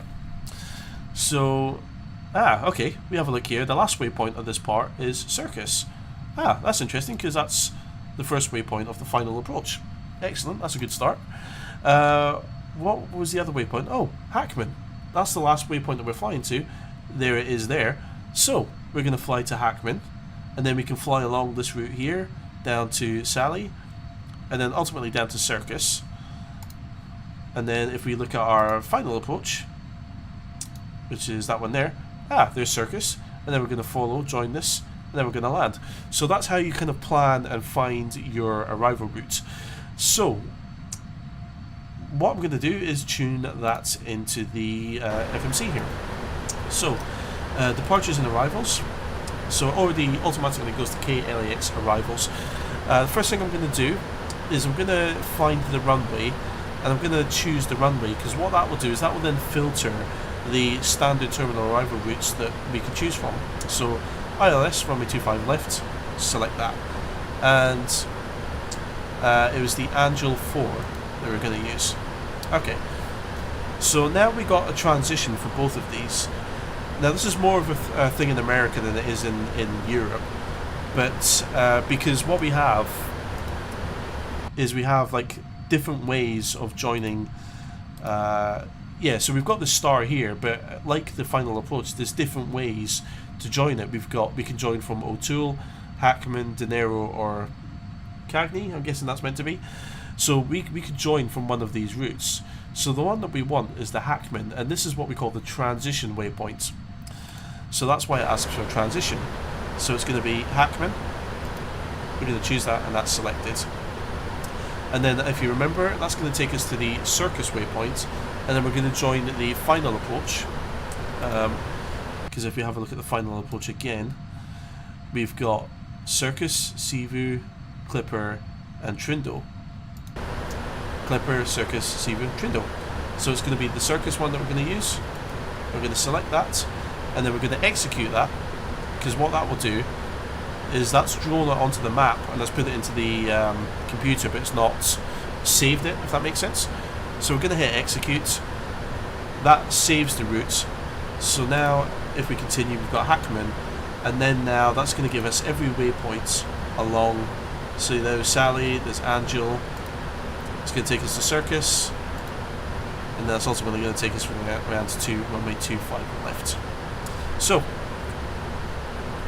hopefully that is of benefit.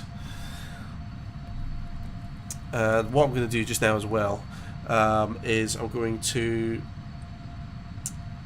just get the METAR report for LAX as well, just so we know what weather to expect. Alright, and sorry guys, I will catch up with the comments. I'm sure I've missed a ton. I do apologise if I've missed any comments. I will do my best to catch up with them. Unfortunately, it's just at this kind of phase of the flight, there's quite a kind of like an intense setup and preparation phase of the flight. So I do apologise for missing and not really interacting with you guys at the moment. But I just want to kind of get the aircraft prepared in a good time and get everything ready.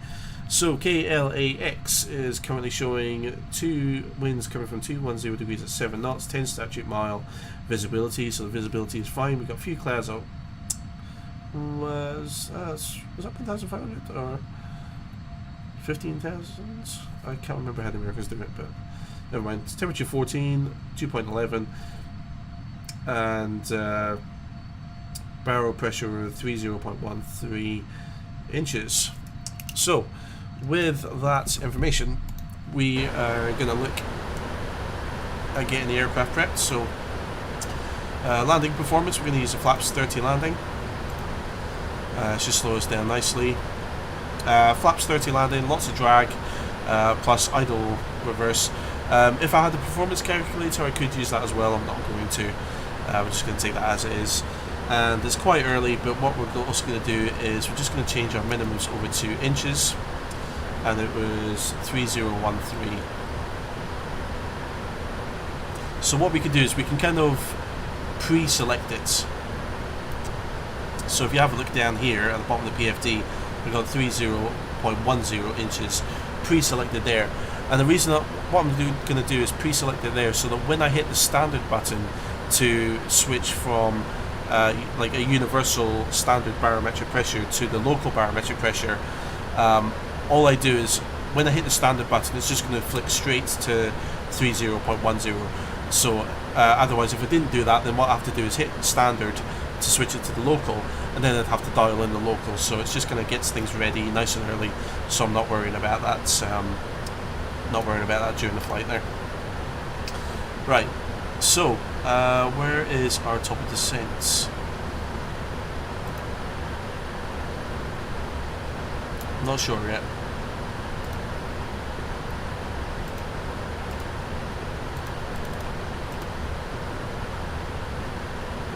So yeah, so if you have a look at our required navigation performance, so our plane's position, or the computers have calculated our plane's position to within 0.06 nautical miles, which is only a few hundred feet, I think. So quite accurate, but not as precise as an ILS there.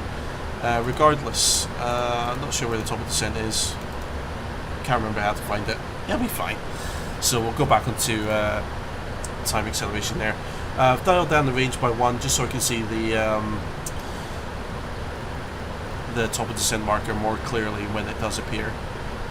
So yeah, we should be reaching top of descent within the next half an hour or so. Right, I do apologise. I do believe I've got lots of subscriptions to say thank you for. So let's see here. Gennaro, thank you very much for subscribing. Tariq, David, White, Majid, Mark Thompson, Omari, Alexander, X-Jumper5, Knightsman, and Gemini Jets Collector. You guys, according to my Streamlabs backend, have all subscribed today, so thank you very much for that, and welcome to the channel, and thank you very much for that. Right, I'm sorry, I've missed a lot, I am certain, so let me try and catch up here. I'm sure all of those subs were coming in like over time, but my streaming software just kind of went, oh, something happened. Oh, 15 people have subscribed. Right, play all the things now. Right, let's have a look here. Right, gosh, I am really far behind. Let's see. Okay, Lagger YouTube talking about 3 decent sims. Only one that's focused on military. It's amazing. Something for everyone. If you can't find your niche, you're not trying. Yeah, DCS is fantastic. I do love the sim. Let's see. Alex Ting, been a fan for years. Keep up good work. Good to see you again, Alex. Good to see you in the chat there. Right, sorry, I am way behind, but I'm catching up. Lagger YouTuber was already subscribed. Yeah, excellent. Let's see. TRP has been interacting with people a lot. Snay is still awake at 3 a.m. Alex, imagine what you do for at 3 a.m. I'm surprised I haven't bored him to sleep yet, to be honest. Let's see. Does Captain do many Ryanair style landings? Hopefully not. No, I'm generally quite good with landings, so watch me absolutely smash it this one. Let's see. Snay.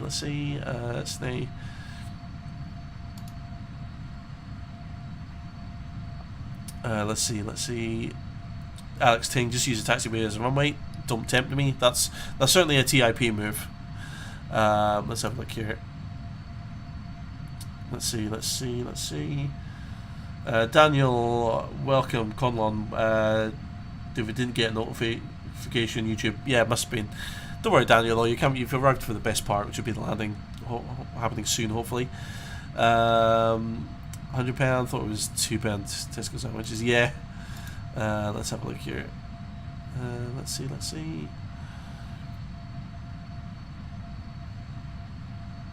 Daniel, is that the standard planner or PMDG? So the planner that the thing I showed you just there was Navigraph charts, because I have the Navigraph data package to update the AIRAC data, the computer data. For anyone who's not sure what AIRAC data is, it's the data that the computer uses for waypoints and navigation and stuff. And yeah, so I've got the charts package with that as well. Give me do for with the learnings again, love it. Always went from cruise to runway when charting. Seems the opposite is better, thanks again.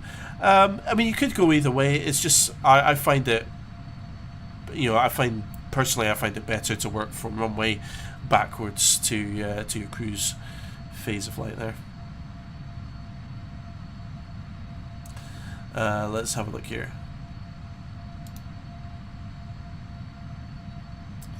Let's see.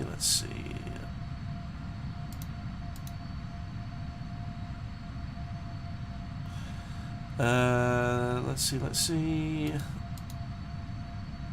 Okay. Yeah, mods. I'm happy with that. Come on, Trumpet. We're all friends here, Trumpet dudes. No needs for any of that. Go on. I thought we were doing well in the chat tonight. Let's see.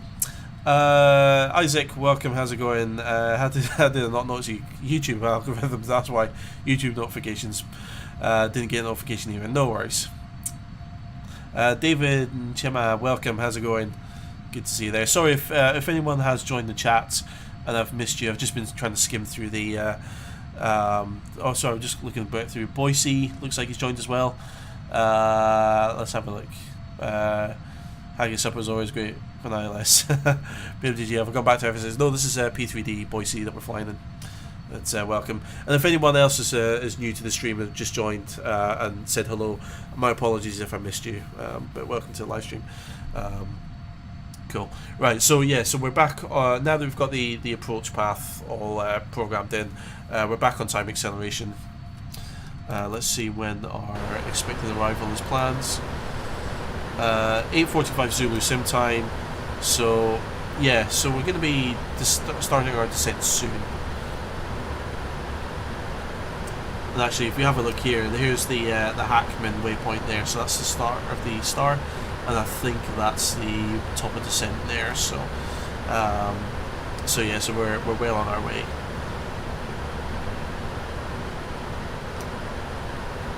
So let's have a look here.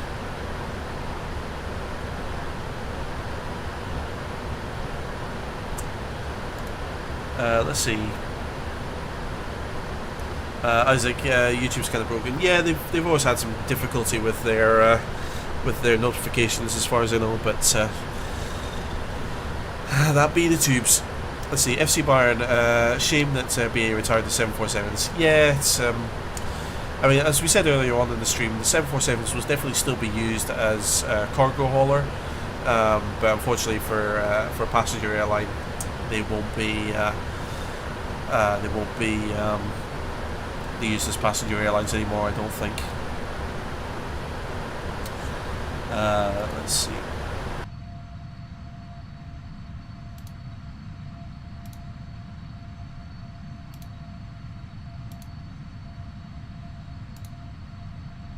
Let's have a look. Let's have a look. Let's have a look.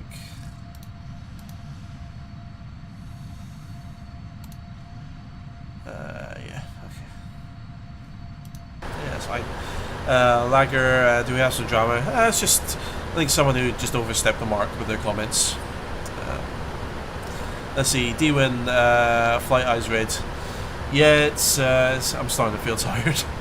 I was hoping to be done by now, but yeah, things are going on a bit longer than expected. I guess because we had like the half an hour kind of pre-flight, and then yeah, that was about 4 hours of flight time, even with time acceleration. But you know, we'll be hitting the top of descent in the next 5 minutes or so. Let's see. Trumpet is back. Trumpet, you just overstepped the mark there with the last couple of comments. So none of that, young man. Come on, we're all friends here. Let's see, Isaac, I remember your Trackmania videos. Wow. Wow. We were talking about that earlier on, funnily enough, my Trackmania tutorials. Yeah, wow. Yeah, that was hi guys. Do for here. I made a video about Trackmania. Do you want to watch it? Yeah, we were, funnily enough, we were reminiscing of those days.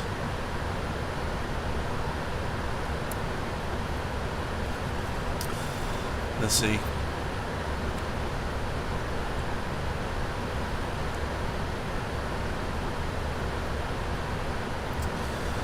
Let's have a look here.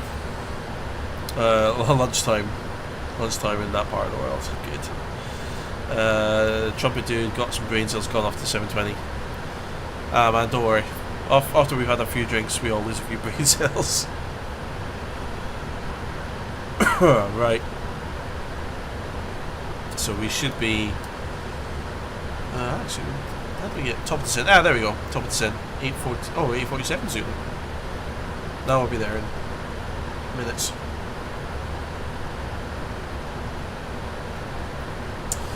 Got to be careful with the 777.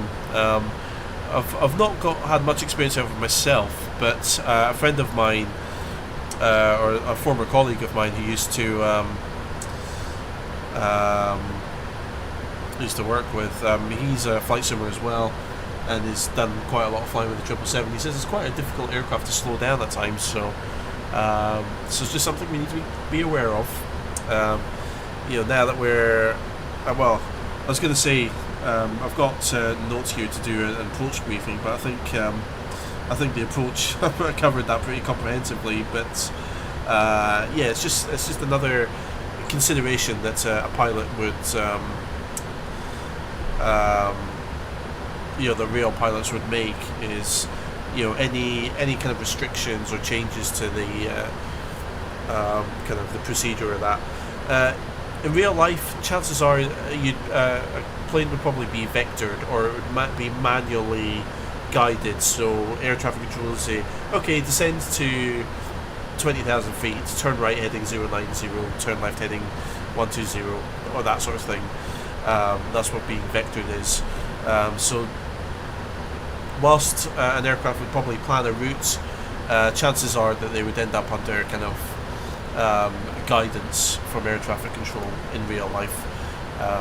But part of being on a simulator and not having an air traffic control service, we could just follow what's called the published procedures, or the procedures which are on the charts, and we'll just kind of fly the approach that way. And what pilots would do in real life as well is they would look at the charts and cross-check any altitude restrictions or any speed restrictions. And actually, I'll do that as well. We'll keep up the education portion of the live stream as well. So let's have a look at our star again here. So Hackman, so the sort of the first restrictions that we get here at Gleason. So we need to be between 280 knots, first of all. That's quite clear. But then we need to be between flight level 300 and 240. So when you see a line above and below and two altitudes, that's kind of like a bracket. So there's a chunk of airspace that you need to be in the middle of. If you have a look a bit further down the line, you see at Cannes here, we need to be above 17,000. So the line underneath the number means that you need to be above that. If you have a line above a number, that means you need to be below it. And if we have a look at the final approach, we'll probably have one there, maybe. No, we don't. Okay, no, we don't. But yeah, so if we had so if, like, say for example, if we just had I'm putting my hand over the screen just to cover up one of the numbers so you can see both of them.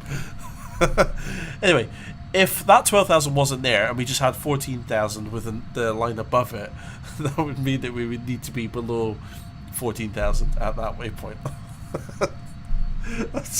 I'm there like covering up the number scene. You see what I'm talking about? Like, if I cover up the 12,000 so you can't see it, and you of course can obviously see it, let's just say, oh jeez.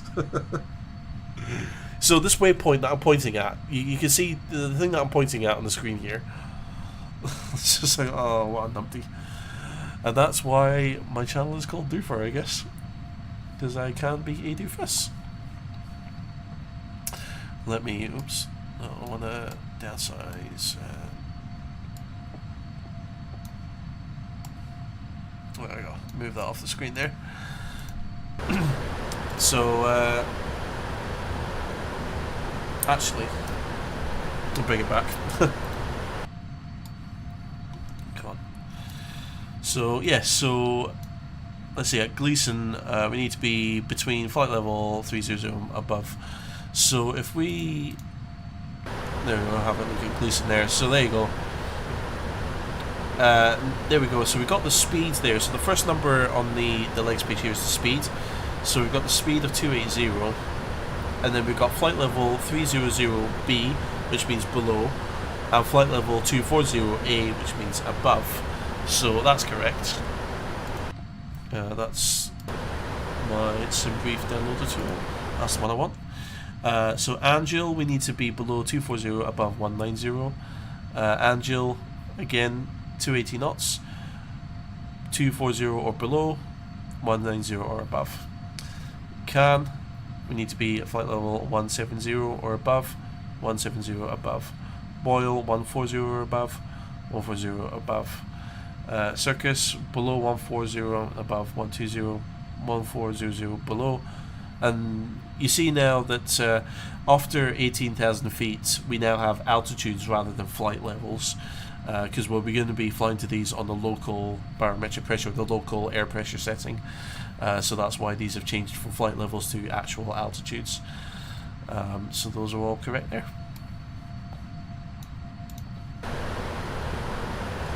Let's have a look here. Isaac, who needs ATC? Not I. Wait, are we at top of the descent yet? No, we're not. Not quite. Once we pass the next waypoint, I'm going to turn off the time acceleration, and then we'll be about half an hour to landing as we come. Well, not even that, probably 20 minutes along the descent and landing. Let's see. Vacarus, welcome. Hey, are you flying with VATSIM or a free flight? Just free flight for this one. David, A320 studios helped you to fly big jets, it's so stronger to land. Let's see how you do it. This might not be the best example, because landing this is actually quite tricky. Because it's such a big aircraft with big wings which produce a lot of lift, it's actually very easy to float the 777. So what you need to do is you have to kind of keep quite a flat attitude. So as you know, when you flare the aircraft, you kind of lift the nose up to make sure the main wheels touch down first. In the 777, it's actually quite deceptive, and you feel like you're flying along quite flat, but it's still enough to let the main gear touch down first before the nose gear. So this might not be the best aircraft to show, because I'm not really going to flare all that much, because when the aircraft's light, as it's got big massive wings, they produce a lot of lift. It's actually quite easy to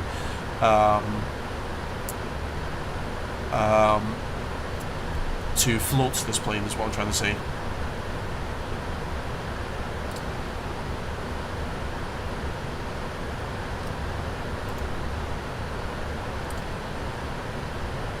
Right, did we just blow through our top of descent? Yeah, there we go. I just blew through the top of the descent. Whoops. Anyway, I'm going to set the altitude down to 2,000 to begin with. Just double check. So we're going to be, if we just bring this back very quickly. Oops. Yeah, there we go. So what I want to do is I just want to check the minimums here quickly. So what I'm doing is I'm going to set the altitude down to 1,900 feet. You can see that's the altitude we're going to be intercepting. Now, of course, if we're using ATC, they'd probably step us down by a few thousand feet at a time. But because I'm not, I'm just going to put the altitude straight down to 1,900 feet. If we have a look at a Cat 2 approach, the decision height is going to be 204 feet on the barometric pressure. So I will be setting that in shortly. Intercepting the glide slope at 1,900. So, descent procedure. So we're going to hit the cancel and recall button first of all. Make sure we don't get any alerts pop up. Nothing pops up. That's good. Landing data entry, approach ref. So flaps 30, approach speed 139 knots. So that's been set. Going to set our minimums now. So we're going to go for barometric. and the minimums were 204 feet. So if we reset that. Okay.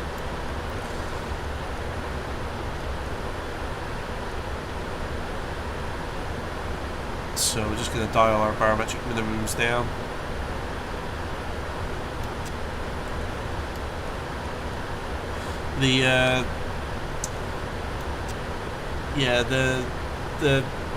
The way to dial this down is quite tricky,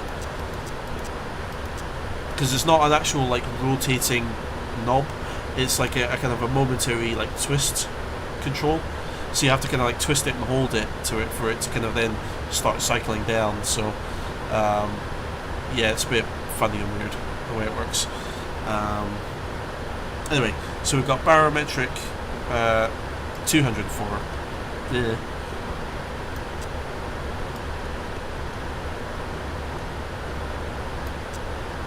So 210, 9, 8, 7, 6, 5, 4. Done. Minimum selector preset for approach, so that's been done. CDU nav radio page. I'm not going to change the. Well, actually, I should have the ILSs in there. ILS 10990.251. Again, we can cross check that on the chart here.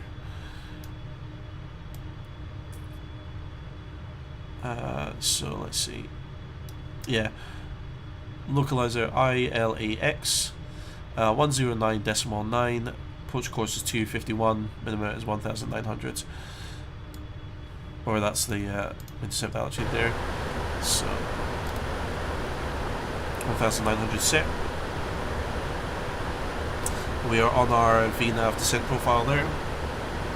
Auto brake selector. Typically for 777 it's auto brake 2 that they use, from my understanding. Approach briefing has already been done, and now we can do our descent checklist. So recall we checked, notes we've kind of checked anything we need there. Auto brake we've set position 2. Landing data VREF is 139 knots with flaps setting of 30. Minimums is 204 feet. Approach briefing has been completed.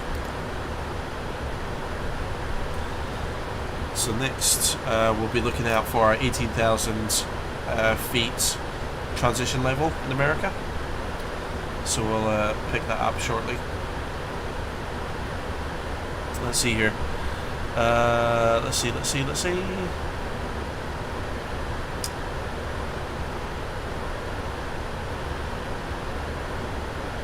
Sorry, I'm just catching up on comments here. Isaac never nosedive into the runway though. No, definitely not. Let's see, give me more of an F-18 versus F-16 smack her down. Not smack her down, you just have to don't overcorrect during the flare. Let's see, TCC 737NGs look even hard into a flare with such short landing gears. They can be. The 737s are more, you pull the nose up and wait for the plane to sort of sink down onto the runway. The 777 you have to just kind of like the main landing gear are hanging lower than you think they are, so you just have to kind of like level it off and then just wait.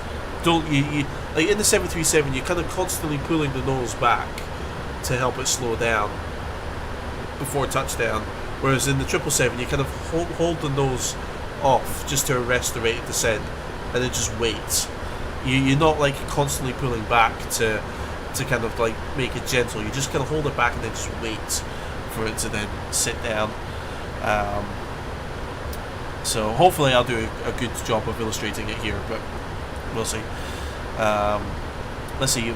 Vacaris flew at 318 from KFJK to Shannon, then to on the Helsinki and Avenue fuel, like 5 tons engine mod. Ah, nice, good job.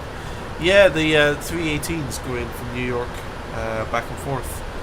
It's yeah, surprising for a 318, and the steep approach into London City as well is always a special one.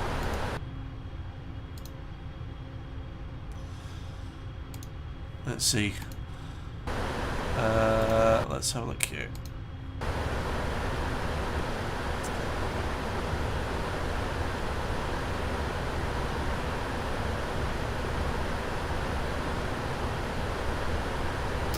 Let's see.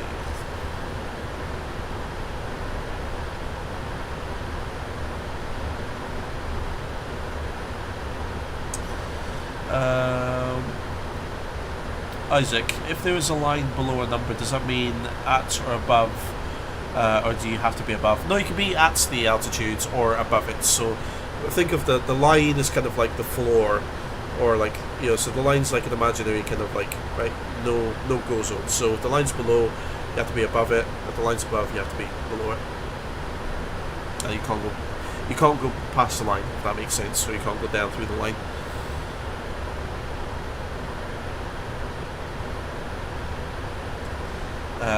Vacuous, not built for nosedive, bank angle, can't exceed 45 degrees. Talk about 318. Yeah, I know the 318s have much more kind of automated protections. What we're doing?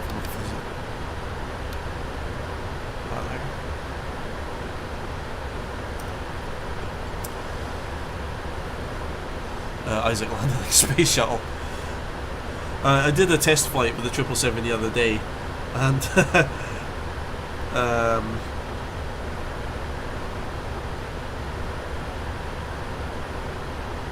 let's have a look here. Yeah, I did a test flight with this the other day, and I think I miscalculated my weather. I landed with half a ton of fuel in a test flight.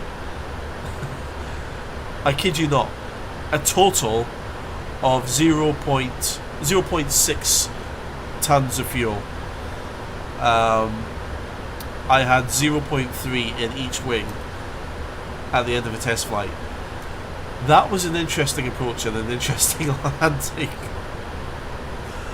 Let's see, Elam, how far away from LAX am I? Not far at all. We are on our descent now.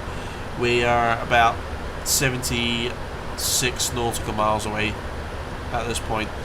We'll be down in about, well, let's see, 15 minutes we should be landing.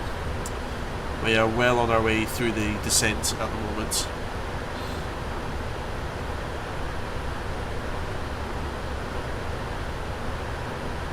Let's see. TRP space shuttle is hard to land. I should think so. It's not a natural. It is it's essentially a cargo container with a cockpit on one end, a rudder on the back, and two stubby wings. It is yeah, it's definitely, it's not a graceful plane.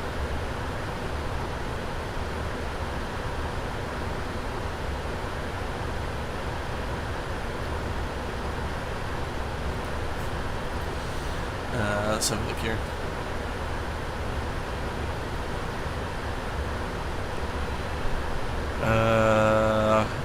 TIB hard to sim I've known as Orbiter. Okay.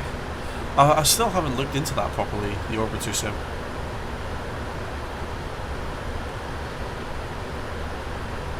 Let's see, Vacuous, if you turn off the flight controls on the 318, you exceed the speed, it's hard to control.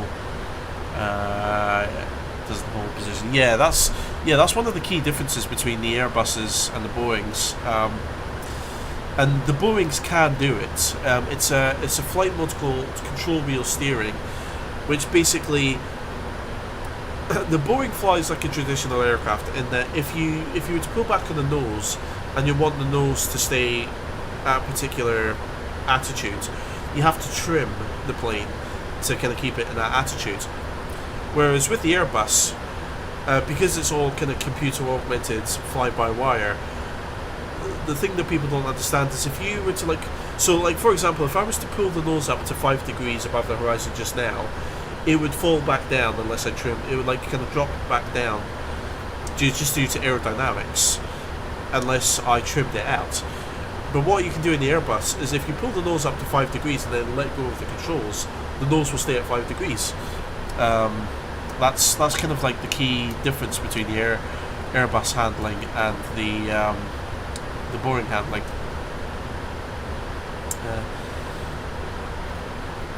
Which makes flying a bit easier, makes it less involved. Which do you prefer? All subjective. What I did just there was I just switched from a standard pressure back over to local pressure now, so we're now working off 30.10 inches, which is the local barometric pressure. We're on our perfect vertical descent path, so everything is good there. Happy with that. Let's have a look here. Elam, been in and out of the stream. How long has this flight been? In simulator time, it's been about 11 hours. In real time, it's been nearly 5 hours. Real time.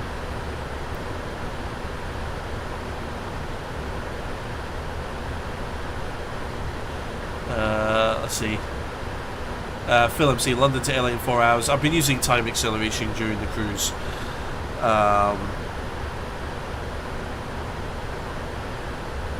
Yeah.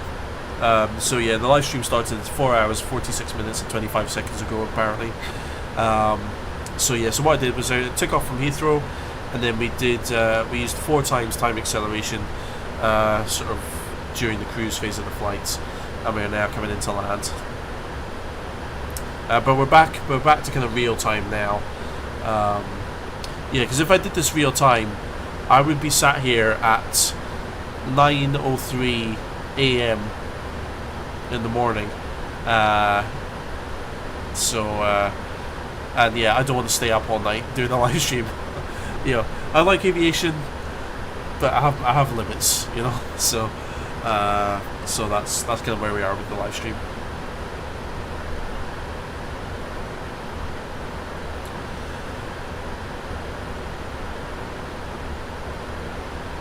Let's see. David, upgraded the computer and accessories, but not the headset. More than just a headset now. Oh, well, it's not really a headset. I've got like a studio type microphone. The headset is a Sennheiser HD598 open backed microphone, so really good sound quality. And they've served me very well. I have no reason to change them. They give very good sound quality. The fact that they're open backed means that you get what's called a wider soundscape, so the sounds feel more three-dimensional and kind of feel more immersive, whereas if you cover up the back, like, the sounds can get a bit more tinny, and it can feel like the sounds are coming from just 2 singular points. But whereas with open-backed headphones, because the sound can kind of, you know, the sound waves can kind of travel out as well as travel directly into your ear. The sound quality is different. So yeah, and I love these. I've got no reason to change them. Very happy with these at the moment. Let's have a look here. Vacarus A318 halves automatic trim, so holds level. About your friendly Boeing 777, good stuff. Yeah, the automatic fly-by-wire system, yeah, takes a lot of manual labour out of flying. Big fan of the A350 as well. Nice. Luke, is this P3D? Yes, this is P3D. Max, welcome to Livestream. How are you doing? Elam, you should try and do that quicker simulation long haul flights. Don't have patience for them. Yeah, agreed. Hence why I do time acceleration. Phil, just take off late at night, go to sleep, wake up on 4 hours to do profit. No, because then I'm not here interacting with the live stream. There's no point. What's the point in doing something if I'm not there to engage with it? Max, am I almost done? Yep, we'll be landing in about 9 minutes. Let's see. Sennheiser, very good quality. They certainly are. Isaac, you still have enough brain cells to do math quickly? Yeah, debatable. Let's see. Luke, VATSIM? Nope, not VATSIM, just offline. Isaac, better sound quality than your mic in 2014. Yes, definitely. Max, stop spamming, please. The mods have itchy trigger fingers. They will. Okay, I'm going to do it myself. Oh, Snake got you. Never mind. Don't spam the chat. I mean, do people really still need to be told not to spam the chat? Come on there. Anyway, so we are now passing through 10,000 feet. The plane has automatically slowed itself below the kind of statutory speed limit of 250 knots, so that's all good. I'm happy with how the plane is handling that. You probably heard the bing there. The seatbelt signs came on automatically because it was set to auto.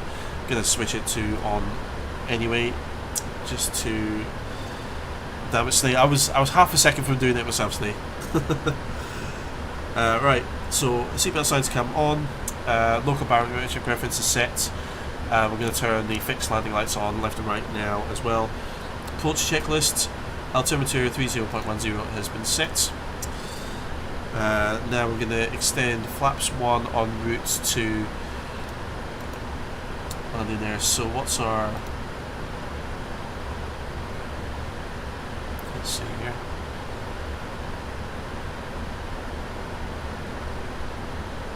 So what I'm going to do... Where's our... Let's take a quick look here. Okay, gates. Gateway point. So I'm not going to show you that, but just as we come up to the gateway point, what I'm going to do is I'm going to select flaps 1, and then the speed's automatically going to start. Actually, if I speed intervention, I'll do it manually. I'll control the speed manually. So what I'm going to do is just going to bring our speed down manually here, just to make speed control nice and quick here. Because the last thing I want to be doing is just like throwing the flaps out and then just have a huge drag and deceleration on the plane. So the plane's not slowing down at the moment, so what I might do after the next waypoint is help it out by putting flaps 1 down.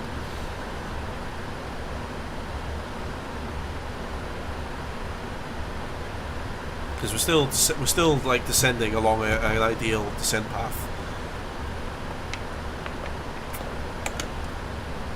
But I might help the plane out a little bit by putting stage 1 of flaps before we start getting onto proper final approach in here. I'm going to do that now. So stage 1 of flaps before we reach the final approach proper. So we've got ILAX 250 DME of 25 miles. So you can see that the overspeed taper started coming down there. Starting to lose a few knots, a couple of knots per second there.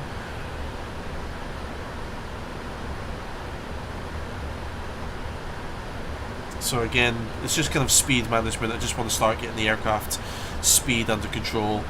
As we go from kind of 1 down to about 5 knots can be tricky sometimes. As I said earlier, this is something we need to be careful of with the 777.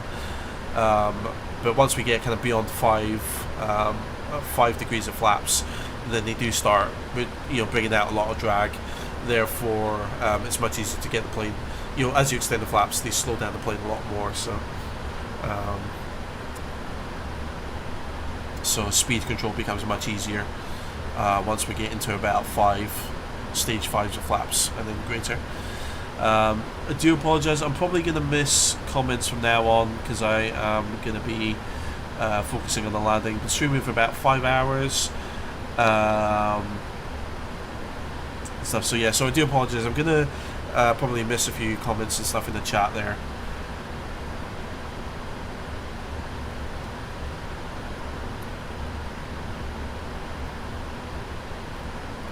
Going to try and get the plane starting to slow down now. So we're at 19 miles away. Just reading the DME here. I'm going to set approach mode here as well. So you can see we're actually back on the glide slope and just about the localizer there as well. So if I go approach, we've got localizer captured, glide slope captured.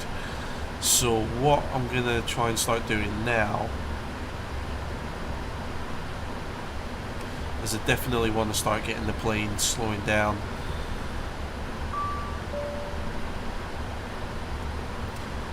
What's my flaps limit speed? So 245 knots for flaps 5. So we're going to go flaps 5 there.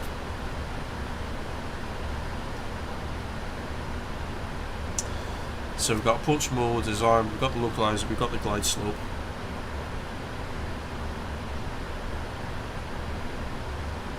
I'm kind of relying on the flaps now to start dragging the speed down a bit. I've got the speed brake or the spoilers if I really need them as well. It looks like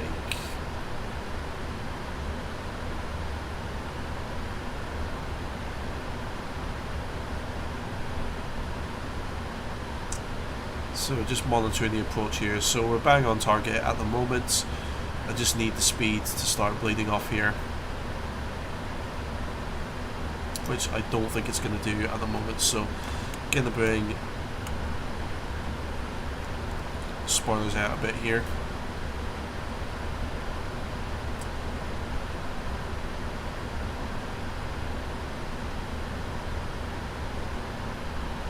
And at a push, what we can do is throw the landing gear out as well. We're 11 DME at the moment.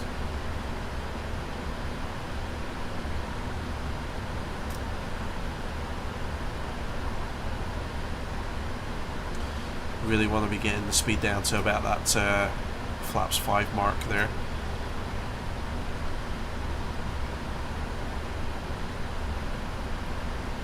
Radio altimeter. So we've got a visual with the runway there.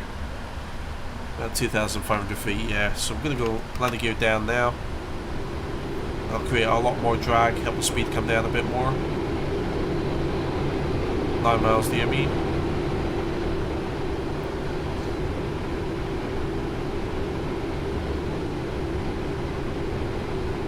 So you can see the speed bleeding off properly now.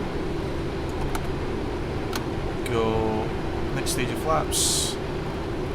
Actually going to dial us down all the way down to the VREF speed. We're going to throw the flaps out all the way now.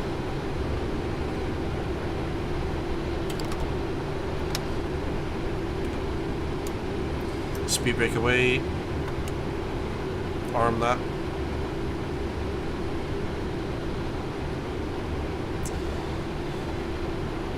Okay. So missed approach altitude we'll say is going to be 3,000. Okay, you've got land 3. Landing checklist complete. And then we're going to go autopilot disconnect. Cancel the alarm there. I am flying the plane.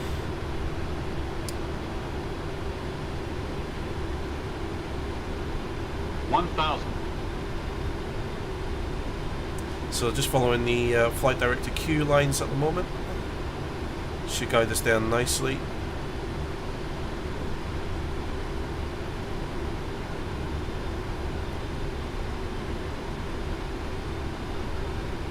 So we're down to our approach speed now at DME 4, which is good.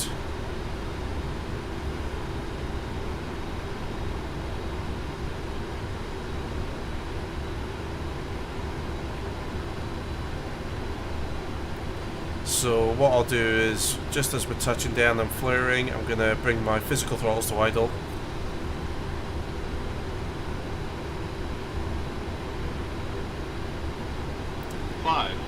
And then the problem with the 777s, because the engines are big, they actually take quite a while to spool down to idle speed. So we're not going to be able to get the reverses out immediately. So what you have to do is actually have to get the nose wheel onto the ground first, and then bring the let the engine spool down to idle, and then bring out the reverse thrust.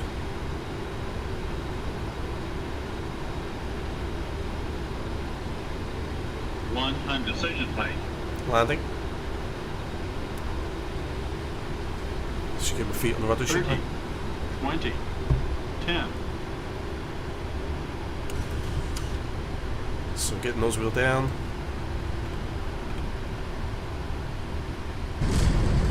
Took a while and get the reverses out.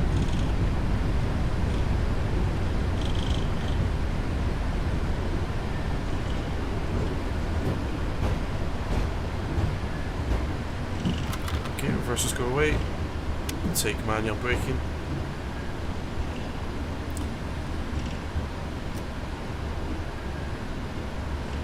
Probably could have made that turn off if we really wanted to, but we'll head down for the next one.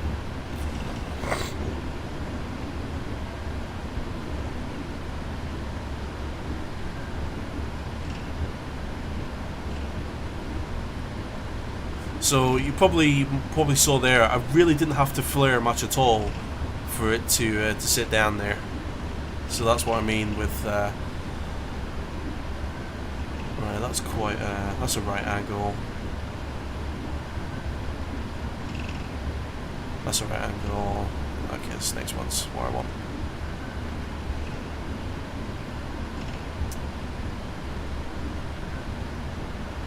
Yeah, so you probably saw that I really didn't have to fly much at all. I just kind of like arrested the rate of descent and then just let it do its thing. So turn off here.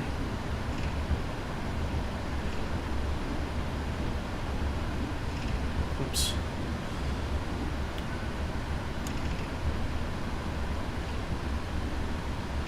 So get the plane slowed all the way down.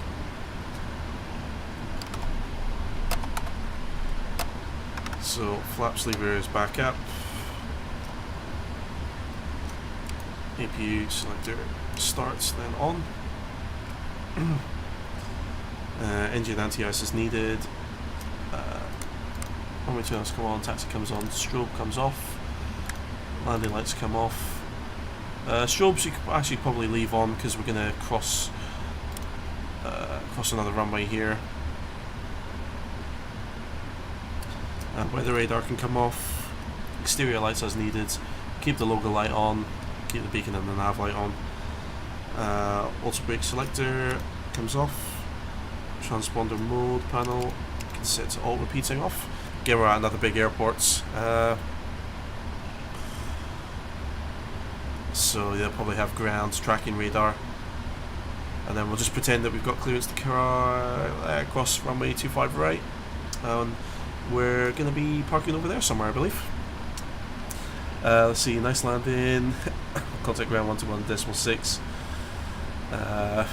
Thank you for the ATC guys. Let's see. TRP. Our real taxiway is here lit better than what we see here. The lights are probably more intense, the individual lights, but I mean, this does a decent job. Yeah, I'd say like the real life, the lights are a bit more kind of luminous and a bit more intense, but it's a good approximation. Apart from the fact that the lights in this kind of type of simulator do look like they're floating, unfortunately. But thank you. There's a few people saying that was a good landing, so thank you very much. After all of that, I did a good one, so bodes well.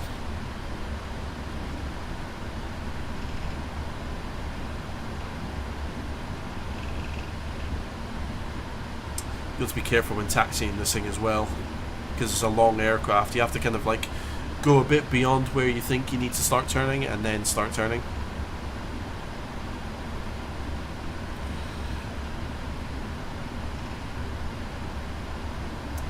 Alright, so I do believe, again, unfortunately I just have the default scenery for LAX here at the moment.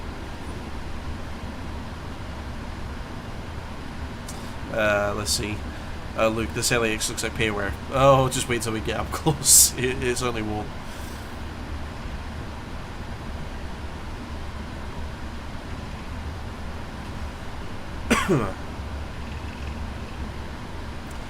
TIP, I mean, no ambient spill as F6 and Tony's best. Well, with taxiway lights, they're just cat's eyes embedded in the ground, so they're... Can I not? I thought this was a parking area. Okay. We're going to be taxiing a bit longer than I expected. I thought this was a parking area. I thought I could go like nose in over here. Apparently not. Okay, we're going to go and find a parking place somewhere. Max, I told you before, no spamming. Let's see.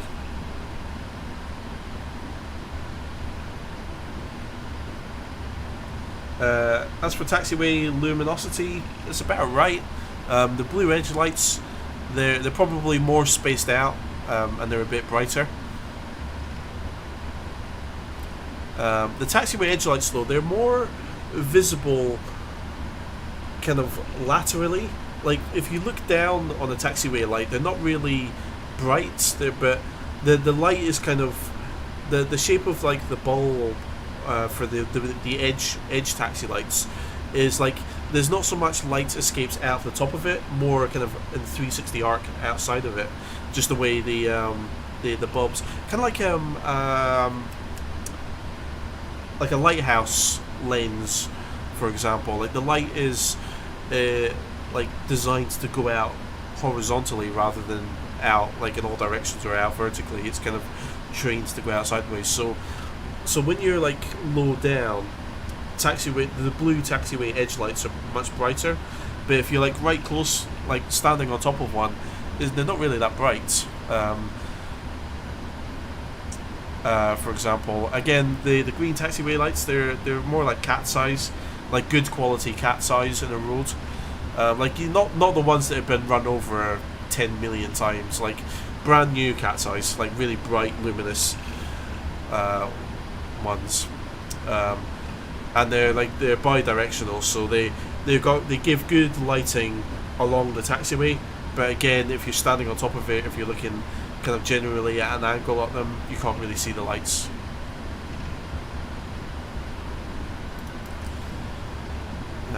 Let's see, flap 0. Nah, flaps are up. If you don't see the flaps indicator here, that means the flaps are up.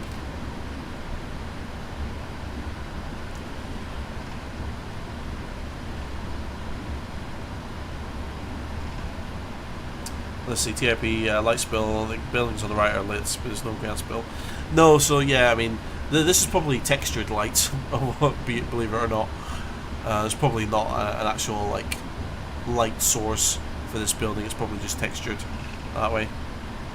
Andy, like, it's hit the bar. Yeah, I want to. This is 5 hours, one of my longest live streams, one of my most popular live streams apparently. So, right, before I like finish up and everything, first of all, I want to say a massive thank you to, let's see, oh gosh, to Snay for your donation, to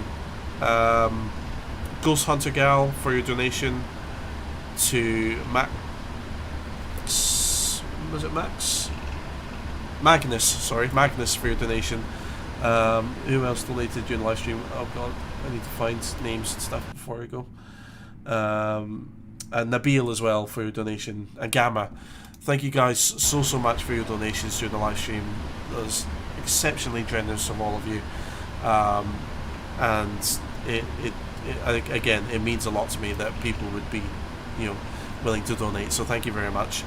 And of course, thank you everyone for sticking around and watching. As I said earlier on in the live stream, I think we hit a peak of 160 viewers, which is a personal record for me. So thank you very much.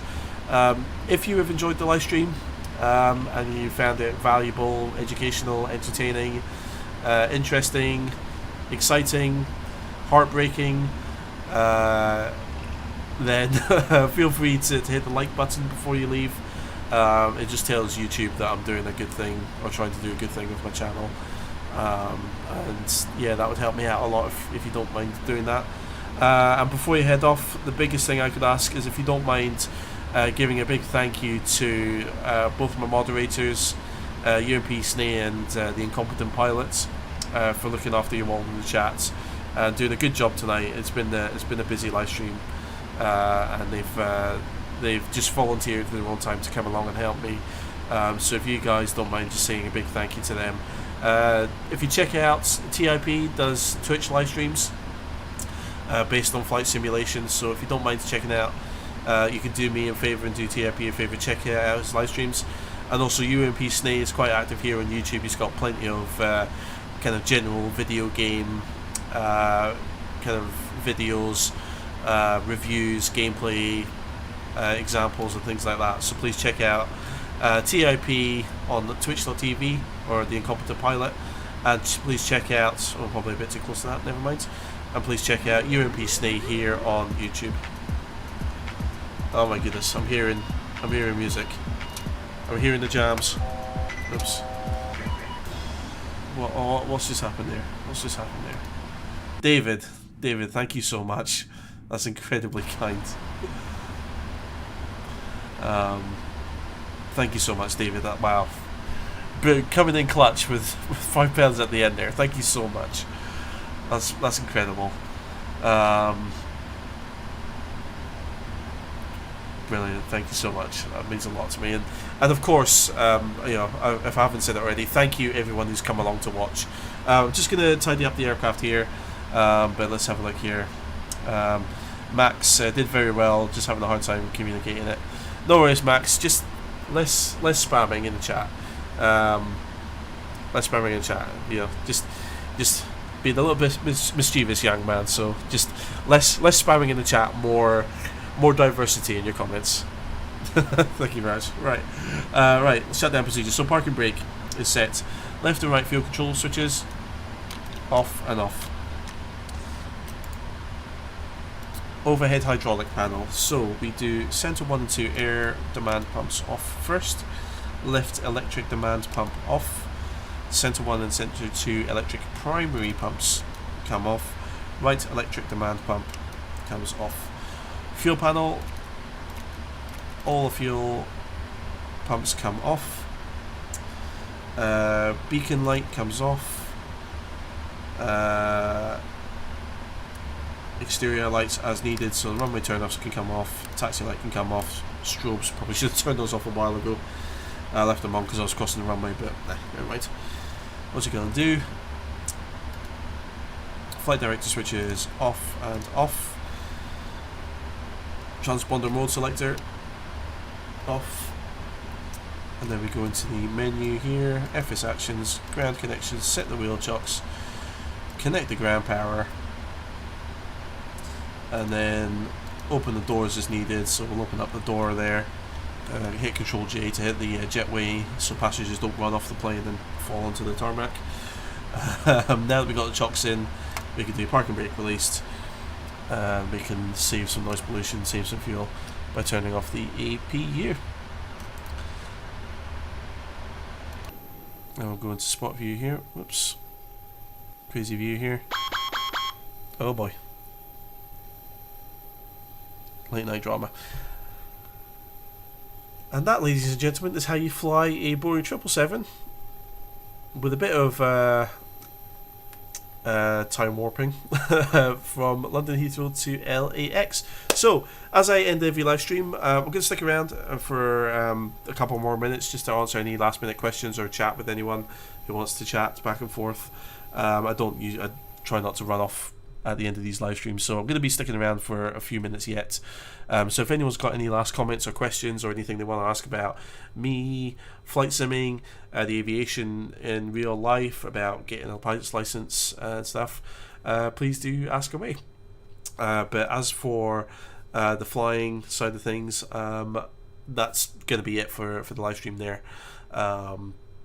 For the flying activity, but yeah, I'm just gonna finish off just by answering any last comments or questions anyone may have. So let me just kind of catch up back to where kind of before the landing there. Let's see how much I can catch. See if there's any questions before the landing. Let's see. I can see we had a James Hun in the chat, so and we've got a Ronald Grandy. So if you guys are still in the chat, welcome to the live stream. Good to see you both. Amir Namazi, welcome to the live stream. So I'm going way back in the chat here, so I'm just kind of catching up on things here. Ilya Kortev, extend the gear for the speed drop.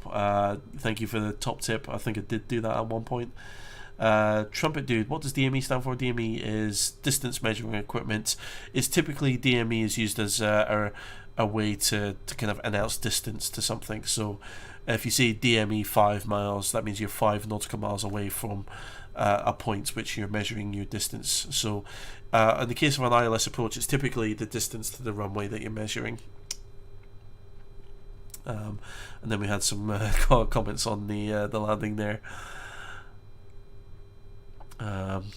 Generally, I think most people liked the landing there, so thank you very much for all the kind comments around that time. Luke 648. This is 777-300. This was the 777-200 that we were flying here. Terry's Tech, welcome. Nice landing. Have problems with landing the 777. Use 737 a lot. Yeah, so as I was saying, again, for anyone who's just kind of new to the stream there, yeah, I found the technique with the 777 is not to flare it too much. You kind of flare it enough just to slow the rate of descent, and then you just hold it and wait. Unlike the 737, where you kind of pull the nose up, and then kind of as the speed bleeds off, you kind of keep pulling the nose back. In the 73, with the 777, because the wings are so big, they produce so much lift. If you overflare the aircraft, it will float quite badly. So you have to, yeah. What I found with the 777 is to kind of, yeah, flare it enough just to stop that rate of descent, and then just hold it and don't flare it anymore. Let's see. David is asking for the links to TIP. So TIP and Snay, if you don't mind putting your links in the chat to your respective channels, please, so people know where to find you. David, when do you think you'll be on next? I'm not sure yet. I am planning on being a bit more active while I am in furlough. I'm furloughed now until the end of January, so I'll be doing some. I want to try and get some 777 like proper tutorial videos, edited, well structured videos together during the lockdown, but I also want to try and be a bit more active on flight simming and stuff as well, so hopefully not too long before my next live stream. Max, are my real pilot? I think his TIP has already answered that yes, I do hold a UK PPL, or strictly speaking an EASA PPL, but yes, I do have a PPL license, so I can't fly these things in real life, unfortunately, but I can fly little single engine pistons, like a Cessna 172, for example, is a plane that I have flown in real life. Ruel, am I a real 777 pilot? No, as I've just answered. Let's have a look here. Trumpet dude stole the peanut. TIP, Snake, get on him. He took the peanut. Get on him. Well, he didn't take the actual important peanut, because that's, of course, tapped safely away in its PPE. But yeah, we can't have him having the substandard peanut either. Titan Data, he did. Oh my goodness! Hang on, that's. Is that the APU not running? Oh no, that's I didn't connect the ground power. That's what it was. Stop making noise. Okay. Sorry, I was a numpty. I forgot to enable the ground power after connecting it. That's what that alarm was. Right. Okay. Serenity. Shh. Zen. Okay. Cool. Tetan Data. Have a few questions. I'm using F6 or F16 edition. I'm using Lockheed Martin's Prepared or Prepare 3D. Essentially, it is FSX. It's just a more updated and evolved version of FSX. Essentially, it's the same simulator. It's the same kind of base as FSX. It's just been developed and modernized for more modern hardware. Let's see. Vacarus, you know, A318 arrival time changes every minute. Yes, I have seen that. I've got the Aerosoft Airbuses. I'm not sure if they're good at kind of accurately updating, but yeah, a good FMC or a good flight management system will automatically update waypoints and destination ETAs as you're flying along, which of course can be affected by changes in wind conditions and weather conditions and so on and so forth, and how the fuel burn goes according to plan. Let's see, Rael, thoughts on the 737 MAX going back into service now? I'm hopeful that all of the issues have been resolved, and although being a very public failing on Boeing's part, I would hope that they've resolved it once and for all. Although I'm sure I did see shortly after they announced the return to service, I'm sure I saw that Boeing were coercing test pilots in some way, shape or form, so hopefully that's not the case, but I haven't really looked into it that much. Let's see, Tetan. Do I have to have the original Steam edition to connect to VATSIM? Downloaded, but you're not able to connect to VATSIM. No, you need. There's a separate piece of software that you need. They need. I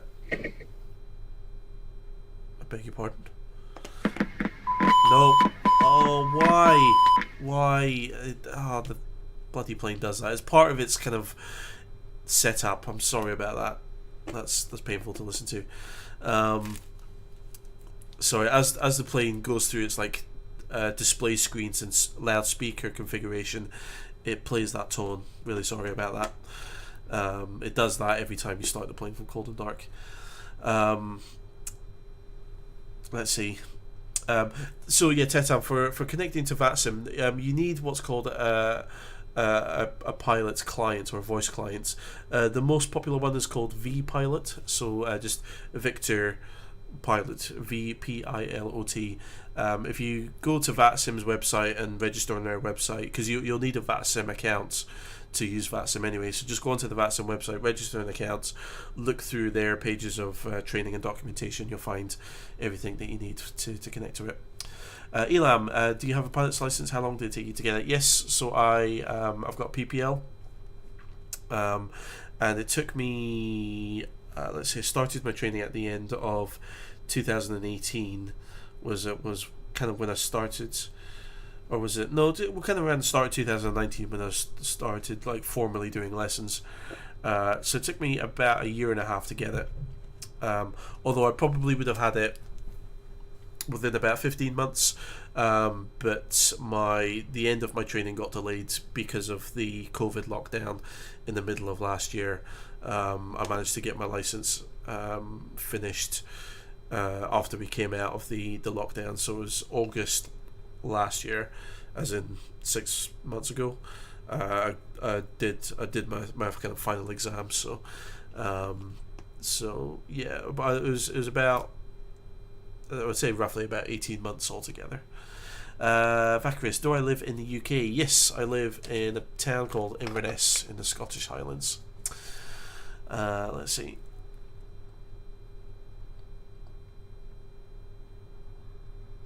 Let's see, TRP, security's on the way. It wasn't a peanut, it was a pip from food. Okay, like a sesame seed off one of the cruise burger buns, I take it. And one of the cruise McDonald's meals. That's okay then. Let's see. Vacarius, I like using Aerosoft. DLC for FS6 was... yeah, so yeah, I mean, 40 quid or $40 is... yeah, pretty good. I do like the Aerosoft. The Aerosoft, for anyone who's wanting to get started with flying big complex aircraft like this, the Aerosoft Airbus series I've always believed is a fantastic middle ground from the default aircraft, which are really simple and really don't have much complexity to them. It's a very good stepping point between, something like this, which is very accurate and very complex. The Aerosofts gives you enough to make the flying feel really kind of complex if you're a beginner to more complex aircraft like this, but it doesn't overwhelm you. Like if anyone who's got a PMDG aircraft knows and has taken a look at the manual has probably just looked at it and gone, nope, I've completely forgotten about it, because the manual for this, you literally get manuals with 1,500 pages of documentation and procedures and supplementary procedures, and they give you non-normal procedures and expanded procedures, and then all of your emergency procedures, and they also give you all of like the systems guides and system descriptions and stuff, like down to the detail where it talks about how the flight logic works if one of the flight computers fails for any reason. It says, well, it fails from this mode is the primary working mode, then it fails into this mode, and that what's different is that the computers are doing this and that instead of doing that and this. It says, oh blimey, so yeah, so the Aerosofts are kind of a nice kind of transition into flying commercial aircrafts. Anyway, let's see. AvMech Pilot. What computer should I use for P3D? Looking to run at fairly nice graphics. What would be recommended? I'd say anything which works with the sort of the previous generation of graphics cards should do well. I would imagine. Well, I don't know how COVID has affected the sort of the tech industry and supply and demand, but I'm using a GTX 2080 graphics card. And sort of the associated most popular Intel CPU that kind of works alongside that. I think it's a 990K, I think it was. So you're looking at sort of maybe not the absolute latest cutting edge generation of graphics card, but maybe a step back. Doesn't have to be top of the line, but sort of a good kind of mid-level graphics card from the previous generation should do the job for you, and a comparable CPU and stuff should serve you well. Let's see, Isaac, have I circumnavigated the globe in a flight sim? No, not yet. I would like to have a go at some point, but no, I haven't. Vacarus, live far from you, live in London. I used to live in London. I used to live right next to London City Airport. Literally, used to be, there's a small kind of area of relatively new built flats and stuff, just literally not even half a mile southeast of London City Airport on the north side of the River Thames. Kind of Galleons Points they called it. That's where I used to live. I lived there for 3.5 years, I think, and then I stayed with family in other areas of London. Before I came back to my hometown, which is here in Inverness. Let's see, David. I have to wake up 4 a.m. to drive to Northampton. I don't want to just. Oh wow, flipping heck. Well, yeah, go and get some sleep, please. Thank you very much, David. Both for your donation and for sticking around for so long. That's incredible. Thank you so much, and I hope you have a good short rest before you head up to Northampton, and drive safe, and don't break any COVID rules on the way. Vicaris, personally not recommend the Flight Labs A320. It's like the real aircraft, hard to fly and start. It's complex. Okay, yeah. If you're just starting, I think I want to get the Flight Labs A320. Because I think it'll be an interesting experience compared to the Aerosoft. Now that I'm becoming more comfortable with more complex aircraft, but yeah. Let's see, Isaac, have you read the manuals like a mad lad? Isaac, I can confirm I am one mad lad. Vacarus, RTX, RTX. I was on my GTX, RTX. What ifs? Yes, RTX 2080 is what I have currently. AvMech Pilots, appreciate it, thank you, no problem at all. Ted-san, thanks to you, take care, Happy New Year to you as well, Ted, and thank you very much for coming along. Adam Bioletti, I think that's how you pronounce his name, been long since tune in, hope you keep well. I am, Adam, hope you are as well. Let's see, Vacarus, you live 15 miles east from Canary Wharf. Okay, so yeah, a bit further out than I was then. Yeah, I was literally on the eastern end of London City Airport. Let's see, Isaac, flying tip, don't die. Good tip. Only the pro flying tips from Isaac on my channel here. Vacarus, PC is only worth about $500. There's nothing wrong with a $500 PC. $500 PC will play many games very well, and actually a lot of the games that I find more fun are more indie games. I'm falling out with all of these AAA titles. I'm not enthused by Call of Duty 504. I'm not enthused by these huge FIFA 21 and stuff. The other day I was going back to playing Door Kickers, if anyone knows that game, a little top down SWAT kind of strategy shooter. I'm thinking of picking up, what was it, production line, the car, that kind of car factory simulator kind of thing. I'm thinking of picking that up before the Steam sale ends. So I get more enjoyment out of indie games than I do big games, which require massively powerful PCs to play. So yeah. Anyway, FC Bayern Gaming. Hopefully 2021 is when everyone gets vaccinated. Hopefully, yeah. No, never mind. Anyway,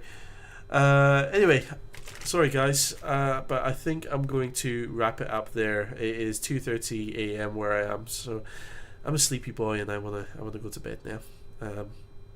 So yeah. So yeah. Again, before I go, again I want to say a massive thank you to David, Nabil, Magnus, Ghost Hunter Gal, Gamma, and Snay for your donations. Thank you to everyone who subscribed during the live stream as well. I'm pretty sure that my Streamlabs, which kind of runs all my little alerts and pop-ups and stuff, is playing up, because I'm sure some people have probably subscribed but it's not popped up. So if you have subscribed during the live stream and you haven't seen the little alerts pop up on the screen, or I haven't seen the notification, I do apologise, but if you have subscribed, thank you very much for that. Yeah, and of course, thank you again to TIP and UMP Snay, you guys, for helping me out on the modding side of things.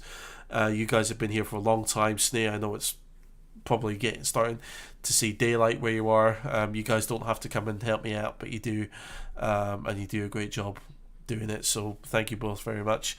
Again, if you're watching, please check out TIP, The Incompetent Pilot, on twitch.tv, and check out UMP Snay here on YouTube. Please go and show them some love and support them, as you've been so kind in supporting me. And thank you, of course, everyone, for watching.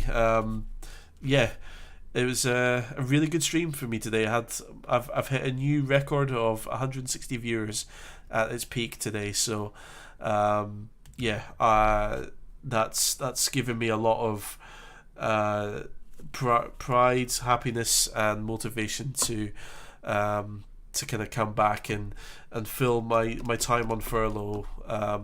You guys have inspired me to and kind of shown me that it's going to be worthwhile filling my furlough time by doing flight simming and creating some more videos again. So thank you for coming and supporting me. Thank you for inspiring me, and I look forward to making some more proper videos for you guys and doing another live stream. I'm not sure when I'm going to do a live stream next. I'll try and give you guys as much advance notice as I can. Whether YouTube decides to show you that I'm going to be live streaming or not is another matter, but I'll try and give you as much notice as I can. So yeah, as far for me, it was an incredibly successful stream. We hit a new viewer record. I'm sure that's a new likes record. And to those of you who've donated, been so generous, again, thank you so much. I think that's a donation record as well, so thank you all very much. Vacuous, do I have Twitch? Yes, if you just search Do For Now Mom on Twitch, you'll find me there. I'm not particularly active, but if I ever do live stream on Twitch, I'll probably be live streaming something other than flight simming. I want to keep all my flight simming stuff to YouTube, and then Twitch, I'll probably just be a variety streamer. I'll stream different games, just relaxed. I won't be an expert. Aviation, I'm very fortunate to have quite a bit of knowledge about. I don't with other video games, and like factory sims, like I've been playing Satisfactory. I'm not a good with factory stuff, but I just play it to relax and fun. Anyway, yeah, I think I'm going to leave it there. We'll see in a month or two. It's definitely not going to be a month or two, maybe a week or two, and then I'll be live streaming again. Anyway, yeah, because it's late, I'm going to wrap it up there, and I think, I think it's going to be a good one. So again, thanks again for everyone for watching. Yeah, very successful stream, and I'm really happy. So thank you very much. So until the next time, thank you all very much for watching. Take care out there, and I will catch you all later. And then there's the awkward pause while I get rid of this. Thanks again, guys. Take care. Bye-bye.